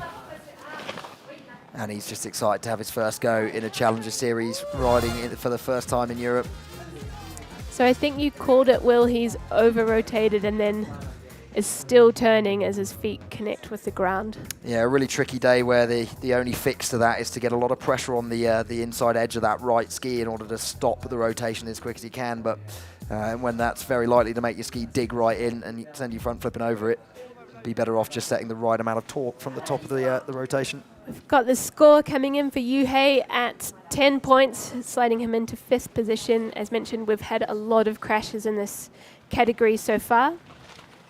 And a shout out to Manu Bernard's family. He is all good. A big thumbs up from him. And we can take ourselves back to the top, because our next rider is the next one from Japan. It's Gen Sasaki, 27 years old. First place in the 4-star in Hakuba. Very interesting for a Japanese guy. He plays the French horn. Wonder whether that kind of subtlety of art will come into play here. He spent about 10 years competing in slopestyle and big air competition, so no stranger to getting off the floor and adding some freestyle elements to these runs. But as we say, is today the day you have to be extremely accurate with these freestyle rotations if you're going to stomp them. And another rider of the northern part of Japan is riding in Niseko. which has beautiful deep snow, and I would say maybe not as many big features as that, which he hucks a huge backie off, lost a ski. Immediately left his pole in the landing, his skis above him as well. So definitely having a little bit of a loose but lit day here in the men's category. Yeah, we're really stacking up the crashes. We've only had a few runs that have actually come through with no errors. Fortunately, one of our camera team can ski dude for again immediately and get over and grab his kit there. But his ski pole is another 25 meters uphill from that, so. Yeah, we won't leave it there to harpoon another rider. It will be extracted before the next rider drops in.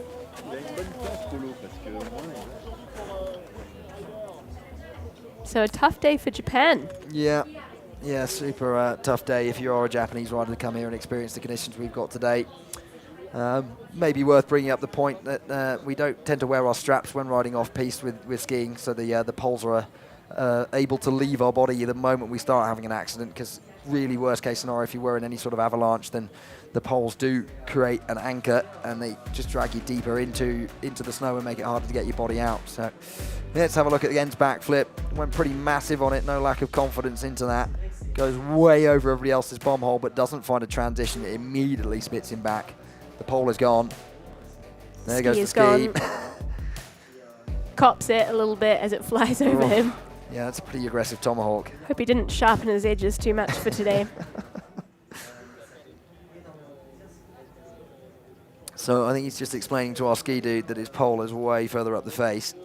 It could take us a little while to recover that one.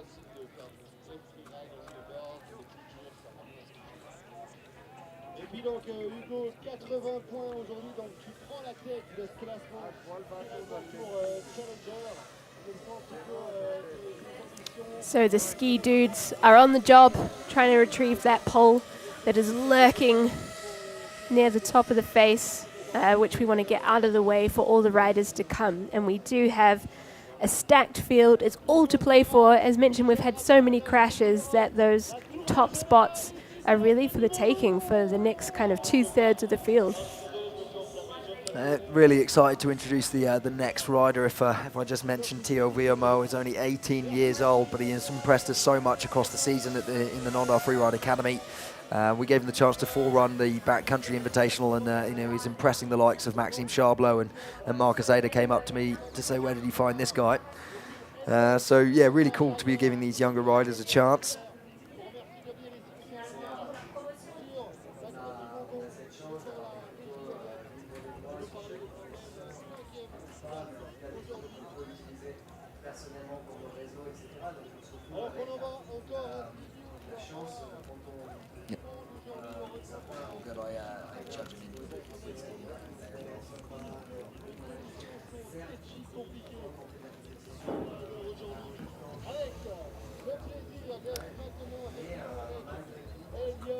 Yeah, a few big names left to come with the likes of Ralph Welpener, Jamessa Hampton coming back from the freeride cut. There's my boy Niall on the screen. I live with the guy who happens to be on the TV right there.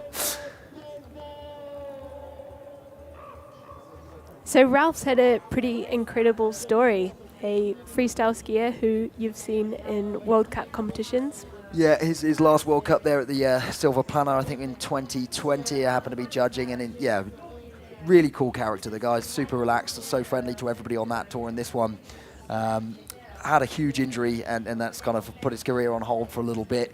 Really stoked on the Freeride World Tour, kind of recognising that the man's talent deserves another run at the top end of one of our sports. And yeah, Ralph, no stranger to stomping a 1620 blunt, but now becoming no stranger to the tactics of selecting a freeride line as well.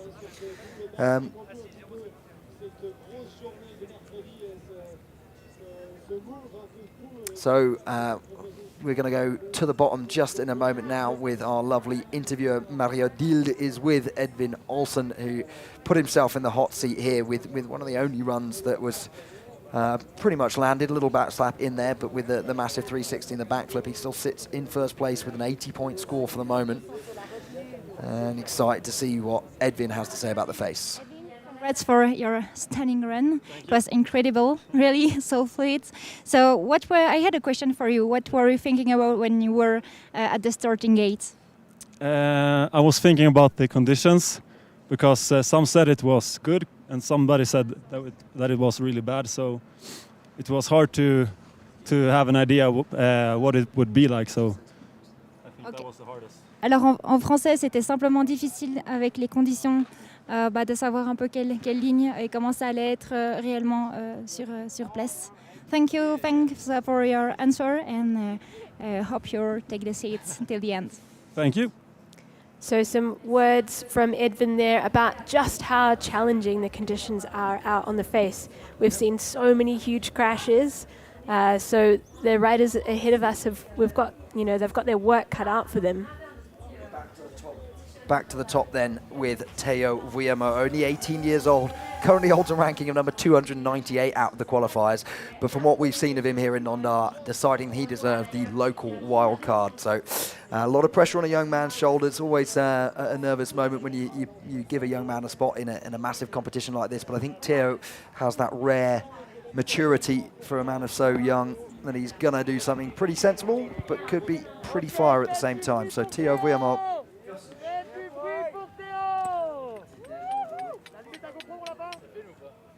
So getting some cheers from his Nondar crew up there.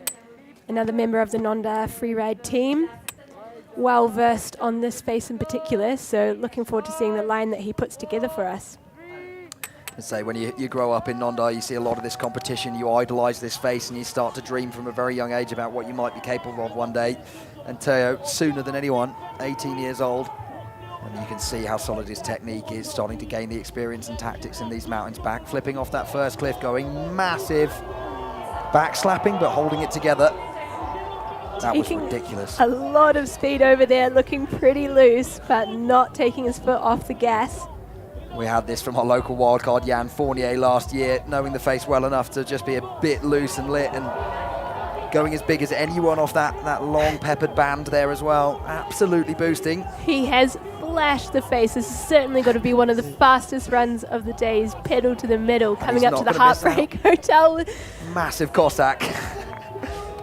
Is it the quickest run of the day? I think by a country mile. He might be 20 seconds quicker than anybody else has made it to the bottom of the Montgom.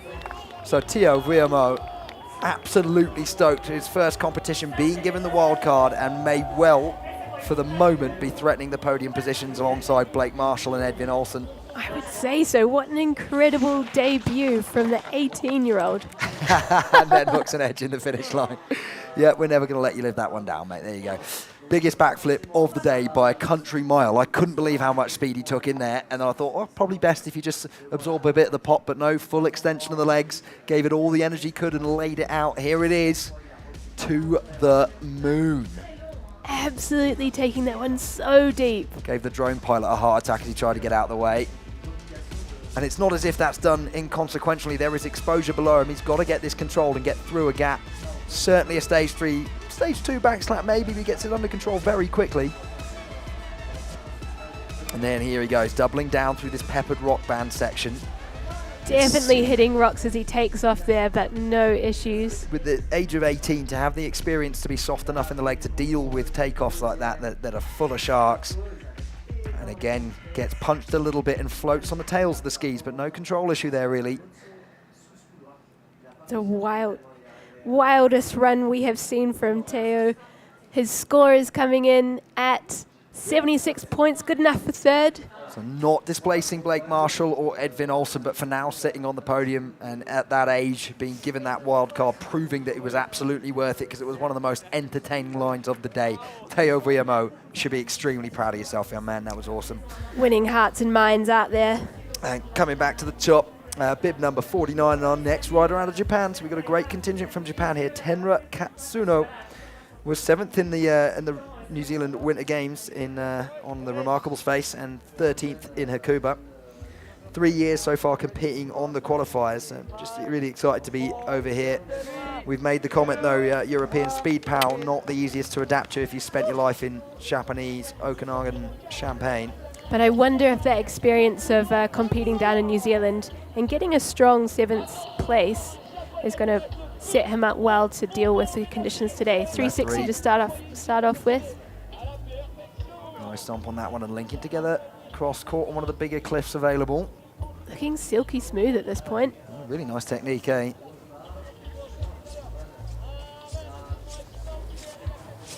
He looks like he is handling these snow conditions incredibly well. Big backy. Really sensible place to do that. The takeoff for it is virtually perfect, and there's a lot less exposure in that landing. The judges probably wouldn't score it as high as Teo's for that reason, but it was done extremely well. And going cross-court on that one, finding a new entrance. This is a pretty damn strong run from Tenra Katsuno. If he can keep it together all the way to the finish line, this is definitely a contender for the top spot. An impressive run from the rider out of Hokkaido, excuse me. I wonder if Edvin's run just had a little bit more of the spice to it, if you like. He rode in more dangerous areas as well as adding those freestyle elements, but certainly a creative line choice with really sensible place to put that backflip in from Tenra. And competitors straight up to give him a big hug for that one. Let's check it out at the top then. The first 360 was perfect. Yeah, really nicely handled, and the conditions very difficult below that now. Slide over rotation, but doing well to get their hands above his head, slow the rotation down, strong in the legs to keep his weight forward. A great start to his Challenger series from Tenra Katsuno. We'll get the score in for Tenra. And he is coming in with 87 points and sliding into first place. The judges like it. Very deserved hot seat where we were questioning whether he's going to have the ability to ride this type of snow. Thank you for shutting me down, Tenra. That was absolutely amazing performance. Edvin Olsen then slipping down to second place. We'll head back to the top for the next of our French riders. Leo Drouet comes out of an 8th position ranking on the qualifiers so far. 24th in the non freeride last year, so they're probably having a little control issue, but 8th in Le Rosier and 12th in Les Arcs. Super happy to have made the cut on that basis. Was a little bit worried whether he was going to make it in there or not. So he's got a bit of a redemption story here today on the Montgom face. He's got to do better than 24. And playing it sensible through the top sections, a lot of riders are starting to. Will he line up on what's become a fairly standard backflip or 360 cliff? Different option, but nice air. Pretty smooth there. Needs to find some big features to pack into that line to be contesting the top spots. He's heading over to the rider's right. Lots to play with out there. He's got a big cliff, stomps it straight into a critical turn. Yeah, gets the speed shut down because he's in an exposed area again. Another big cliff. So 2 big actions there. And it starts to look like with the men's field on this face, there isn't anywhere to ride crazy exposure. So you probably do need those air and style elements in your run. Going long over that one and just really trying to maximize his amplitude to clear those rocks. Backseat in the air, but did well to control it once he reached the landing. New takeoff on this cliff. A little bit short on it, but finding a transition just beyond the rocks and riding away clean. So lots of big airs and plenty of action all round, pretty fluidly done. Just wonder if it needed one of those big backflips like we saw from Edvin and, from Tenra and the 360s like we saw from Edvin.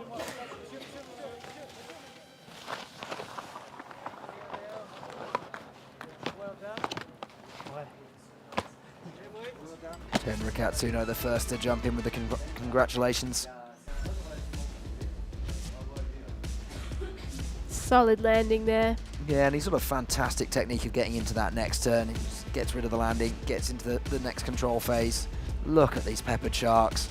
Very sensible early pop. Spreads the legs, finds the landing just, I think he was a foot from the rocks there. Probably dragged his tails on them as he came into it, didn't he? That helped him get his weight back forward because he was pitched over the heels a little bit.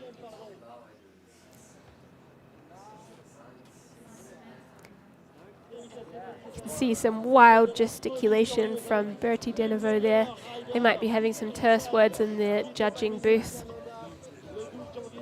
And really excited for this next rider before the score comes in.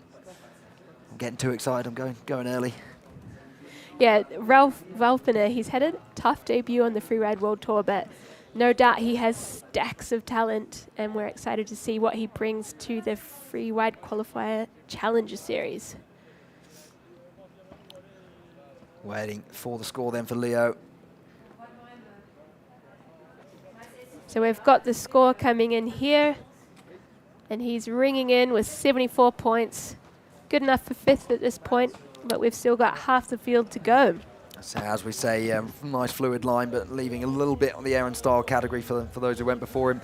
40 World Cup free ski appearances across big air and slope style. 4 World Championships Ralph Welpon has been to, so he's no stranger to the pressure of the big stage, but he certainly is a stranger to the tactics of free riding.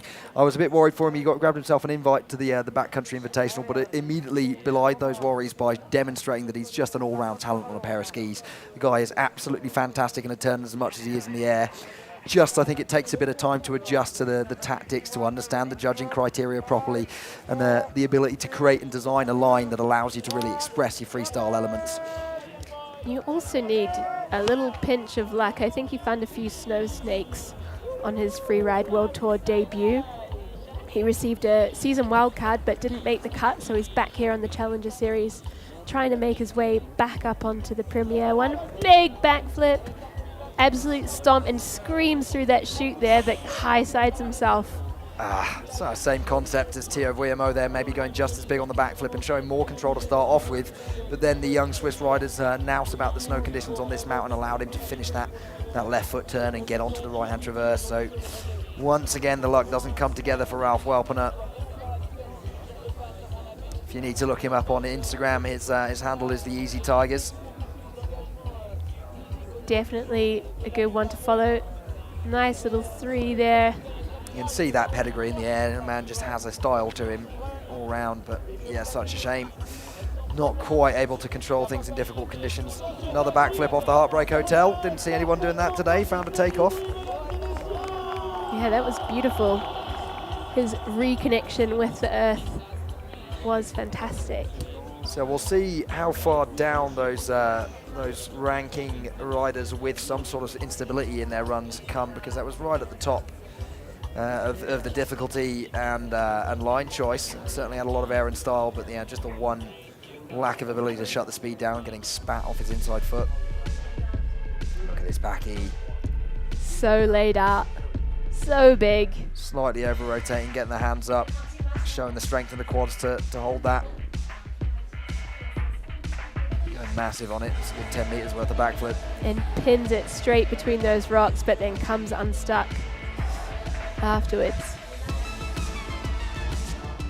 The left 360 also went massive on that. Look at all those bomb holes disappearing behind him.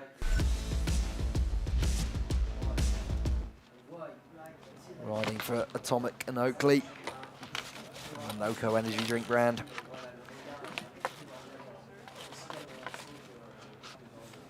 Yeah, always great to see Ralph Welpon ride as a free ski judge. It was a real honour to be in the booth and watch him go down, but yet to see him really achieve his potential, I think, in free riding. He's definitely got more to come.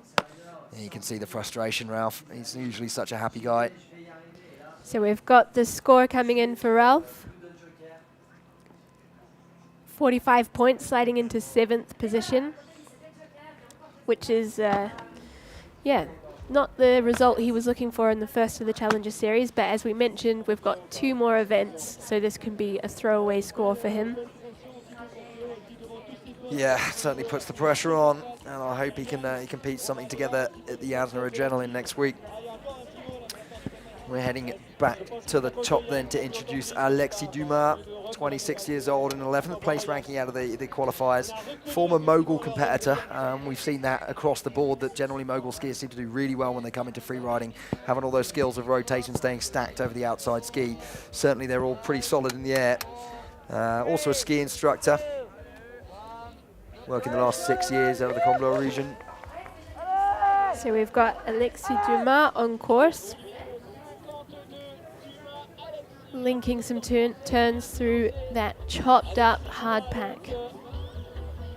Oh, just caught an inside edge already, getting set up to the backflip, so, and less control than even Ralph showed. And I think he just let his pole go down the face, so he's now a one-poled rider.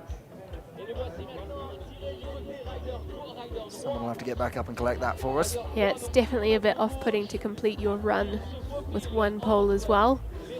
But unlike losing a ski, you do not lose all your points from losing a pole. Looking for something big here, but it doesn't quite leave the floor. It's a bit of a drop down.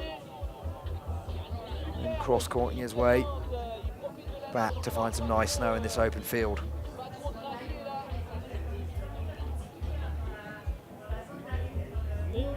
Not quite sure what to do with his right hand. There's no pole there. Yeah, I wonder if the judges tend to think that that demonstrates that you didn't have much control, because if you did have control, you'd still have hold of your pole, I guess. Here we are. Doesn't look entirely happy with himself. It's still a pretty fire run, and obviously that backflip was as big as most people have been off it. So into the finish area, Alexei Dumas a little frustrated with himself. And we certainly need to send a ski dude in to find that pole, because everybody's using that landing, and we definitely don't want to leave any harpoons in there. Definitely not. You can see he just puts that hand down, loses the pole. Does well to stand it up over the inside foot and get him back down the foreline, but yeah. Fish, yeah. So we've got the score coming in for Alexei. He's got 60 points, sliding him into 6th position. Gives a wee bonus to our hot seat competitor. Back to the top then, I'm really excited for this next one. And just to prove how talented this young man is, I'm going to introduce that he was the Swiss Under-19 mountain bike downhill champion, as well as the World Junior Freeride Tour overall champion. Yeah, a lot of experience now on freeride competitions. Came to our Backcountry Invitational as well, so he's no stranger to a freestyle trick. Was chucking massive 720s and grabbing them up. But yeah, the ability to choose a freeride line at this age and have the tactics to apply it properly is something really impressive coming from Martin. Yeah, obviously got that head game. If you're a downhill mountain biker, then the things you crash into aren't as fluffy as they are in skiing. So yeah, really, really strong in the head, really strong in the leg, really strong tactically. Let's go. A wealth of freeride experience behind him. He's got lots of cheers from the fans up on the ridge and down in the crowd as well. He's working his way through the pepper there, finding his first takeoff. Big backflip, brings it round. Using a bit of a different takeoff there, so shooting himself slightly more cross-court to find a shorter transition, but completing the backflip with great accuracy. Now, boosting across this traverse to line up into what people have been skiing as a bit of a double through the really bad pepper takeoff below it. We saw Manu Bernard come unstuck, but Martin Bender able to get this control. Very early pop. I think he caught a shark on the landing there, but managed to keep it under control. 720 to the left, stomps it. Oh my God, Martin Bender. What? Did not think we were going to see a huge cork 720 today. The conditions really not that favourable for it, but this guy. Incredible scenes out here. If he can finish this off, it could be that first place run. Just the one error, getting the line a little bit wrong on the second part of the cliff where Manu came unstuck. He did kick rocks, but showed enough control to ski away from it anyway. You can hear that the crowd love it. Let's see what the judges make of it. They would have had their binoculars. I don't think they can punish him too much, because even if he did crash into a rock, he controlled it anyway. Incredible. Cannot wait for the highlight reel there. Such a popular young man here in the Four Valleys. A lot of fans from Verbier will be over to watch the event today. And it's going to be some nervous moments for Temura Katsuna in the hot seat, because look at the first backflip. Again, really sensible takeoff. Finding a shorter transition than other people, having to shoot a lot longer off that. This is the one that got Manu. Control through the double, have to get between those two snipers. Does hit rocks in the landing as we thought. Incredible recovery there. That was outstanding, is so strong. Look at the takeoff, is absolutely awful, but the cork 720, he's almost grabbing lead mute on that. Unbelievable, Martin. You are a talent, my son. Yeah, that is seriously impressive. Going pretty big on it as well, and the quality of the takeoff we would have made setting a 720 there really, really difficult to anybody who's not a superhuman talent like Martin Bender. Superhuman talent at 18 years old. Incredible stuff. The judges are furiously scribbling, discussing, lining up those points. Can they punish the little wobble in that one landing? I think they need to give him extra points for controlling it so well, even if he does clip rocks.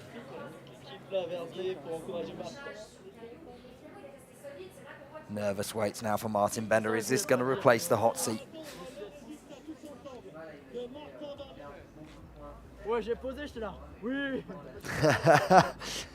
You proposed the idea of the 720? Yeah, why not? That's what he's saying. That's definitely making the highlight reel at the end of the day. I've seen a huge number of 720s landed on the Montgom in general. I face planted 2 attempts in my life. He's feeling the heat down there. It's a beautiful sunny day out here in Nendaz. Judge is really thinking about where it goes relative to that 87. Bertie asking for the replay, I guess, for that second cliff to try and see how big a control issue it really is.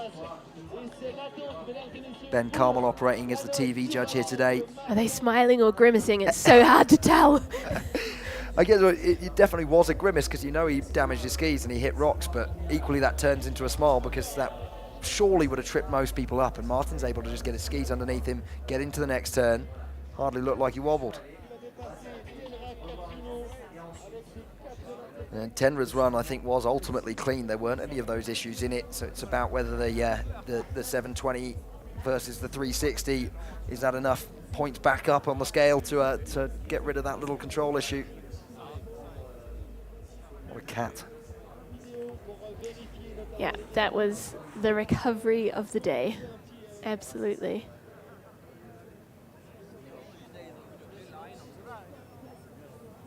So the judges have decided, and we've got the score coming in. Martin Bender slides into first position with 90 points. Incredible scenes. Such a big cheer that they knocked out our TV signal for a minute there. The crowd going absolutely wild for Martin Bender in first place. Very deservedly so. We're going to go back to the chop, and perhaps I'm going to let my Kiwi colleague introduce Jamessa Hampton. Yeah, my compatriot Jamessa Hampton, out of Christchurch, New Zealand. He's had 2 years on tour. Bit of a tough one for him this season. A few tumbles, but he is feeling strong and excited to bring it back in the Challenger Series. He's an incredibly talented rider and also just the best vibes to have around. He's always the first one to congratulate his co-competitors and cheer everyone on. So Jamessa is up there and ready to drop in. If you've ever heard a bad word said about Jamessa Hampton, don't hang out with that person. They don't know what they're talking about. Yeah, lovely, Diane. all lies. Ready then, Jamessa Hampton dropping into the Montgom. Difficult act to follow with Martin Bender having just laid down the gauntlet, but Jamessa's the man to do the job. Lacing his way through the top of the course there. Finding his first features. Hand drag 3.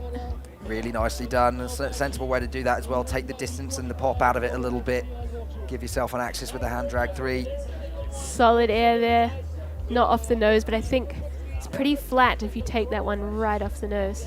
So I have the impression all you Kiwi kids are coached to a pretty high level of ski racing before you then move on into any other the branches of the sport, because the technique base is so solid from Jamessa. Big cross-court air there. Dealing with that choppy snow. Takes that one pretty long. Snipering through some trees. Riding out into the bottom of the face. So again, one of the absolute fastest runs down there today, but just the one fairly small hand drag 360. So I get the feeling the way the judges are scoring it that Martin Bender's sitting pretty at the moment. Yeah, that was an outstanding run from him. So Jamessa sliding in to grab a hug from Blake Marshall. Let's check out all the action from his run. Here's that hand drag 360. Perfectly done, really nice set. And look how square he is in the middle of that landing. As I say, a super smart option just to take a bit of distance out of it, because there's a lot of bomb holes where people have gone larger there. A little bit of a daffy on that one, but God, he's going big.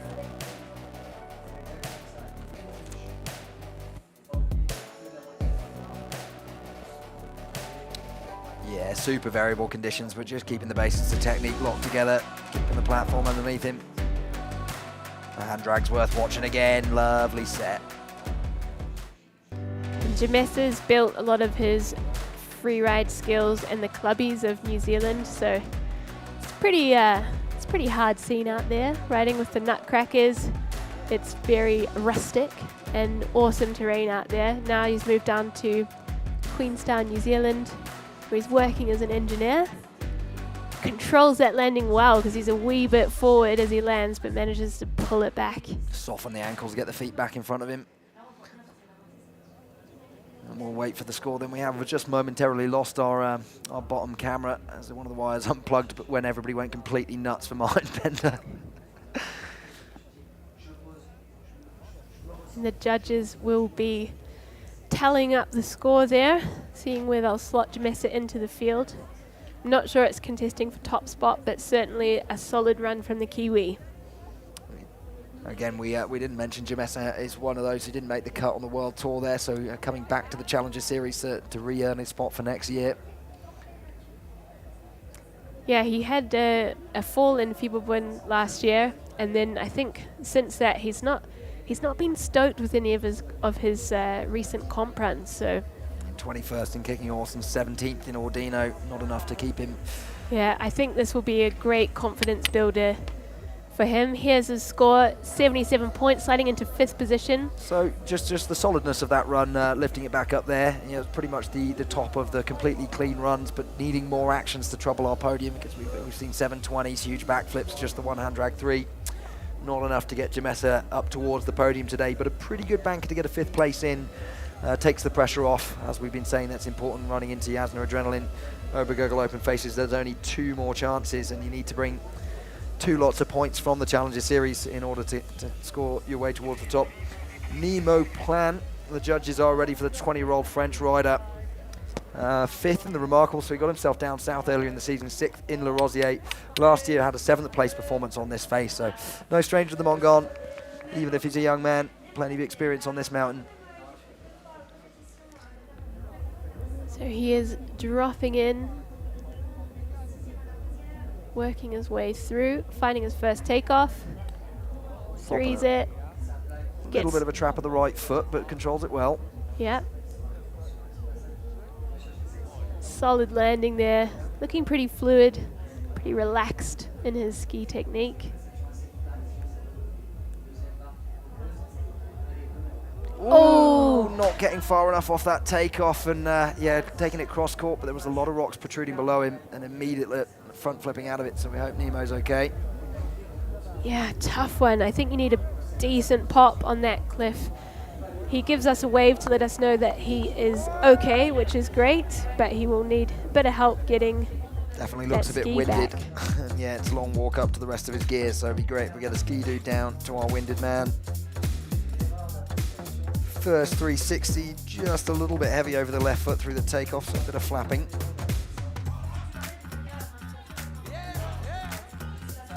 Yeah, nice to keep the hips square in the middle of the feet whilst you're setting those. If you start traveling and you're not really setting a cork, then it can be a little bit difficult to keep the axis together. As we saw from the pressure on his right foot, he's sort of trapped in the landing as well. But unfortunately for Nemo, there was worse things to come as he didn't find a line on a cross-court exit from a very exposed zone and landing on rocks.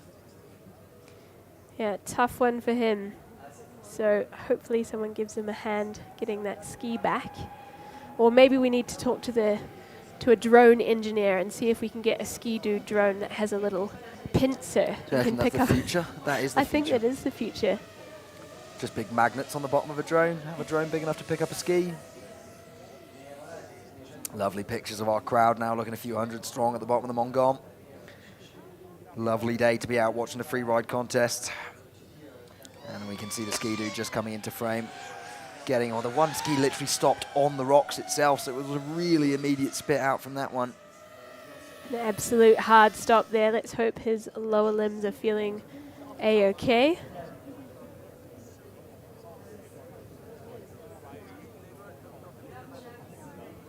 And the second ski pickup.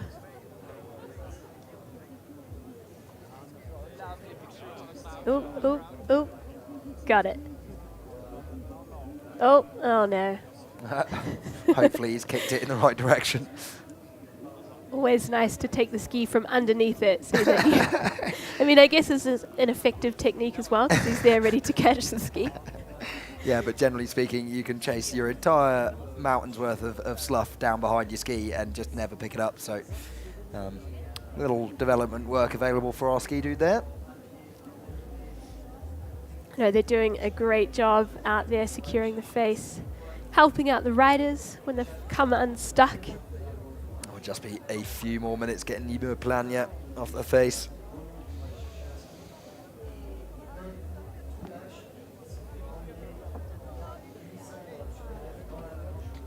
Always a bit tricky to get clipped back in these steep, deep areas as well. He can take his time and then make his way down. So throwaway score for him today. We can see Seb Varley in the start gate there, coming out of the Porte du Soleil. A bit of a veteran competitor on the freeride qualifying tour. He's been very close to qualification multiple times, and he says it's never too late. Yeah, we've seen a few of those interesting characters who are, spent more than 10 years getting through the qualifiers and then eventually exploding onto the World Tour. I think, if anything, that is a more valuable experience rather than just rushing your way straight to the World Tour. Some of the most young and talented kids pull that off, but it certainly puts a lot of pressure on you. So nice that Sébastien Varlet, 32 years old, and carrying on and showing no signs of slowing down whatsoever as well. Every run he's put together this year has been pretty exciting. And I think he was so excited to see Oscar Mandin, who is his good friend from the Porte du Soleil, make it onto the Freeride World Tour this year with a wild card, and he's had an absolute screaming season. Yeah, interesting that wild card there. A few people feeling like it perhaps should have gone to David Delive, who was first out of the cut last year, but in the end, Oscar Mandin absolutely proving he deserved that position, and yeah, putting some real crazy performances on the World Tour together. Yeah, he certainly backed it up.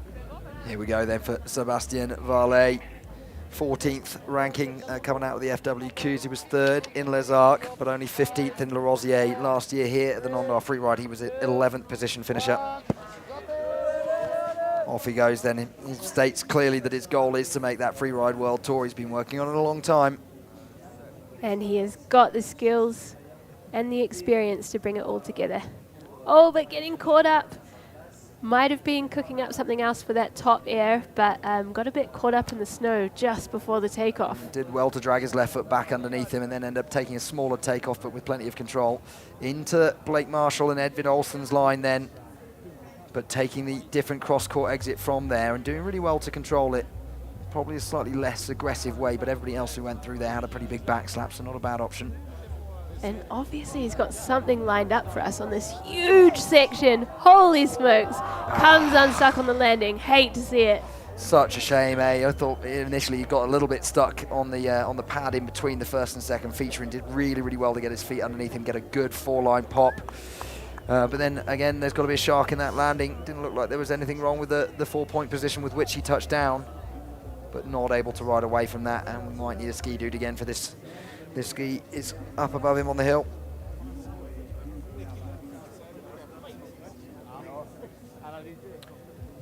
Yeah, looking up the hill as if I need a ski dude. I'm not walking up for that. It's a long way. This was a really interesting take on what I'm starting to call the Eva Batola cliff. Yeah, it's a cool angle to take it, and this really is obviously a brand new concept. No tracks on this pad whatsoever.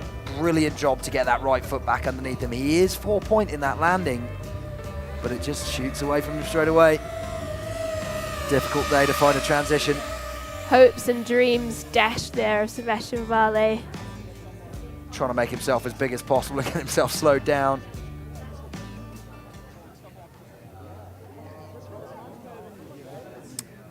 Here comes the ski dude, so we're getting more and more efficient getting kit off this face because we're getting plenty of practice at it today. So our results list is going to be riddled with no scores. We've had a lot of lost skis, an immense amount of crashes. The ski men are not holding back today. I wonder if it sort of changes the tactics for anyone in the start gate that might have had a completely crazy plan now they realise that they don't need something so crazy to make the top 10 anyway and come away with good points from this event, as well as it looks like a seriously low percentage play to be going big on these features. So, yeah, interesting decisions to be made at the top of the face for the last 10 or so riders that we have to drop. Yeah, and different riders have different tactics. Some like to be up in a little bubble, not paying attention to what's happening on the face. Others will be tuning in, calling friends who are watching in the crowd and understanding who's done what are the conditions like, and really like micro adjusting their line. Maybe they've got A, B lines and they'll make a choice according to what's happened in the field before them. Yeah, nice to put together, like you say, an A line that's really ambitious and a B line as long as you've scoped it extremely well. And it's good to have a conservative backup once you start to get what must be a lot of feedback about the poor snow conditions. And we've got the hype Kiwis in the finish line there. Blake Marshall and Jamessa Hampton, always the first to dole out the hugs in the finish line. Spent plenty of years on these qualifiers with Sebastian Varley, at least Blake did. A super interesting concept for a line on the cross-cut exit from that closed-out zone. Really creative, yeah. Shame to not see it go down. And it's quite critical coming out of that close-out zone where Ava and Blake went to, he really had to directly traverse as soon as he landed. We're coming back to the top then, because we've got bib number 57, 19-year-old Jean Tonnelier, another rider from Le Clouzard, and we've mentioned how much talent comes out of that place. Loves a 360 blunt grab. We haven't seen many of these grabs actually get used so far today. A little bit lucky to be making it through to the finals again, 30th in Les Arcs, but 4th in Le Rosier and a 6th in the Junior Tour last year. He's on the course and flying down it.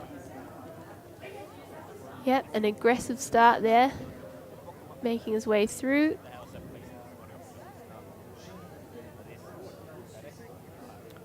Washing quite a lot of speed there for that 360, but still loses a ski. I feel like that cliff has just taken up so many riders today. It looks really, really soft in that top layer, then clearly something very chunky below it, because another 4-point landing where the binding has immediately ejected and sent our rider for a bit of a roll. So, yeah, apologies to Jean.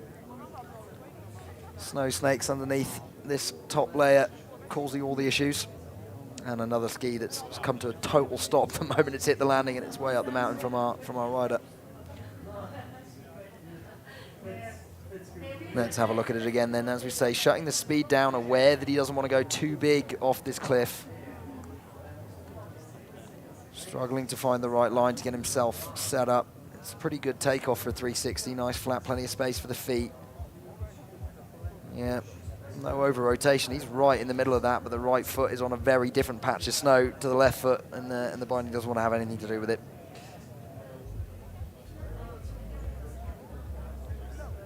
Yeah, this is phenomenal. We're quite far through a stacked field of ski men, and we've had at least 10 crashes. And these are, you know, the top riders. They've got mad skills. They're used to riding tricky conditions like we have today, but it's just not coming together for them. Yeah, I mean, what can we say about it really? It takes an awful lot of talent to ride variable conditions, and that very much is the spirit of free riding. On some days, the standard of the competition you're in pretty much mandates that you have to take large risks, go fairly big off these cliffs, find very small transitions, and probably execute some sort of freestyle trick into them. But if that's the mandate for getting on the podium, you're going to go take that risk, and if your binding's not up to it, and that's what's just happened to Jean Tonnelier. Great pictures from our drone cam of our crowd, giving us that's Rachel Little at the front, super stoked on her day out. Give us a big wave, Rach. Yeah. How good. Big Part kisses. Of the Nendaz Freeride Academy. There's a few of the old Nendards there.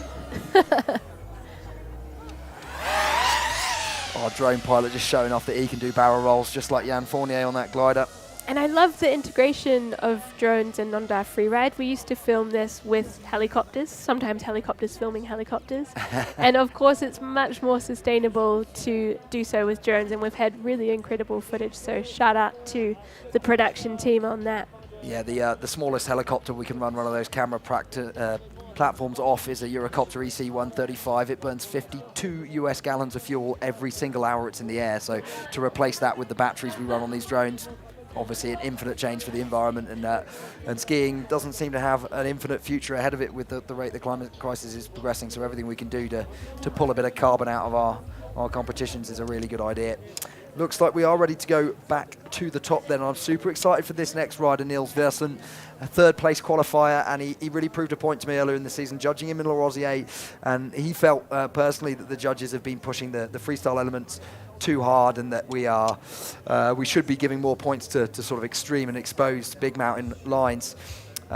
He wanted to also prove a point that if you're going to judge freestyle really hard, then I'm really good at it. So also coming off the Swedish mogul team back in the day, having the ability to put 360s, backflip 720s into his run, left, right and centre.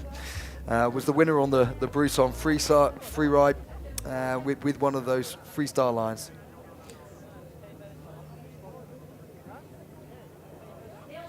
So we are still waiting for the ski retrieval for Jean. You can see the ski dudes getting sorted with it there, but it's just taking a wee moment.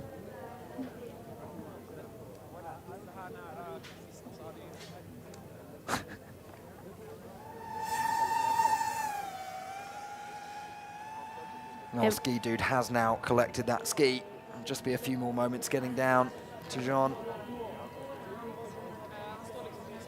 And up next, we've got Niels Versen of Sweden, who has told us that he spent too much time skiing in his life and that his friends and family were worried that he didn't have a girlfriend for a long time.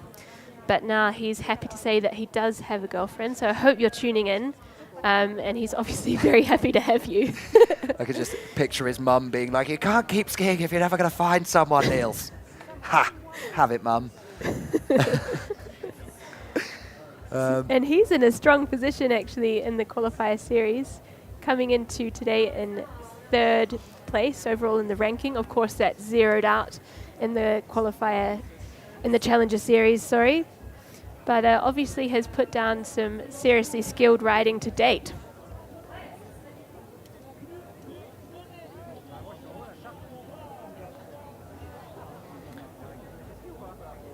We've nearly got our ski dude down, but he's definitely struggling with the bumps and conditions as we're starting to get a very choppy looking face. So a real challenge for the next few riders to drop in. As we mentioned, Niels Versen has a big background in mogul skiing, so perhaps that's the best of the backgrounds in this sport. If you're a ski racer and you expected perfect grooming, that's certainly not what we've got here. Jean Tonnelier just getting his boot back on, then we'll get him off the face so that we can drop Niels. It's always nervous moments when you've got a big delay while you're in the start gate. I think this kid's got a really strong head on his shoulders though, yep. Keen to prove a point to the judges about whether he's into those freestyle elements. Niels Versen dropping in then, let's get it done. Nollying into the face, little shifty, looking like he's going to make it playful right from the offset. How solid that technique is. Yeah, I think he's also got a strong background in street skiing, so I'm interested to see what he brings.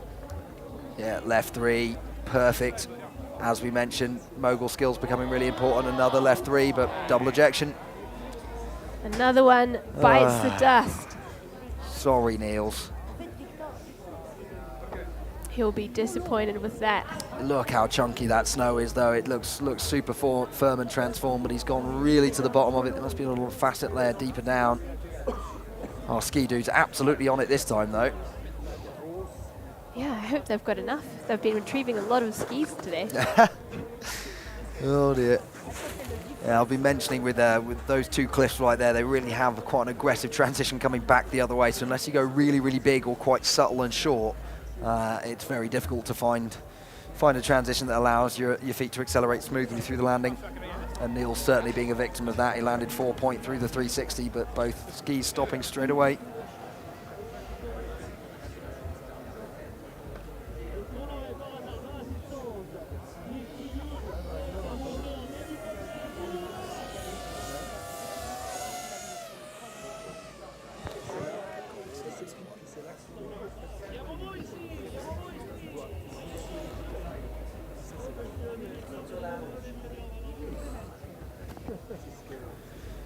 And our ski dude struggling to dig through the chunk there to find Niels Versen skis.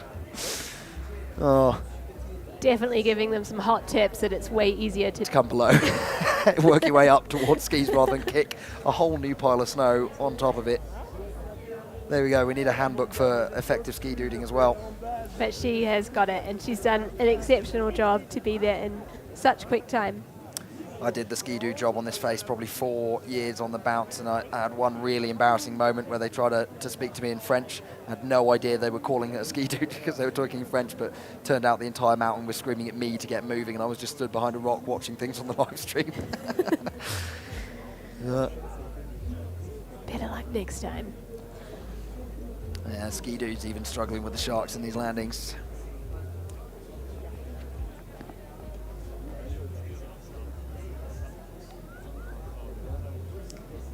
So we've got Ben Richards anxiously waiting in the start gate. The 4 riders before him have all crashed. So I'm sure that's not adding to his confidence, but he's a 6th skier and I'm super excited to see what he brings. But let's check out the action from Niels. So as we say, perfect technique on that first 360, and look at the way he gets it shut down into the next cliff and trying to link these 360s together. He was a touch off the axis, but no, nothing he could have done about that. Had he been completely 4-point landing, those skis were still disappearing underneath him. And he looks frustrated immediately back up the hill, as if that wasn't my fault. Yep, free ride takes a lot of skill, experience, but also a pinch of luck. There we are. Today, perhaps more than a pinch. Does luck come in gallons? Could try and order that at the bar tonight. To check out the Nendaz village, we do have an awful lot of luck on sale there, as well as food. And the prize giving's there later on, and it turns into a pretty big party, or at least it has done the last couple of years.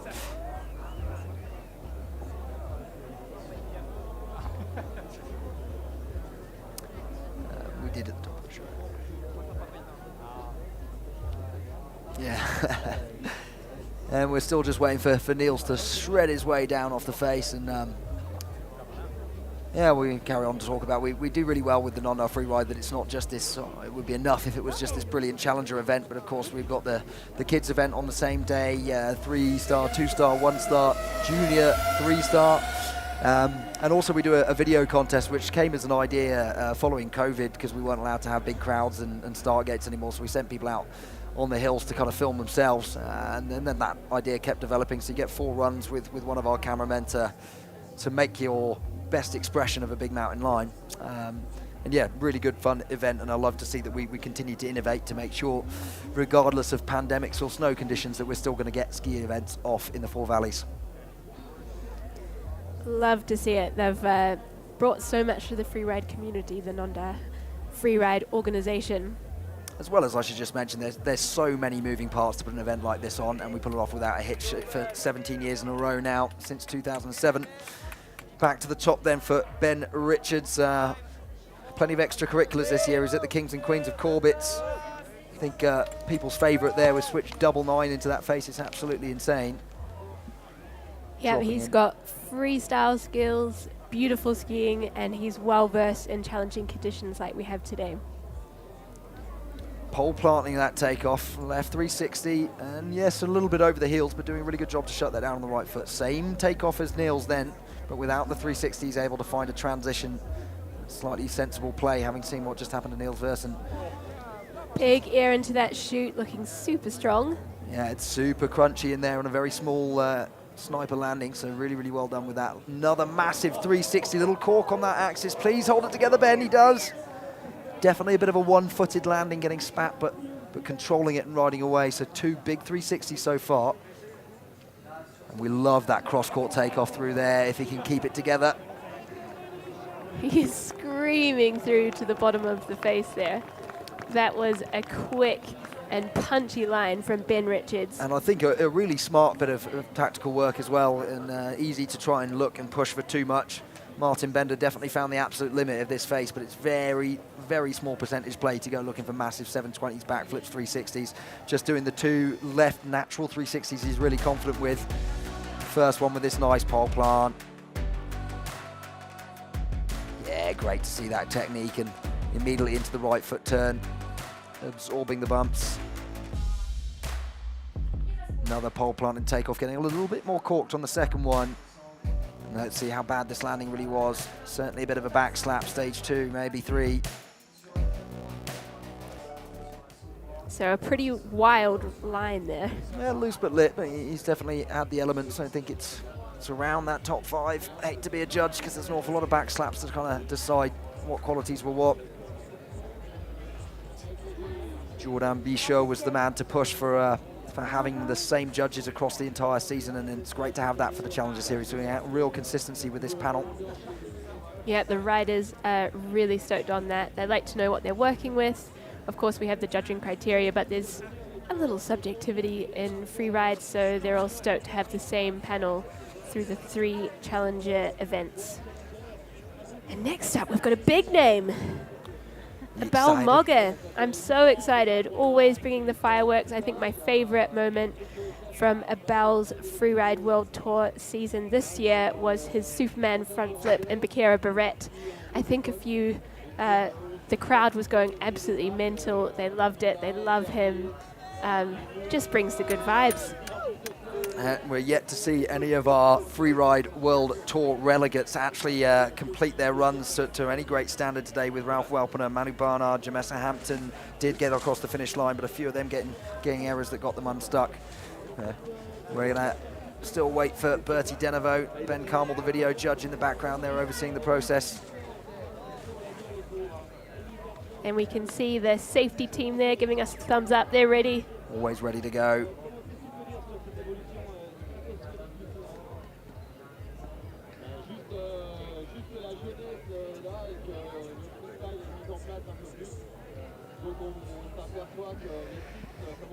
This is as much deliberation as we've seen them take today, and I'm going to say it again, when we're working for Fizz at the Free Ski World Cup, we literally get 5 seconds and the television starts shouting us to get a score in. Sometimes it's really important that we're just given that opportunity to think a little bit more, to discuss the ranking.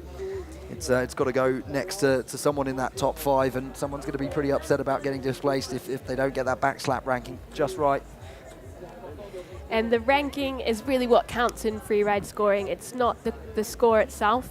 This always kind of fluctuates through the contest, so they get their anchor score at the start of each category, and then they're working to find the right ranking for each rider with the scores. That's always universal across free skiing as well. Whilst it's nice to give you some feedback about the qualities of a run with the score, in the end it only represents a ranking, and that's the important thing about it.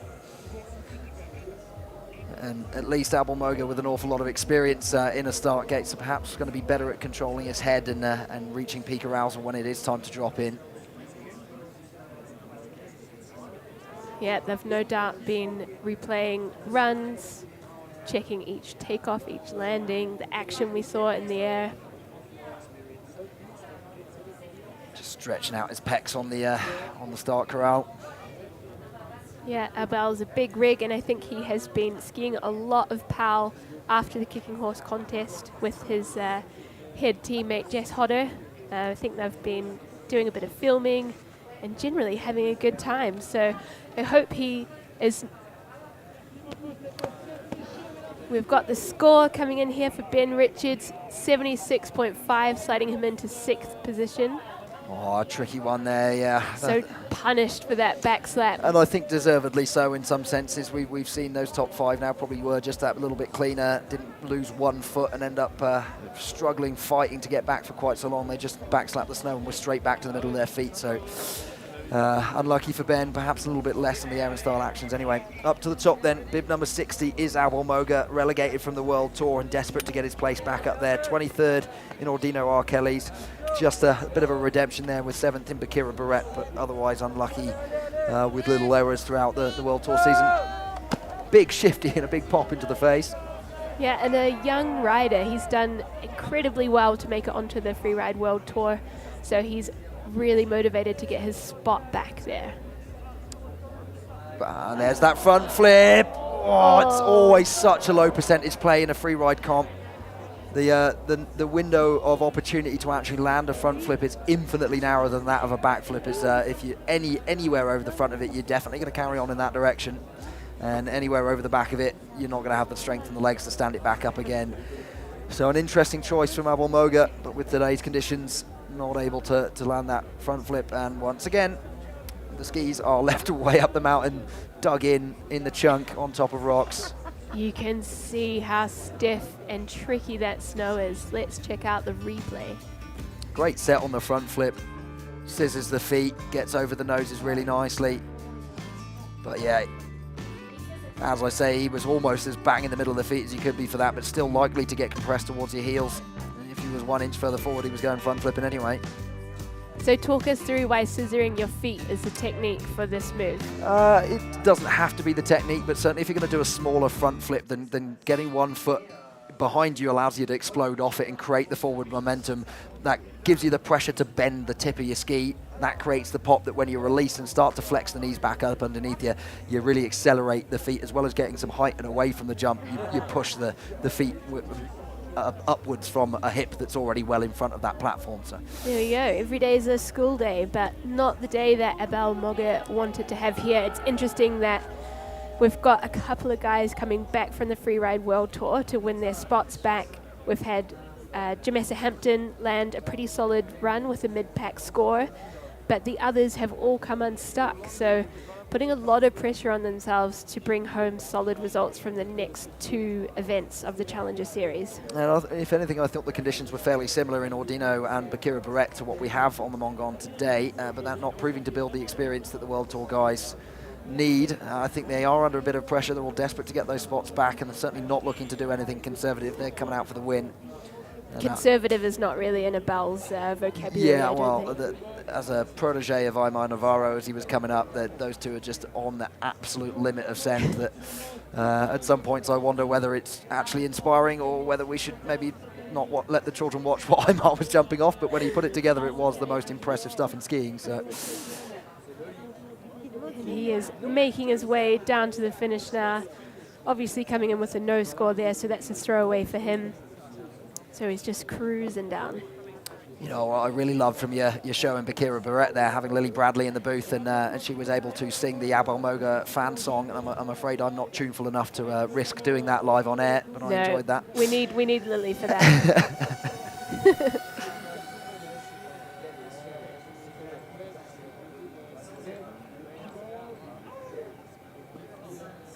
And if you have a chance to get down to Bakira Barrett for the next Freeride World Tour event, I cannot recommend it enough.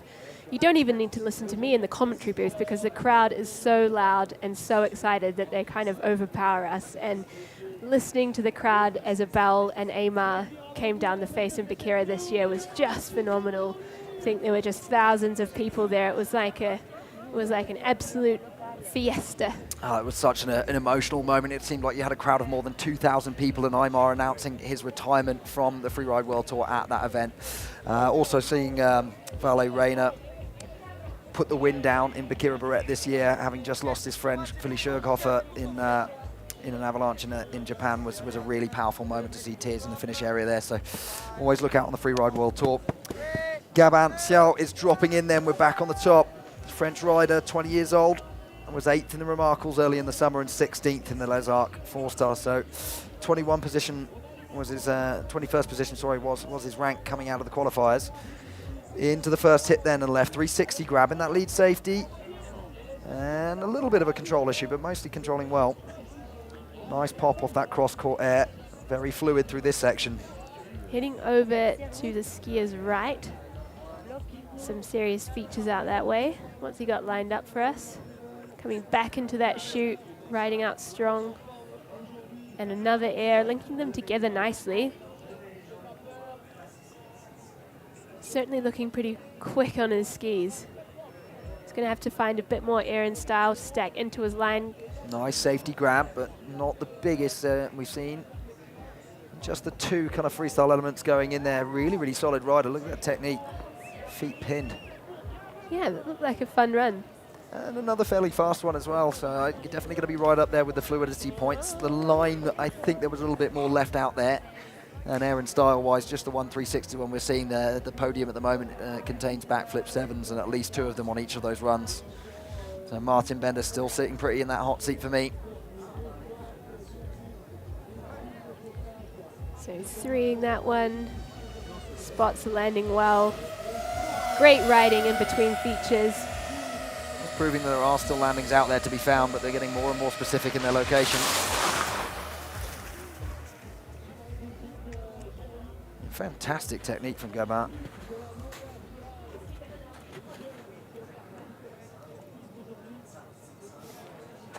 And another one of the riders to make it down to New Zealand, the pilgrimage down to the 4-star event there. We've got the score coming in for Gabin. 72 points. Good Ninth enough for the place. top 10. He's in 9th position. So not a throwaway score, but he'll still need to bring the heat in the next 2 Challenger Series. Yeah, it depends how the rest of the season goes down. If we've got inconsistent conditions like this, then it's going to be a really useful 9th place position, but we hope that we see a bit more action and it's going to have some consistent people hitting the podium once or twice. Nice that those who make it through to the World Tour have actually won an event or two. Back to the top for Hugo Trauma, the 22-year-old, also made it down to the remarks and had a tricky day in La Rosière, conditions similar there, and 14th position. Happens to say that he doesn't think he's a funny guy. Oh, come on, Hugo. It's a funny thing to say. You got to rate yourself. But he is kicking off his run with some strong skiing. 360 at the top. Does not have any issues in the landing, which we've seen with previous riders. Smart cross-court air there, just kind of controlling speed and allowing himself to go pretty big without going straight down the full line. And here's the section that tripped up Manu, and Martin Bender did extremely well. Can he find the same takeoff? He goes longer and skips that rock, so really good job there from Hugo Trauma. Now boosting, getting his control back, working his way up the hill. Oh, that was close. I was on the edge of my seat for that one. He came up so close on that rock wall. Absolutely full of sniper landings, so the judges are going to love that when you're successful in finding very, very small patches of snow. Yeah, compared with Martin, it would be lacking in those freestyle elements on the air and style category, but it was extremely fluid. It was a lot of fairly big cliffs in very exposed places with very narrow options on the landing, so I think he did super well in the end. So here is his top 360. Looking super solid. And the judges will really award him for landing well where others have crashed. Softening that left foot, which was trying to shark him out, so he's done really well to control these really difficult landings. Navigates the sharks on that takeoff. A little bit of a kick from whatever transition was in front of him, but he does well, gets a shifty in there. And then this one to finish, I was heart in mouth moment, thinking he's super close to the rocks on the right hand side. He does ride rocks to exit it, but he does it very cleanly. So another tricky one for the judges. It's somewhere in that top 10 region. I'm not sure it can challenge that top 5 with so much in the way of air and style elements in those runs. Yeah, I think Martin Bender will be sitting pretty comfortably in the hot seat there. He's starting to feel a bit cocky in that seat, I reckon. There's only a few riders, 2 riders left to go after Hugo, and yeah, conditions have proved too difficult for anybody else to take as much risk as Martin was able to out there. He looks like he's feeling the exertions of the Montgom face. Yeah, it was definitely a pumpy, bumpy run. You've got to have pistons for knees in this scenario. Moving very quickly to absorb all the imperfections in the snow and try and keep edge snow contact throughout the run.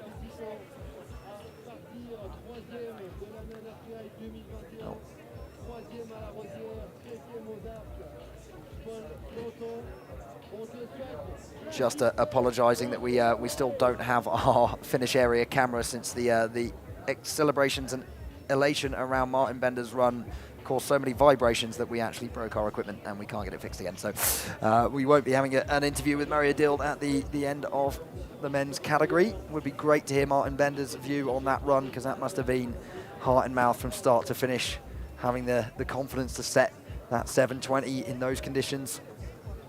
Only person to really get 3 freestyle elements done really accurately in their run today. So impressive stuff from the young rider.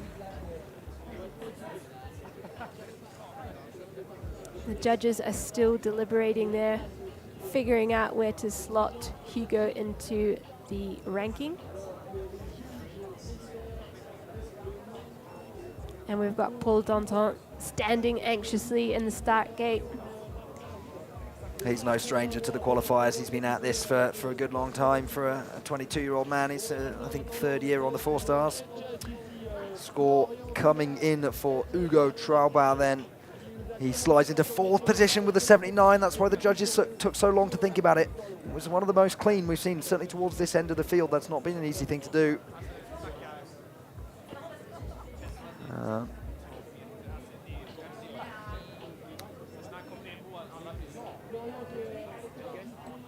Back to the top. We are waiting for Paul Danton. 3rd in the Nendaz Freeride last year, so he knows this face. He was 13th in the Obergurgl Open Faces. So had a good season last year, but not enough to get himself through to the Tour. 7th place in La Rosière and the Broussard Freeride.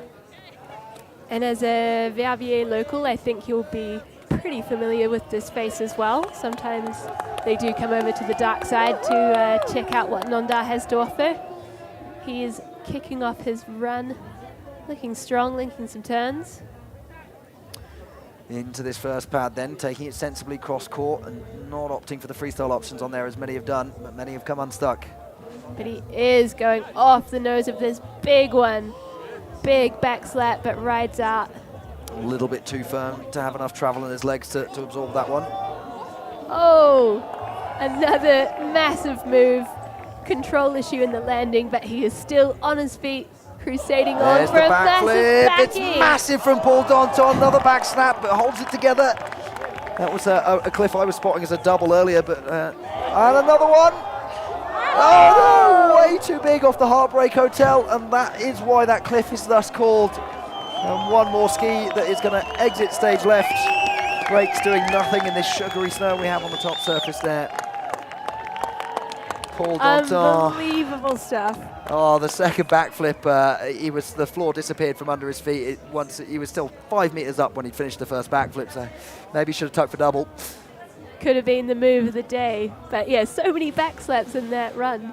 He was just full send there. I think, yeah, what do we call it? A full supporting head when you're stage 4 back slapping, but managed to use the back of your head to pop yourself back into the middle of your feet. I think Paul did that 4 times. It's certainly exciting. And check out the crowd there. They brought some drinks, brought some lunch, brought their mates, having a great day at the Nendaz Freeride. And one more display of top-end 1-foot power skiing here from Paul Danton.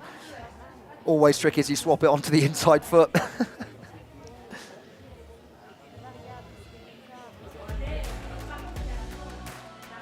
So this is really fat to flat.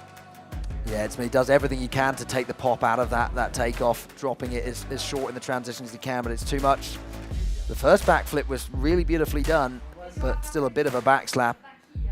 Seeing those windows winding, he's way behind his feet before he touches down. There's the full supporting head. And this second one is way, way further away from being a successful backie. Very sensibly deciding to get the feet out of the way and take it as a hot tub. Waiting for the score then for Paul Danton. It won't be any score because he lost his ski at the bottom, I suppose. But as soon as we've confirmed that, we go back to the top.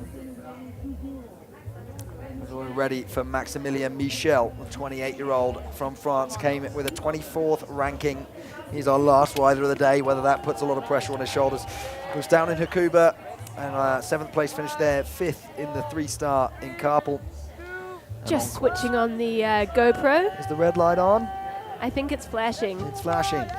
Nice bright racing stripe down the middle of the helmet, so expect speed from Maximilien. He's feeling fast and ready to wrap things up for the Nendaz Freeride 2023. Into the first cliff, and again, sensibly taking it as a straight air. Gonna line up the same cliff as Paul Danton on the same takeoff here. Mate. Too big, fat to flat.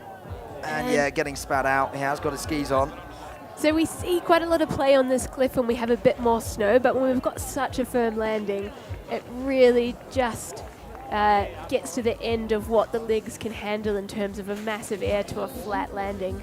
So not sure if it's technically the one for today's competition. No, and especially Paul had the smarts perhaps to take it off the smallest end of the nose and to try and absorb some of the pop. I think Max fully committing to popping off the nose of that, and therefore reducing his chances of having strong enough legs in the landing. So this has been such an explosive category. We've had more than half the field crash. It can often go that way with the men's skiing. You've really got to be on the top end of risk, and it makes the percentages go down and down for you in today's conditions, not allowing them to take those risks. Pretty explosive stuff, but he is just cruising now. He knows that that's a throwaway result for him. Which does lock in and confirm that Martin Bender, Freeride World Junior Champion from last year, stepping up to the big leagues in his first win in the Challenger Series, sitting pretty on his way to Jasna Adrenaline in the Obergurgl Open Faces. Yeah, he's in a great position. He had come into the Challenger Series near the bottom of the ranking, so he kind of had it all to play for and really brought it home. Let's check out the action from Maximilian. Here we're saying taking it off an even flatter part of that, which popped him even higher. Too flatter. Yeah, nowhere near enough travel or strength in those legs to absorb that landing. Or anyone's legs, perhaps. Yeah, and that's maybe the point we're making is in terms of a tactical choice. It did not offer the ability to stomp that cleanly. We've seen more landed runs in the Nendaz Freeride, but you don't always see a 720 on the podium. So Martin Bender, really impressive performance. All of his friends from the Four Valleys are going to be here. Maximilian comes in with a 22 to put him in 15th place. Last score of the day coming in for the Nendaz Freeride.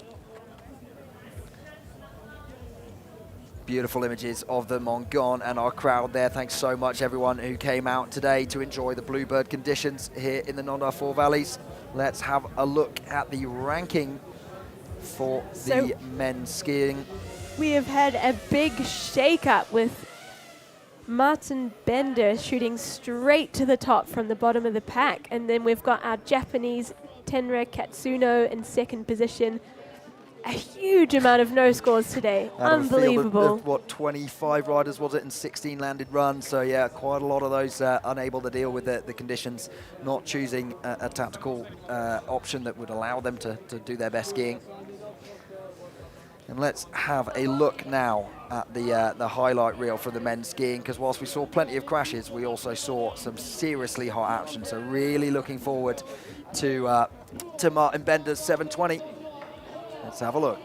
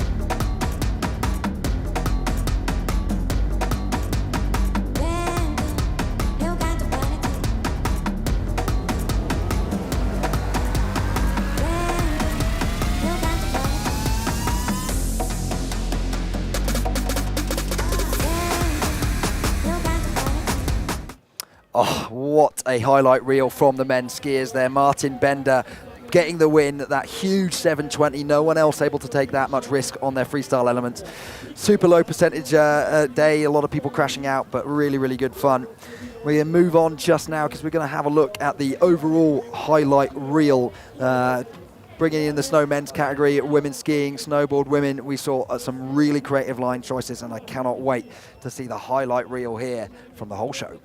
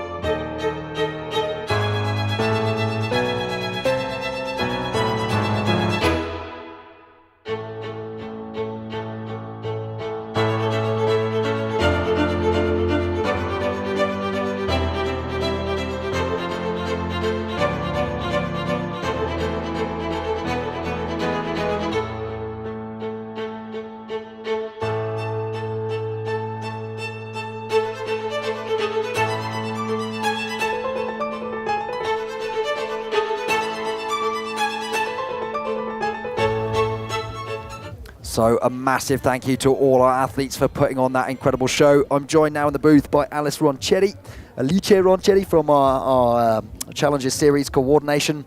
And you were up on the hill today. Tell us all about the atmosphere up there. So thank you, Will. It's a pleasure to be here. It's been an amazing show. I like to spend a few words to really congratulate the team of Nendaz Freeride, and then now the teaser of Nendaz Freeride. But no, sorry, I thought it was...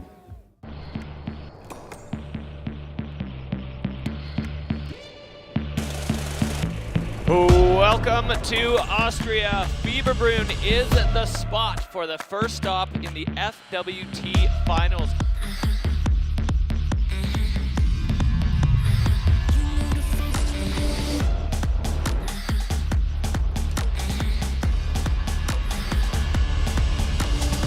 New format, 2 runs, everybody gets 2 goes.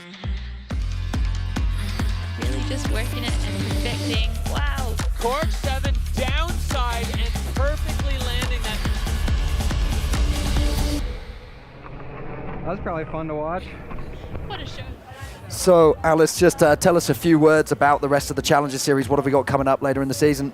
So after the incredible show that the athletes have put on today, we have 2 more Challenger events in Jasna, Slovakia, and in Gurgel for the final Challenger events in Austria. It's going to be an amazing and exciting show, which has proven that the sport is healthy and is growing year after year. And those athletes that are qualifying for the tour are coming up on the tour with 10 years of experience on the juniors, the qualifier, the Challenger, and they are ready to push it and push the veterans on the tour. So make sure to tune in the next 2 events of the Challenger, and tune in Fieberbrunn for the Freeride World Tour, of course. Awesome, and yeah, you can join me live at the Jasna Adrenaline. Super looking forward to that one. Thank you so much to everyone who's joined us live for today. Thanks obviously to all of our sponsors, to the organisers of the Nendaz Freeride. You really do put on one hell of a show. So thank you so much to everyone who joined us here on the Montgom. There's our lovely crowd, and we're going to see you in Jasna in Slovakia next week for the next of the Challenger Series. Thanks very much. Thank you so much.